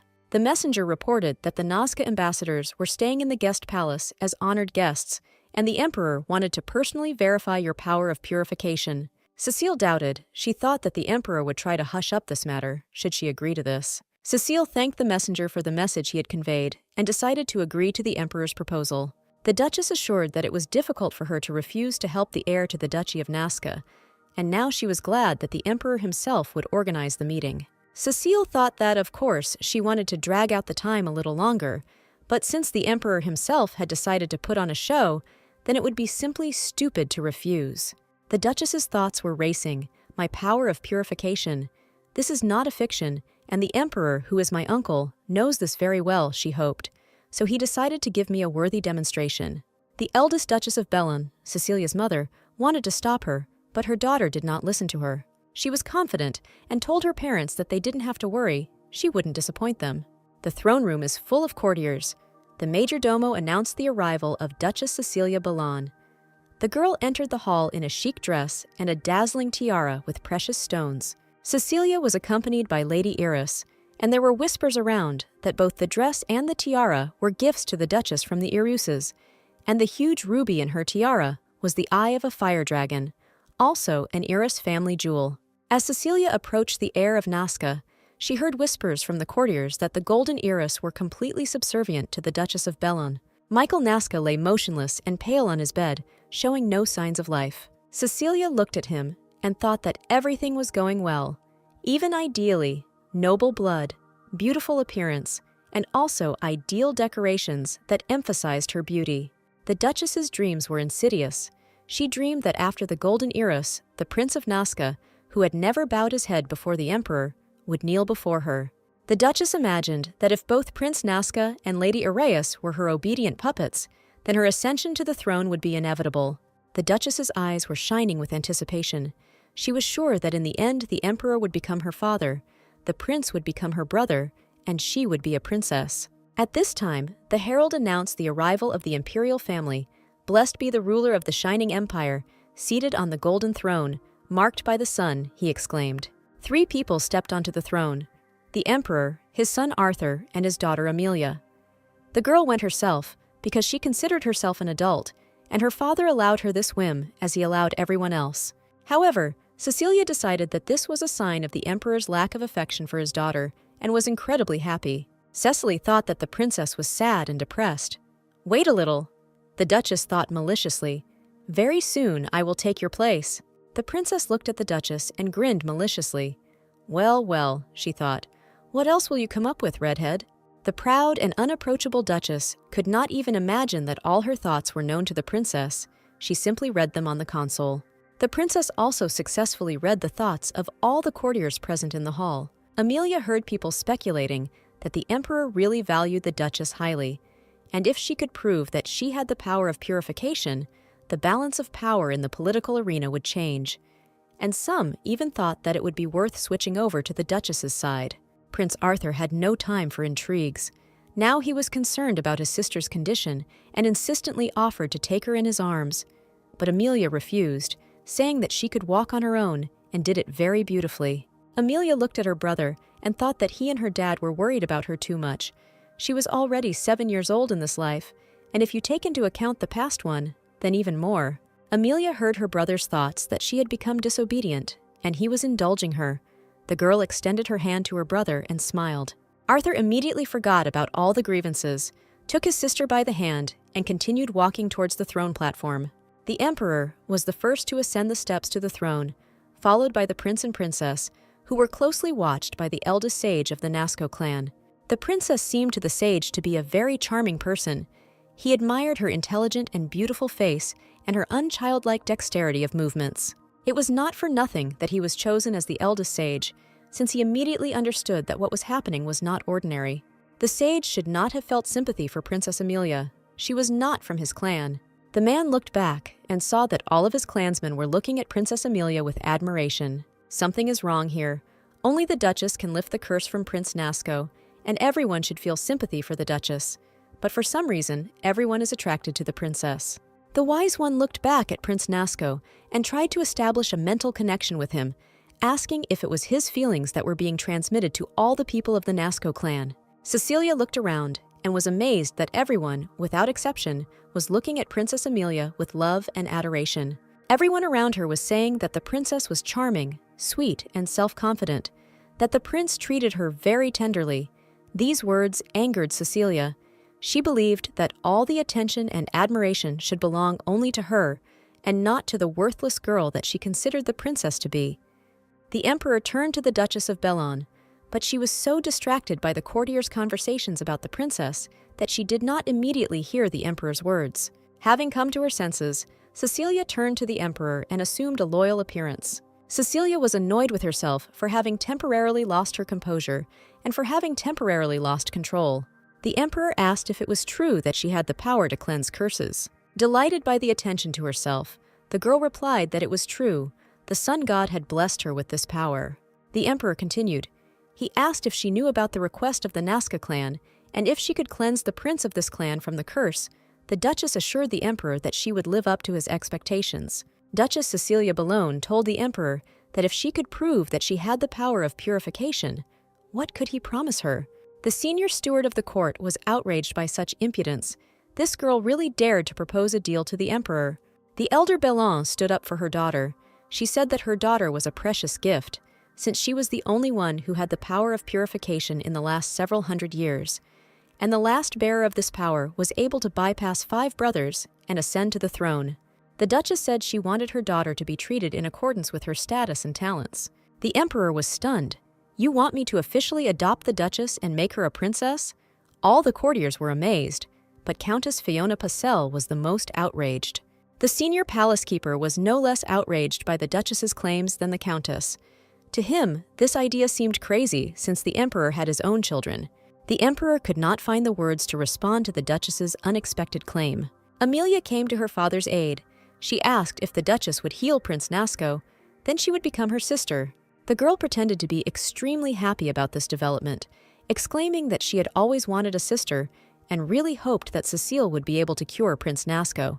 The senior manager of the palace suddenly went over to the side of the Duchess and said that the princess was right and Cecilia deserved a position corresponding to her abilities. Cecilia's mother was delighted by the support of an influential person. She even clapped her hands with joy. Countess Fiona Pacelle indignantly stepped forward and categorically declared that the power of purification was, of course, important. But the emperor already had a prince and princess with outstanding abilities and another heiress. Neither the emperor nor the empire needed.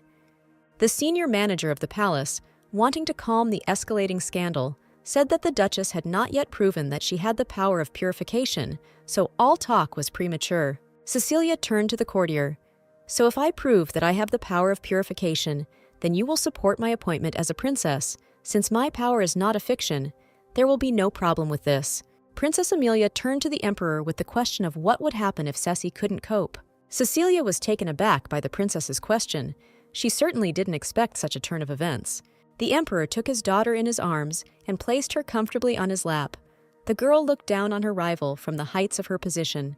If you get something, you have to give something in return, Amelia said to Cecilia. Did her future sister not know such simple things?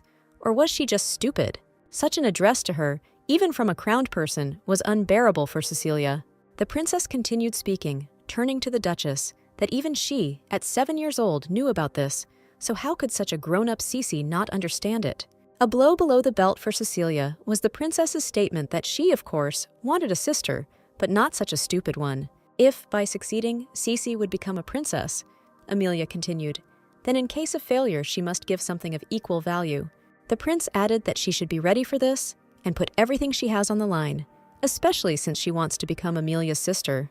The emperor agreed with the children and declared that if the Duchess wished to become a princess and prove her strength, then in case of failure, she must be prepared to pay the appropriate price. Cecilia's mother was indignant and reminded that her daughter's name was still written in the solar book, and she was a member of the imperial family.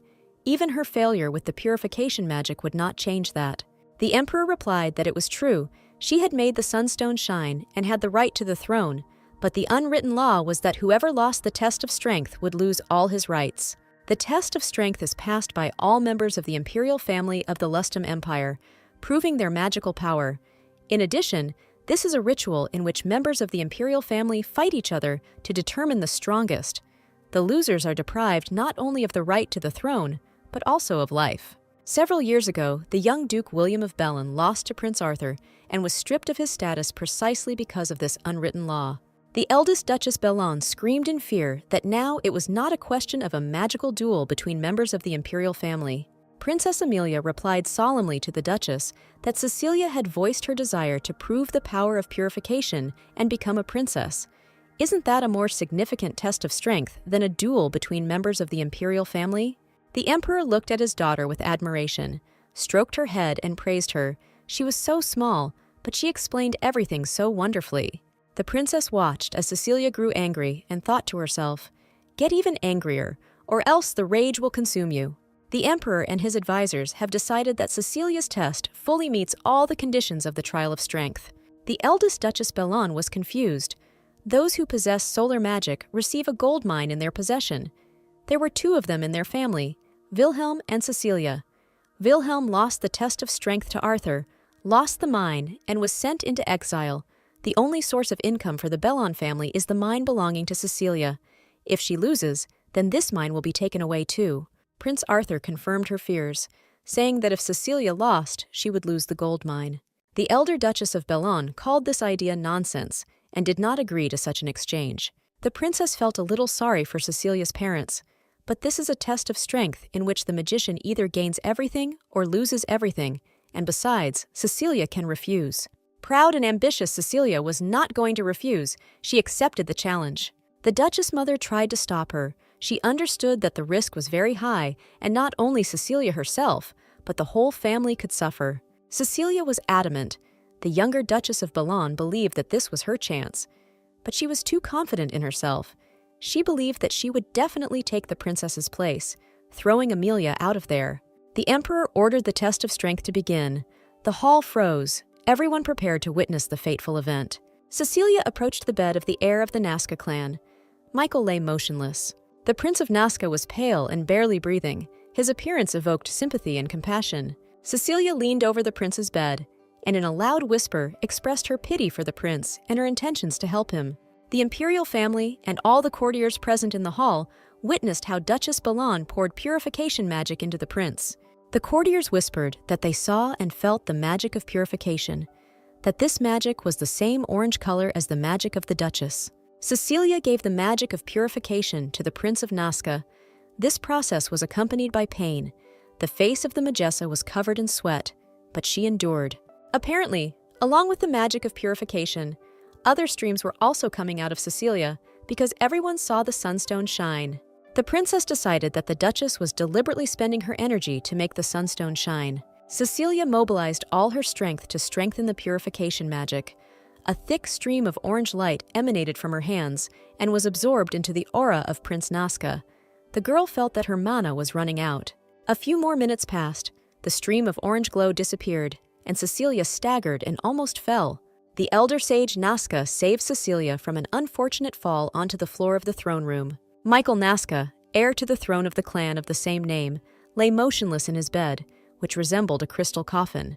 Michael's skin remained pale, his eyes tightly closed. Not a single muscle on his face moved. A rustling whisper spread through the crowd of courtiers, like a death sentence for the Bellon family, confirming that the Prince of Nazca was not waking up. Cecilia was horrified. His magic had not worked. She had put too much on the line. Now she would lose everything. Princess Amelia, looking indulgently at everything that was happening, summed up that Cece's magic did not work because there was no curse on Michael and not a drop of magic. Magic is the very life force of a living being. Even ordinary people who do not possess magic have life force within them, which is a type of magic. The princess focused her feelings on Michael and concluded that he didn't even have the magic that sustained life, as if there was a hole in him that sucked out all the magic. At that very moment, a console appeared in front of the princess with a system message telling her not to forget her oath. Doubts crept into the girl's head. She wondered why the system wanted her to kill him so much. The system did not respond to the request. Then Amelia decided that if she did not kill Michael, the tragedy would repeat itself, and she would lose her family again. She might as well kill the reincarnation of the monster. The attention of Cecilia, the elder sage of Nazca, and everyone present in the throne room was directed at Michael. Everyone saw that there was no improvement. His complexion had not improved. Or maybe Cecilia did not have any power of purification, the people doubted. Someone remembered witnessing the Duchess cleansing Lady Iris of her curse. Cecilia was completely desperate. She asked herself the same question. Why the Prince of Nazca did not wake up? She made every effort to cleanse him from the curse, and he should definitely be cleansed. The eldest wise man of the Nazca clan shook his head in resignation. He came to the conclusion that even the forces of the imperial family of the country of Lustem were powerless against Michael. Cecilia decided that he was accusing her personally of something. She resolutely rushed away from the sage, straight to the bed of the heir of Nazca. Cecilia's fists pounded on the stone lid, and the girl herself screamed throughout the hall for Michael to wake up immediately. The Nazca people tried to calm Cecile and pull her away from the heir's bed, but she resisted and screamed that Michael should get up and thank her for her sacrifice. One of Prince Nazca's attendants abruptly pushed Cecile away from the heir's bed, causing her to fall onto the carpet of the throne room. Cecile became even more indignant and shouted that they were all ungrateful creatures. She had spent so much energy, and they dared to treat her like that. Cecile appealed to the emperor for protection, accusing Nazca of attacking a member of the imperial family. In vain did the Duchess of Bellin appeal to the emperor and his children. Not a shadow of sympathy or compassion was reflected on their faces. The princess looked at her with contemptuous condescension, calling her a stupid redhead. Amelia turned to the Duchess, answering her that there was no curse on the prince, and even if he were cursed, the pitiful power of purification belonging to Cecile would not cope with it. Duchess Bellin became angry and began shouting again throughout the hall that everything that was happening here was a setup and a conspiracy. Cecilia accused the princess of conspiring with the Nazca clan to lure her into a trap. The girl was simply furious with anger. She accused the princess of insulting her, and everyone heard it. Cecilia's mother tried to stop her daughter from attacking the imperial family and the princess personally. However, it was impossible. Cecilia could not control her anger. "She called me stupid," the girl screamed. The elder sage of Nazca tried to soften the situation and justify Cecilia. He declared that the Duchess had overestimated her strength and now felt weak, which was where this anger came from. Cecilia claimed to have the power of purification, and Lady Iris can attest to this. All eyes turned to Iris, but she suddenly staggered and fell backwards onto the floor of the throne room and lost consciousness. The princess was the most frightened of all and rushed to Lady Iris, calling her sister, which she had been in her past life, only a cousin. Samantha Amelia crouched down in front of the young woman's nearly lifeless body, and the sun's rays enveloped them both. Princess Amelia leaned gently over Lady Iris's unconscious body and stroked her shoulder. The console that lit up before the princess's eyes announced that it was indeed Amanda Iris, and that she had an A-rank petrification curse. Samantha Amelia took out an A-rank curse cleansing potion from her pocket, with the effect of cleansing all types of curses of equal or lower rank. The princess synthesized all the useless quest rewards and made an A-rank potion as she felt it would be useful to her. With these thoughts, Amelia gave Amanda Iris the potion. All that was left was to wait. After a short time, the system console signaled that the curse of petrification had been lifted from Iris.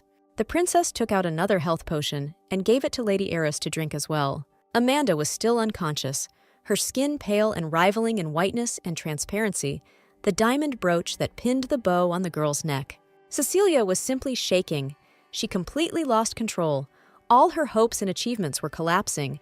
She almost rushed at the princess with a scream and fists. Samantha Amelia turned to Duchess Cecile Bellin and stuck out her tongue in a teasing, mischievous manner. A man ran up to Iris, who was lying on the floor.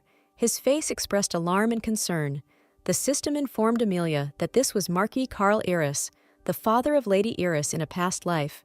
Eliza's father, Samantha's uncle.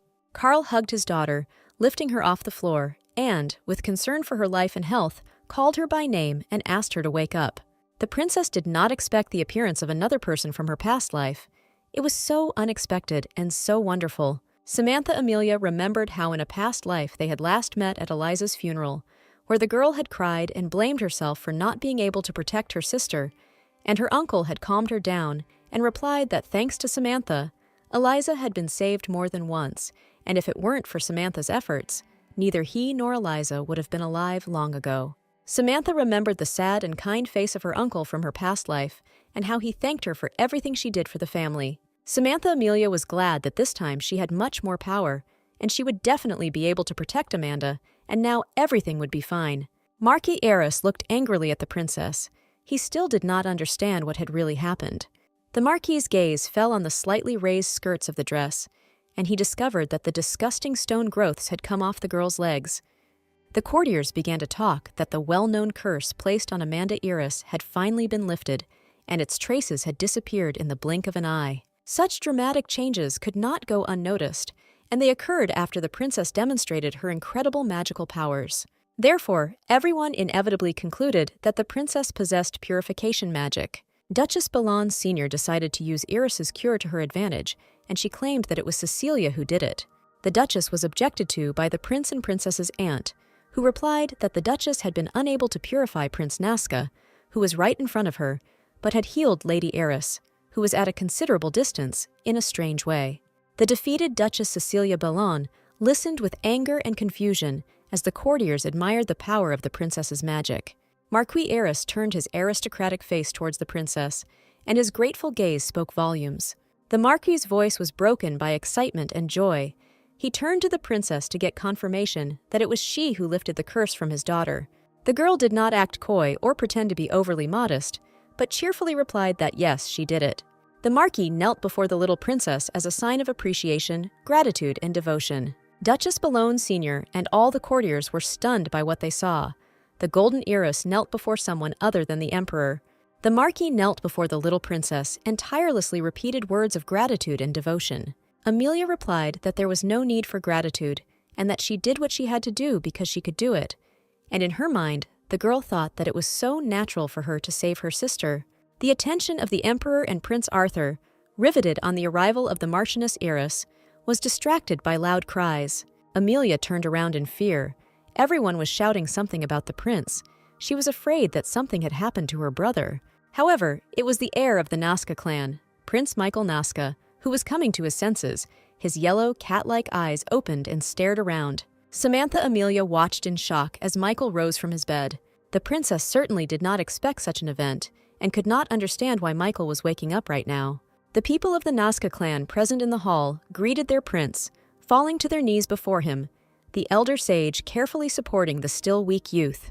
The sage hugged his favorite and protege, and joyfully whispered that the prince had finally woken up and the curse had been lifted. Cecilia was about to rise from her despondency, for the awakening of the prince spoke of her victory. The Duchess thought that the effect had appeared a little later, and that not all was lost. Now, Cecilia hoped, the emperor and his children, and all the courtiers, would be forced to acknowledge her victory.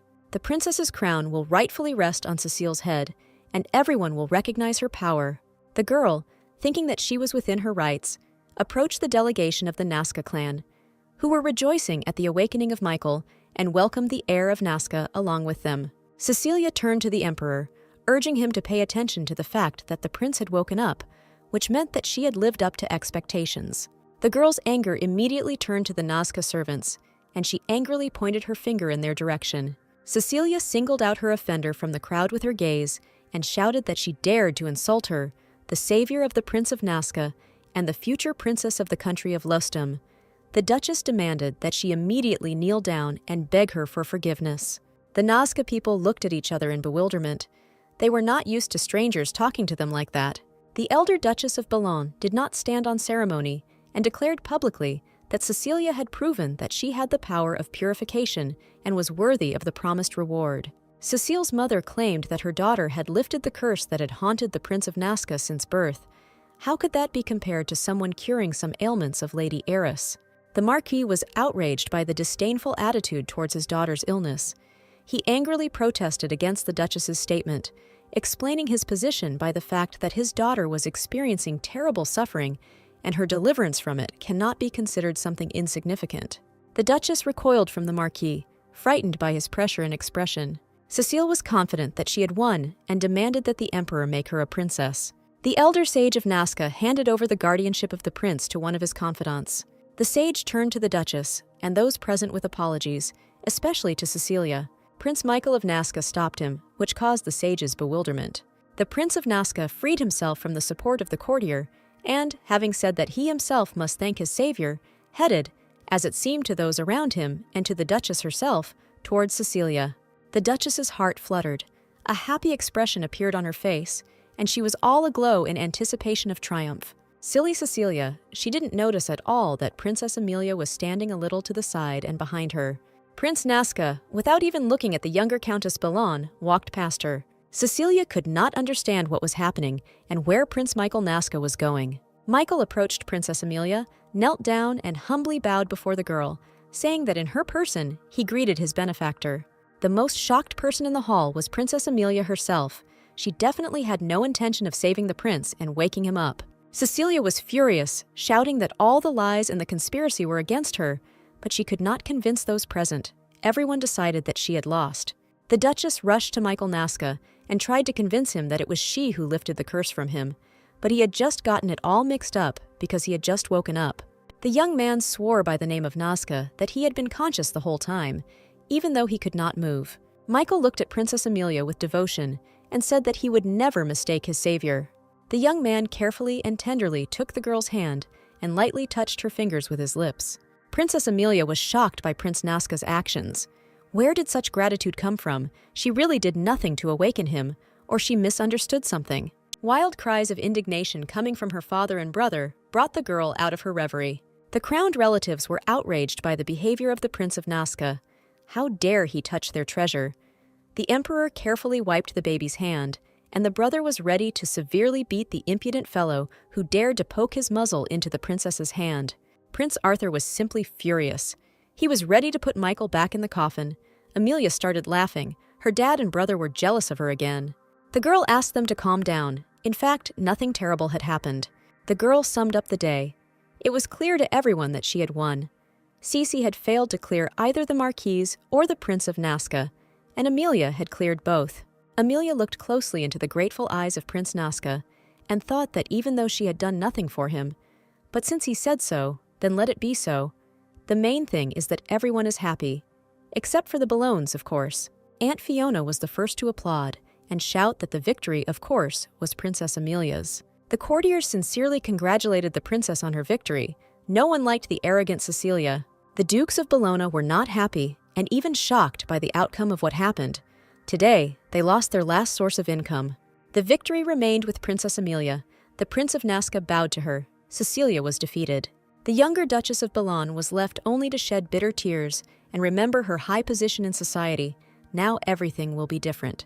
The Emperor's envoy entered the open gates of the palace of the Dukes of Bologna. Strange events were taking place here.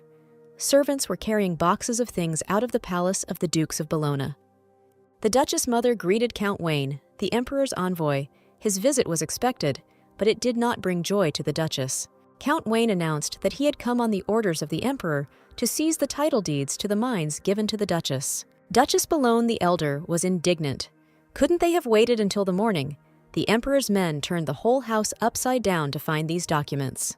Count Wayne replied to the Duchess that Ton was simply doing his duty, and that he did not know the people who were turning the Duke's house upside down. They were certainly not the Emperor's people. Cecile was surprised and asked whose servants these were if they did not obey the Emperor, then whose orders were they carrying out? The Duchesses of Bellon looked at those who entered in astonishment. Fear and surprise were written on their faces. Count Wayne also looked back. Marquis Karl and Lady Amanda Iris appeared before the Dukes of Bellon in person. Cecilia feigned good nature and joy, asking how they got here, how Lady Iris was feeling, what was going on here in general. Lady Iris replied that when she came to her surprise, she felt much better than usual, and she and her father immediately hurried here to the Bellon Palace, since Amanda had something to tell Cecilia. With a sharp movement, Amanda reached out and removed the tiara with the famous ruby from Cecilia's head. Amanda ordered the servants to take the magnificent dress off Cecilia because she was unworthy of it. Cecilia was completely confused and then began to tell Amanda that she was unfair to her and that she was the only one who helped Amanda when she was cursed. Countess Belen the Younger tried to convince Amanda that she'd always helped her and even loved her as a friend. Amanda laughed in her face, declaring that Cecilia was not only evil, but also stupid. Cecilia was indignant and turned to Amanda with a complaint that only yesterday she had begged her for help, but now she had forgotten everything. Cecilia called Amanda ungrateful. She showed her so much kindness, and now that Cecile has lost her position in society, Amanda is poisoning her. Amanda laughed in her face and replied that what Cecilia did to her could hardly be called mercy, since the Duchess used her curse to humiliate her every day, force her to work for her, and extort expensive gifts. It turns out that Cecilia is now in Amanda's debt. Cecilia was indignant and said that it was she who cleansed Amanda from the curse. Is this disfavor? Amanda showed the tiny space between the thumb and index finger of her right hand and said that was how much the Duchess had cleaned it. Lady Iris had suffered for a long time from the evil and selfish Cecilia, and now it was her turn. So she abruptly interrupted the girl, screaming about her ingratitude, and said that this tiara and this dress were too generous a price for her favors. Amanda stated that she was taking these things back, and all other gifts bought with the Iris family money too. Cecilia tried to resist, telling Amanda that all these things were hers, and Amanda herself gave them to her, but the servants of the Marquises inexorably carried out the order, taking off Cecilia's dress and collecting all the valuables that had once been given to Cecilia from around the palace. Cecilia continued to resist, screaming that they shouldn't touch her and that it all belonged to her. Countess Belen the Elder now turned timidly and obsequiously to Lady Iris and reminded her of her assistance to the dukes. Amanda responded that they were stopping all assistance to the Duke and Duchess, and if they had any complaints, they could go to court. Belen was completely disappointed and devastated by Amanda's response. This was not how they had planned to end the day. The servants announced that they had finished their work and took the dress from Cecilia. The Duchess, completely defeated, sat on the floor of her own room in her petticoats and was indignant that when Amanda needed help, she begged her, and now she decided to take away everything she gave her. These trinkets are so dear to you, and after all, it was Cecilia who cleansed Amanda from the curse.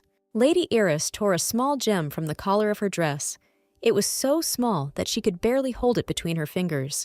Amanda threw a pebble towards Cecilia and replied with an ironic smile that even this pebble was not proportionate to the help Cecilia would receive.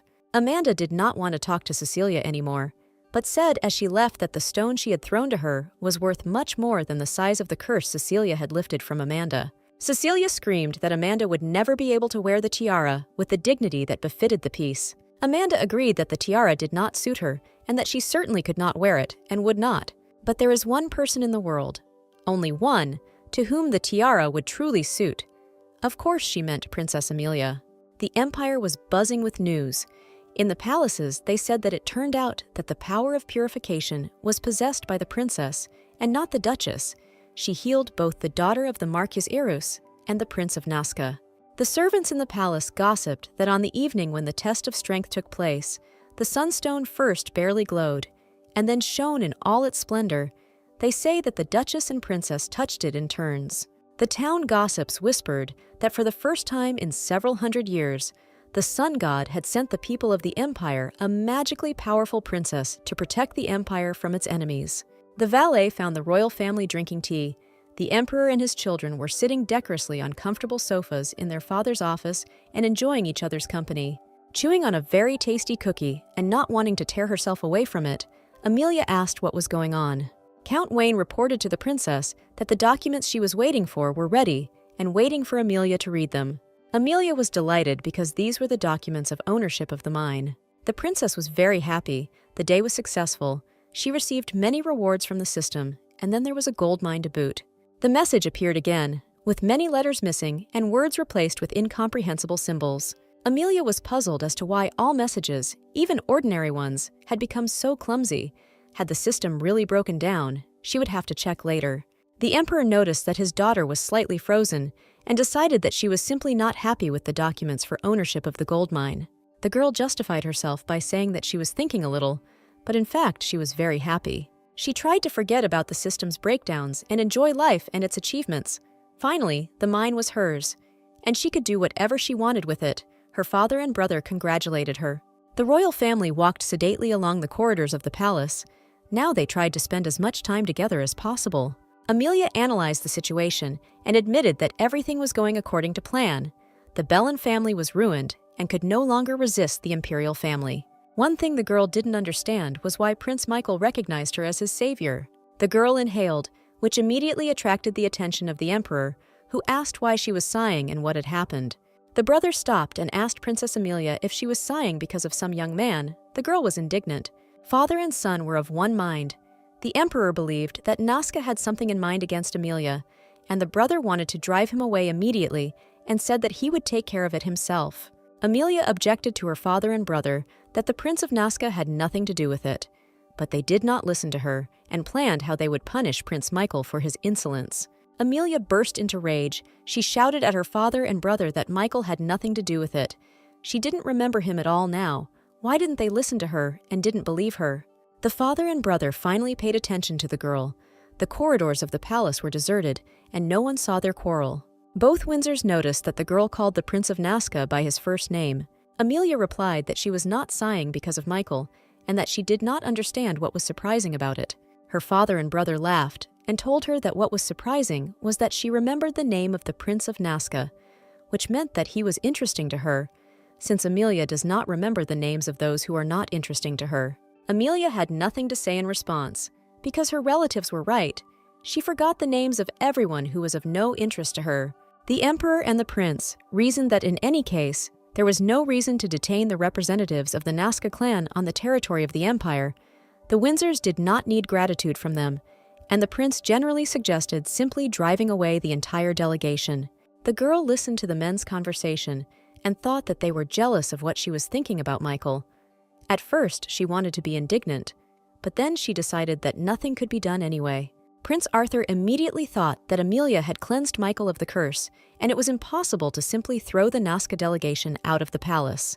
Amelia decided to switch the men's attention and said that she wanted to take a walk in the garden and immediately complained that her legs allegedly hurt and her dad should carry her in his arms.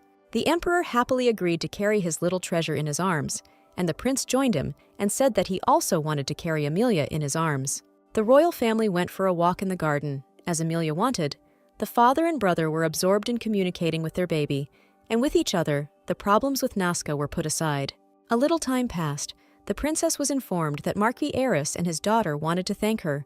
Amelia believed that she could well receive the Eris family alone. The emperor was against it. He taught the princess that one cannot believe everything people say. The father was worried that his daughter was too trusting. The prince confirmed his father's fears and said that Amelia was too kind and that this was also not right. Amelia objected to them that if one cannot be kind and trusting, then how can one fall in love? But she herself thought that in a past life their families were friends, so in this life there is an opportunity to become friends.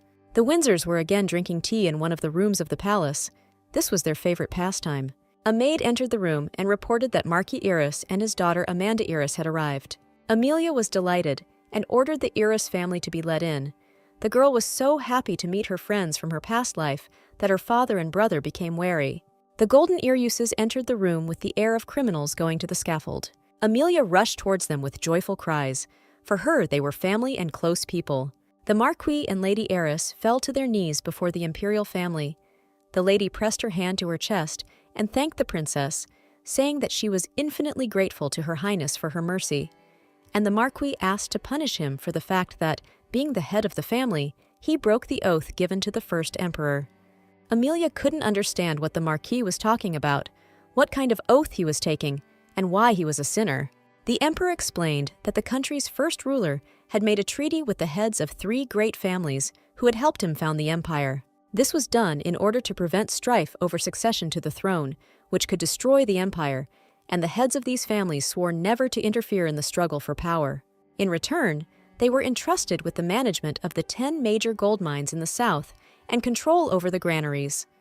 This was done in order to prevent price fluctuations and famines that could arise from the struggle for the throne. It was a kind of insurance to prevent the emperor from abusing his power. Fortunately, the Eris family has always fulfilled its duties conscientiously, until recently. Amelia was surprised by her father's story, and thought that Cecile had gone too far in her exorbitant ambitions. All this time, the proud marquises were on their knees before the imperial family. The marquis begged to punish only him, since he was guilty, and Amanda claimed that she was guilty because her father wanted to save his daughter and ease her pain. The Marquis and Lady Eris sincerely repented, burst into tears, and demanded punishment for themselves. Amelia felt genuine pity for these people and did not know what to do or how to help them. The Marquis did not ask for forgiveness. He believed that the sins of the family were his sins. Because he was the head of the clan, he only prayed for mercy for his daughter. The emperor stated that his daughter had already shown her mercy to Lady Eris, and that the daughter of Marquis Eris had come here on healed legs was the best proof of that. The marquis admitted that the emperor was right and said that his daughter was only guilty of having a stupid father. The marquis gave a sign to the servants, and they brought into the room 3 boxes made of rare types of wood. The servant opened one of the boxes. On the green velvet, a handmade tiara shimmered with all the facets of the precious stones that adorned it. Amelia admired the beautiful piece, and suddenly realized that this was the very same tiara, and that its top was the famous ruby called the Dragon's Eye. It was one of the most beautiful tiaras in the entire empire, a famous adornment worthy of a person of the bluest blood. The marquis, without rising from his knees, said that the tiara was a family heirloom of the Eris family, and the Aris family was bringing it as a gift to Princess Amelia. The girl was stunned that the tiara was presented as a gift not to the entire imperial family, but specifically to her. But why were the faces of the emperor and the prince so stern? Messages came from the system, but it was impossible to understand anything in them. The girl was distracted again to read them. Amelia got angry. This system is completely broken. Nothing is clear at all. You can't make out either the quest task or the messages about the prizes for it. Amelia looked from the marquis to the emperor. What touching paternal love she admired. Here, Amelia heard the emperor announce the marquis's sentence, declaring that he was depriving the Eris family of their title and confiscating all of their property, which she was very outraged by. One cannot throw away loyal people like that. The emperor wanted to announce that he was favoring the princess when he heard the tender cry of his daughter. Amelia pretended to cry. She covered her face with her hands and whined artistically. The effect was as expected. Her brother and father rushed to her and began vying with each other to find out what had happened and who had offended her. Amelia told her relatives that no one had offended her. She was simply touched and crying from emotion. The princess said that when she looked at her father who loved his daughter, it was as if she saw her family. At first, her father and brother did not understand that the princess wanted to say that Eris was our baby. They were perplexed as to how they could be compared. The prince was perplexed. Amelia put on her most innocent expression and asked if she got sick. Daddy and her brothers would do everything possible for her, like the marquis did for his daughter. The emperor replied that he would do anything, even risk his life, to protect his baby. And his brother said that he would stand up for Amelia even before his father and would not allow her to cry and suffer.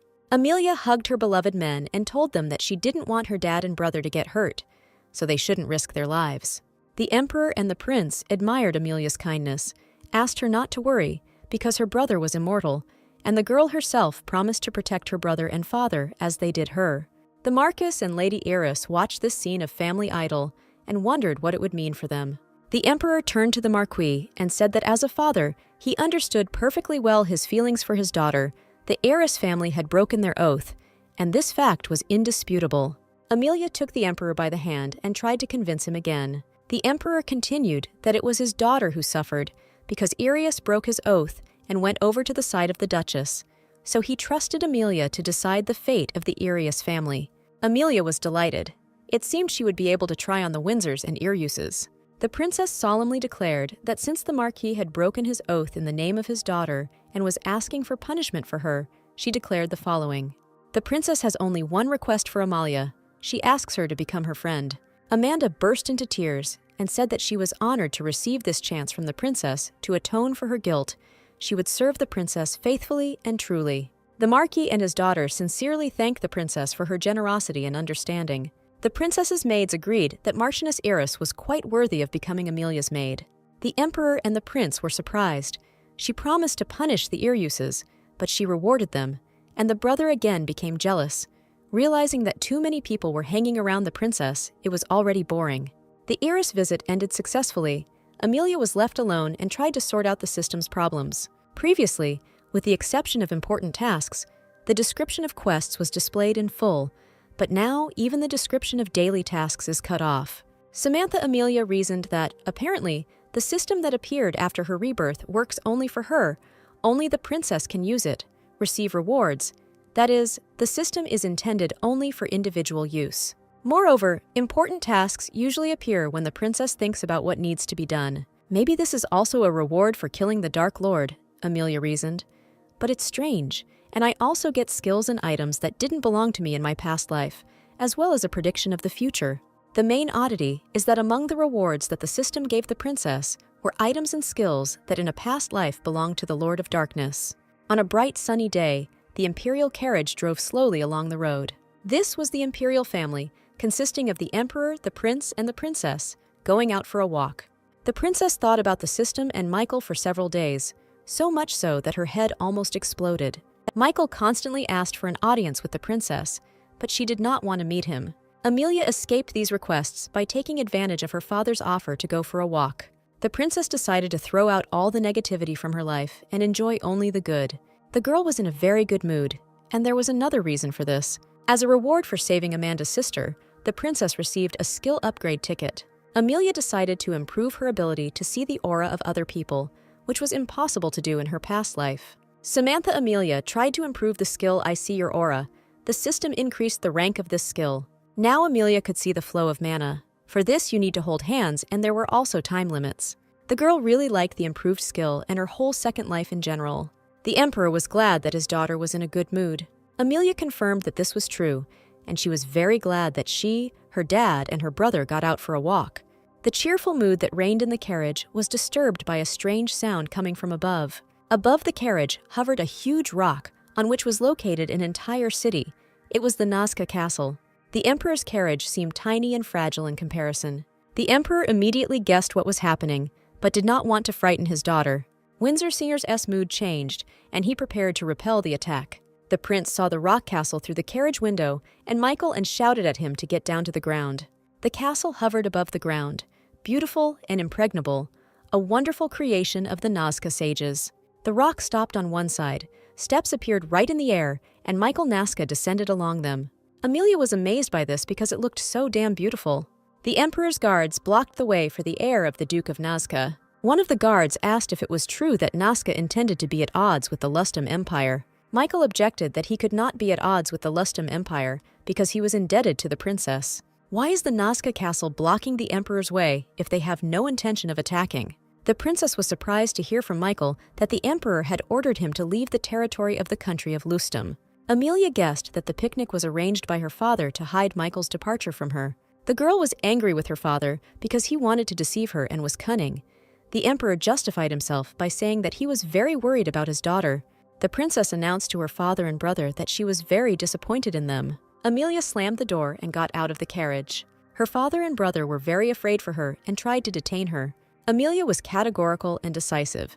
She ordered her father and brother not to interfere. A wonderful view opened up to the girl as she looked up at the Nazca castle. Amelia boldly stepped onto the magical step, and a feeling of lightness overcame her. Against the backdrop of the blue sky, Michael and Amelia walked towards each other along the wonderful steps. Michael knelt down and said that he couldn't leave without saying goodbye after she saved him. Amelia interrupted Michael's prim speech with an apology and, like an experienced boxer, prepared her hand for a punch. She had wanted to hit him for a long time, so the blow to the jaw was strong and tasty. The emperor and the guards were stunned by what was happening. The heir of Nazca staggered from the blow, and a huge abrasion appeared on his cheek, but the young man remained on his feet. The princess swung with pleasure and delivered another blow. Amelia's fists retained the strength from her previous life, and she was very pleased with it. Michael staggered again, but stood his ground and showed no sign of anger, resentment, or aggression. The young man looked at the girl with devotion and affection and asked if she had calmed down. Amelia answered boldly, "Why should she calm down? Was he really in pain?" Michael replied that if she continued in the same spirit, he would die. The girl decided that he was joking and pretending because he had always been a real trickster. Amelia suggested that they meet again and introduced herself to him as Amelia Windsor. This was a trick. She needed to see his aura. The young man extended his hand in response and replied with a smile that his name was Michael Nazca. The hands of the heir to Nazca and the princess of the Lustum Empire joined in a firm handshake. The princess prepared herself for Michael to resist her desire to study his aura. The young man did not resist the impact at all. It seemed he simply did not feel it. What she saw shocked Princess Amelia, and she was simply dumbfounded for a while. The picture that appeared before the girl said that Nazca was telling the truth about his imminent death. Amelia saw that Michael's magical channels were destroyed, and there was a gaping black hole in his heart. The girl looked at the handsome young man and was surprised that he was still alive until now, but the magic of the Lord of Darkness was not yet in him. Michael staggered. His arms hung limply at his sides, and he began to fall, and there was a danger that he would fall to the ground from the height of the magic staircase. Amelia caught the falling young man and held him. Michael hung on the girl like a limp doll. The alarmed cries of the Nazca courtiers could be heard all around, and the princess frantically thought about what to do next. Now, with full contact, Amelia saw that almost all the channels and vessels through which Michael's mana moves were damaged, and if he did not intervene, he would die. She remembered the inspiring slap on the bottom, which activates or restores the target's magical channels. Amelia doubted whether it was worth using it. This skill has a limit on the number of uses, and it was a pity to waste them. The girl had a long-standing struggle between love and hate, the cause of which was the events of her past life. Love and compassion won, and besides, Michael was not subjugated by darkness, and therefore was not an enemy for Amelia. The princess decided to use the skill and try to restore Michael's magical channels. The slap turned out great, just the way it was supposed to go and where it was supposed to go. The system reported that the target's main magical channels were restored, and their restoration level was 20%. The girl guessed that the reason for the low indicator was Michael's high mana level. The Nazca courtiers, led by the great sage, looked on in shock at what was happening. The Prince of Nazca was still unconscious, but his strength was slowly returning to him. Michael rose into the air right before Princess Amelia's eyes and hung above the steps of the magic staircase without any support. The young man hung like that for quite a long time, and flashes of light and dark mana surrounded him. At this time, Amelia felt in her hand the night magic of Nazca, which penetrated into her during the restoration of Michael's magical channels. It was slightly similar to the power of the Lord of Darkness, but it was completely different. This power is cozy and kind, like Michael in his past life, before the Lord of Darkness possessed him. The entire flying palace of Nazca was enveloped in this force, due to which it stayed in the air and moved. The elder sage was very worried about the prince's condition. The restoration of the canals was completed, and Michael smoothly descended onto the steps of the magic staircase. The young man lay unconscious, and the elder sage knelt down in great alarm. The princess declared that Prince Michael Nazca would now make a full recovery and ordered the Nazca people to remove their floating castle from her empire immediately. Amelia got ready to leave and told him to tell the Prince of Nazca that she had saved him twice, and now his life belonged to her. Michael's hands moved weakly. Mana awakened in him. A weak promise of loyalty and devotion as a reward for saving the girl was heard from behind. Michael swore with everything he had to be faithful to Princess Amelia. The oath she heard surprised Amelia. If a magician takes an oath, then its magic is indestructible. Memories flooded Samantha Amelia. Michael always communicated with her formally, and suddenly such a demonstration of friendliness. Only once in his past life had he spoken to Samantha so simply, for years convincing her to believe him. Samantha Amelia ran towards the carriage, trying to escape from the memories. Her dad and brother greeted her with worried exclamations and asked if everything was okay with her. Seeing how quickly she ran, the father and brother prepared to fight with the offenders of their little girl, but no one pursued the girl. The princess stopped and silently walked past the prince and the emperor with a proud and offended look. When her relatives asked what had happened to her, the princess replied that she was still upset with them. Amelia said that she would go further in the carriage alone, and her brother and dad would go on foot. The princess took Lady Amanda by the hand and invited her to ride back in the carriage together. Amelia was glad that Amanda was doing well, especially compared to that red-headed beast Cecilia. Cecilia's room in the Bologna Palace was in terrible disarray. Duke Bellin entered and scolded his daughter for the mess in her room. The girl was depressed by the recent events and did not pay attention to her father's remark, only asking why he was at home today. Usually he was somewhere. The Duke reminded that Cecilia's right of succession was still valid. Bellin told his daughter that if she could prove that her sun magic was stronger than Arthur and Amelia's, then everything would change. Cecilia replied irritably that she knew this perfectly well, but could not figure out how to do it. The Duke reassured his daughter that he had found a way to increase her magical power. Cecilia was surprised, and a glimmer of hope shone in her eyes. The princess and her newfound sister went on a picnic.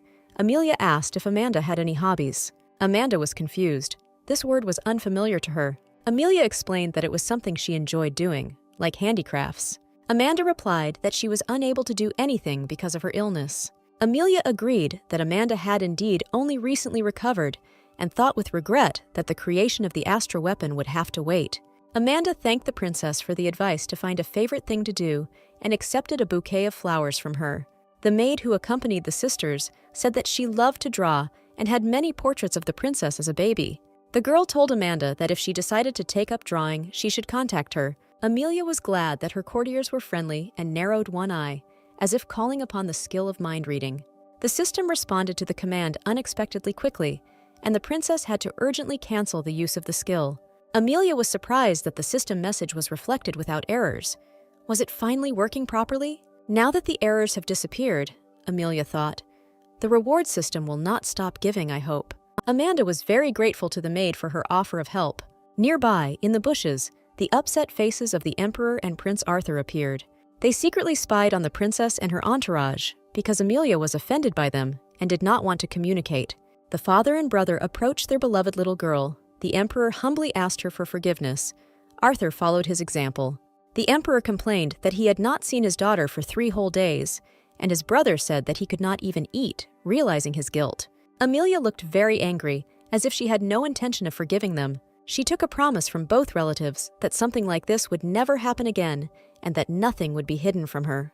The Emperor and Prince Arthur promised that, of course, probably, they would not do this again. Amelia heard their slip of the tongue and chuckled to herself. Still, she loved them very much, and of course forgave them, also making the reservation that this time she forgives them. The Emperor and Prince Arthur were glad that Amelia was finally not angry. Father, daughter, and son embraced. The incident seemed to be over. Amelia's kindness restored peace in the family. Amelia noticed that the sunstone above the palace began to shine incredibly brightly for no apparent reason. The Emperor and the Prince noticed this glow. None of the royal family used magic, but the stone continued to glow. In a studio famous throughout the capital, a young apprentice girl listened to the client's servant, who reported that his master could not come for a fitting today. The woman was worried that she urgently needed to return home, but she had not finished the order. Her daughter noticed one of the mannequins.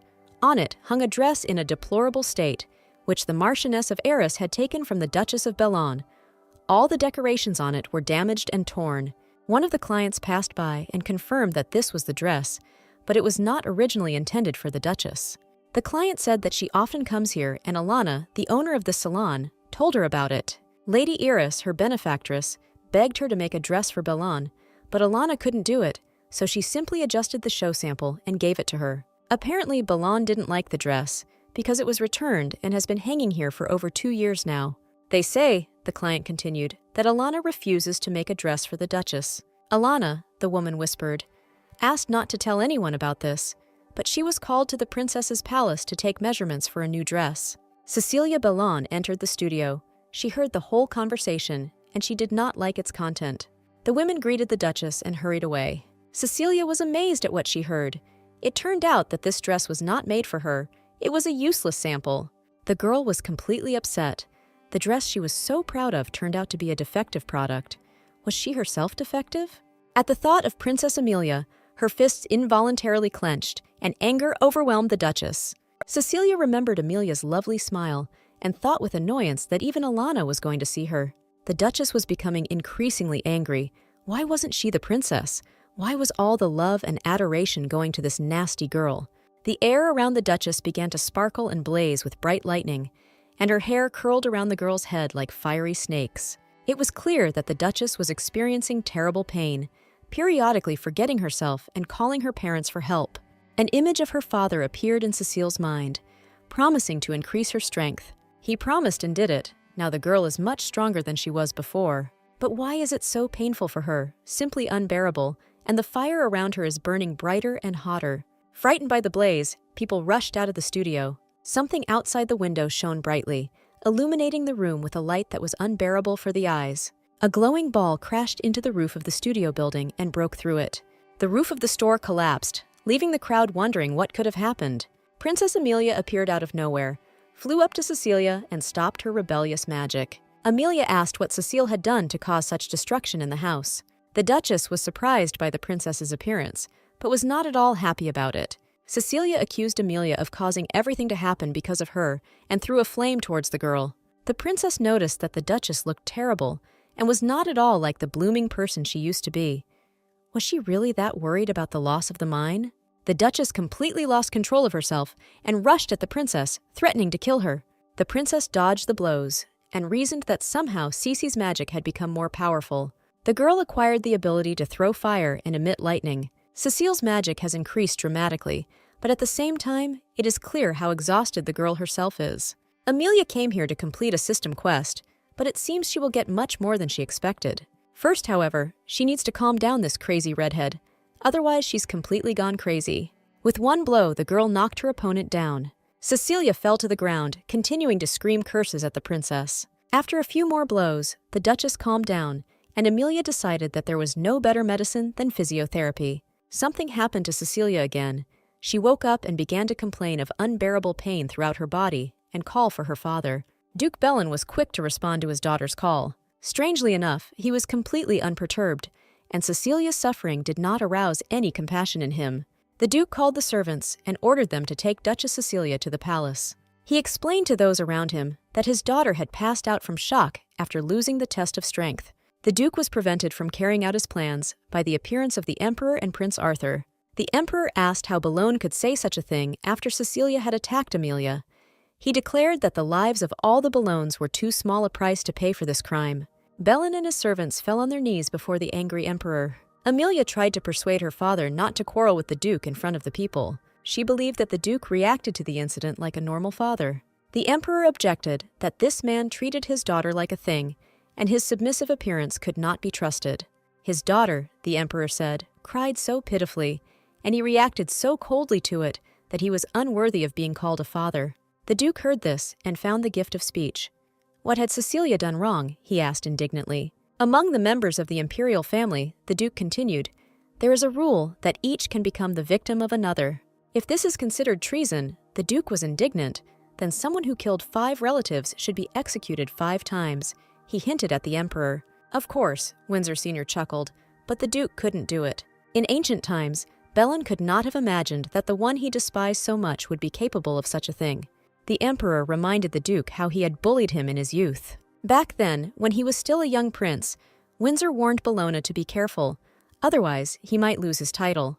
The Emperor had no intention of harming Bellon then or now, because he was not worthy of death at his hand. Bello always knew this, knew that the Emperor was far superior to him in strength. The Emperor proclaimed that the Duchess was punished for causing harm to the townspeople and attacking the princess, and the Duke was punished for inciting the crime. The Duke did not want to go to prison and said that he would not allow himself and his daughter to be punished. Everyone here is a witness that Cecilia and the princess attacked each other, the Duke proclaimed, so this can be considered the beginning of a test of strength. The prince was perplexed. Amelia had already won the test of strength. The Duke objected that it was a test of ownership of the mine, but her right to the throne was not disputed, so Cece had every right to make a new challenge. People around were whispering that accepting the challenge in this case was the duty of a member of the imperial family, and even the Emperor could not prevent it. Arthur tried to intervene and announced that Amelia was too young and he would take the challenge instead. Amelia was tired of being a silent witness to the events, and, having told her relative not to interfere, she prepared for battle. The Duke was delighted and shouted that the princess had accepted the challenge and no one had the right to interfere. The princess noticed that Cecilia was unconscious, so it turns out that Amelia had already won.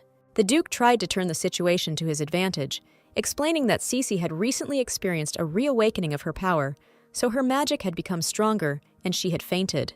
Amalia doubted the reawakening of the Duchess's power. She flew up to Cecilia and knelt down next to her. To check the aura, the princess took the Duchess by the hand, and what she discovered did not please her. The Duke was afraid that Amelia would harm his daughter. The princess replied that she didn't need it. She was just sad that Cece was sick and she wanted to help her. Amelia realized more and more clearly that there was no reawakening. The girl suggested postponing the test of strength until Cecilia was fully recovered. The Emperor and the prince objected to this decision, but the princess did not listen to them. While Cece is recovering, the princess takes care of her. Cecilia came to her senses in one of the rooms of the imperial palace. The Duchess sat up in bed.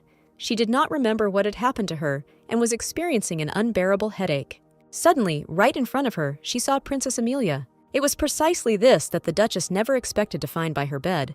Cecilia was about to start swearing and making a scene, but she again experienced a terrible headache. Amelia looked at the girl suffering with compassion and waited for her to finally come to her senses. The princess turned to Cecilia and warned her that if things were left as they were, Cecilia would die very soon. Amelia told Cecilia about the awakened who appeared in the world to protect the earth and humanity from the Lord of Darkness. However, among them there were those who happily accepted the fate of serving the Lord of Darkness, and these were the followers of the cult of the Apostles. They immersed ordinary people in an artificial state, a semi-awakening, and accumulated the power of denial, opposite to the power of awakening.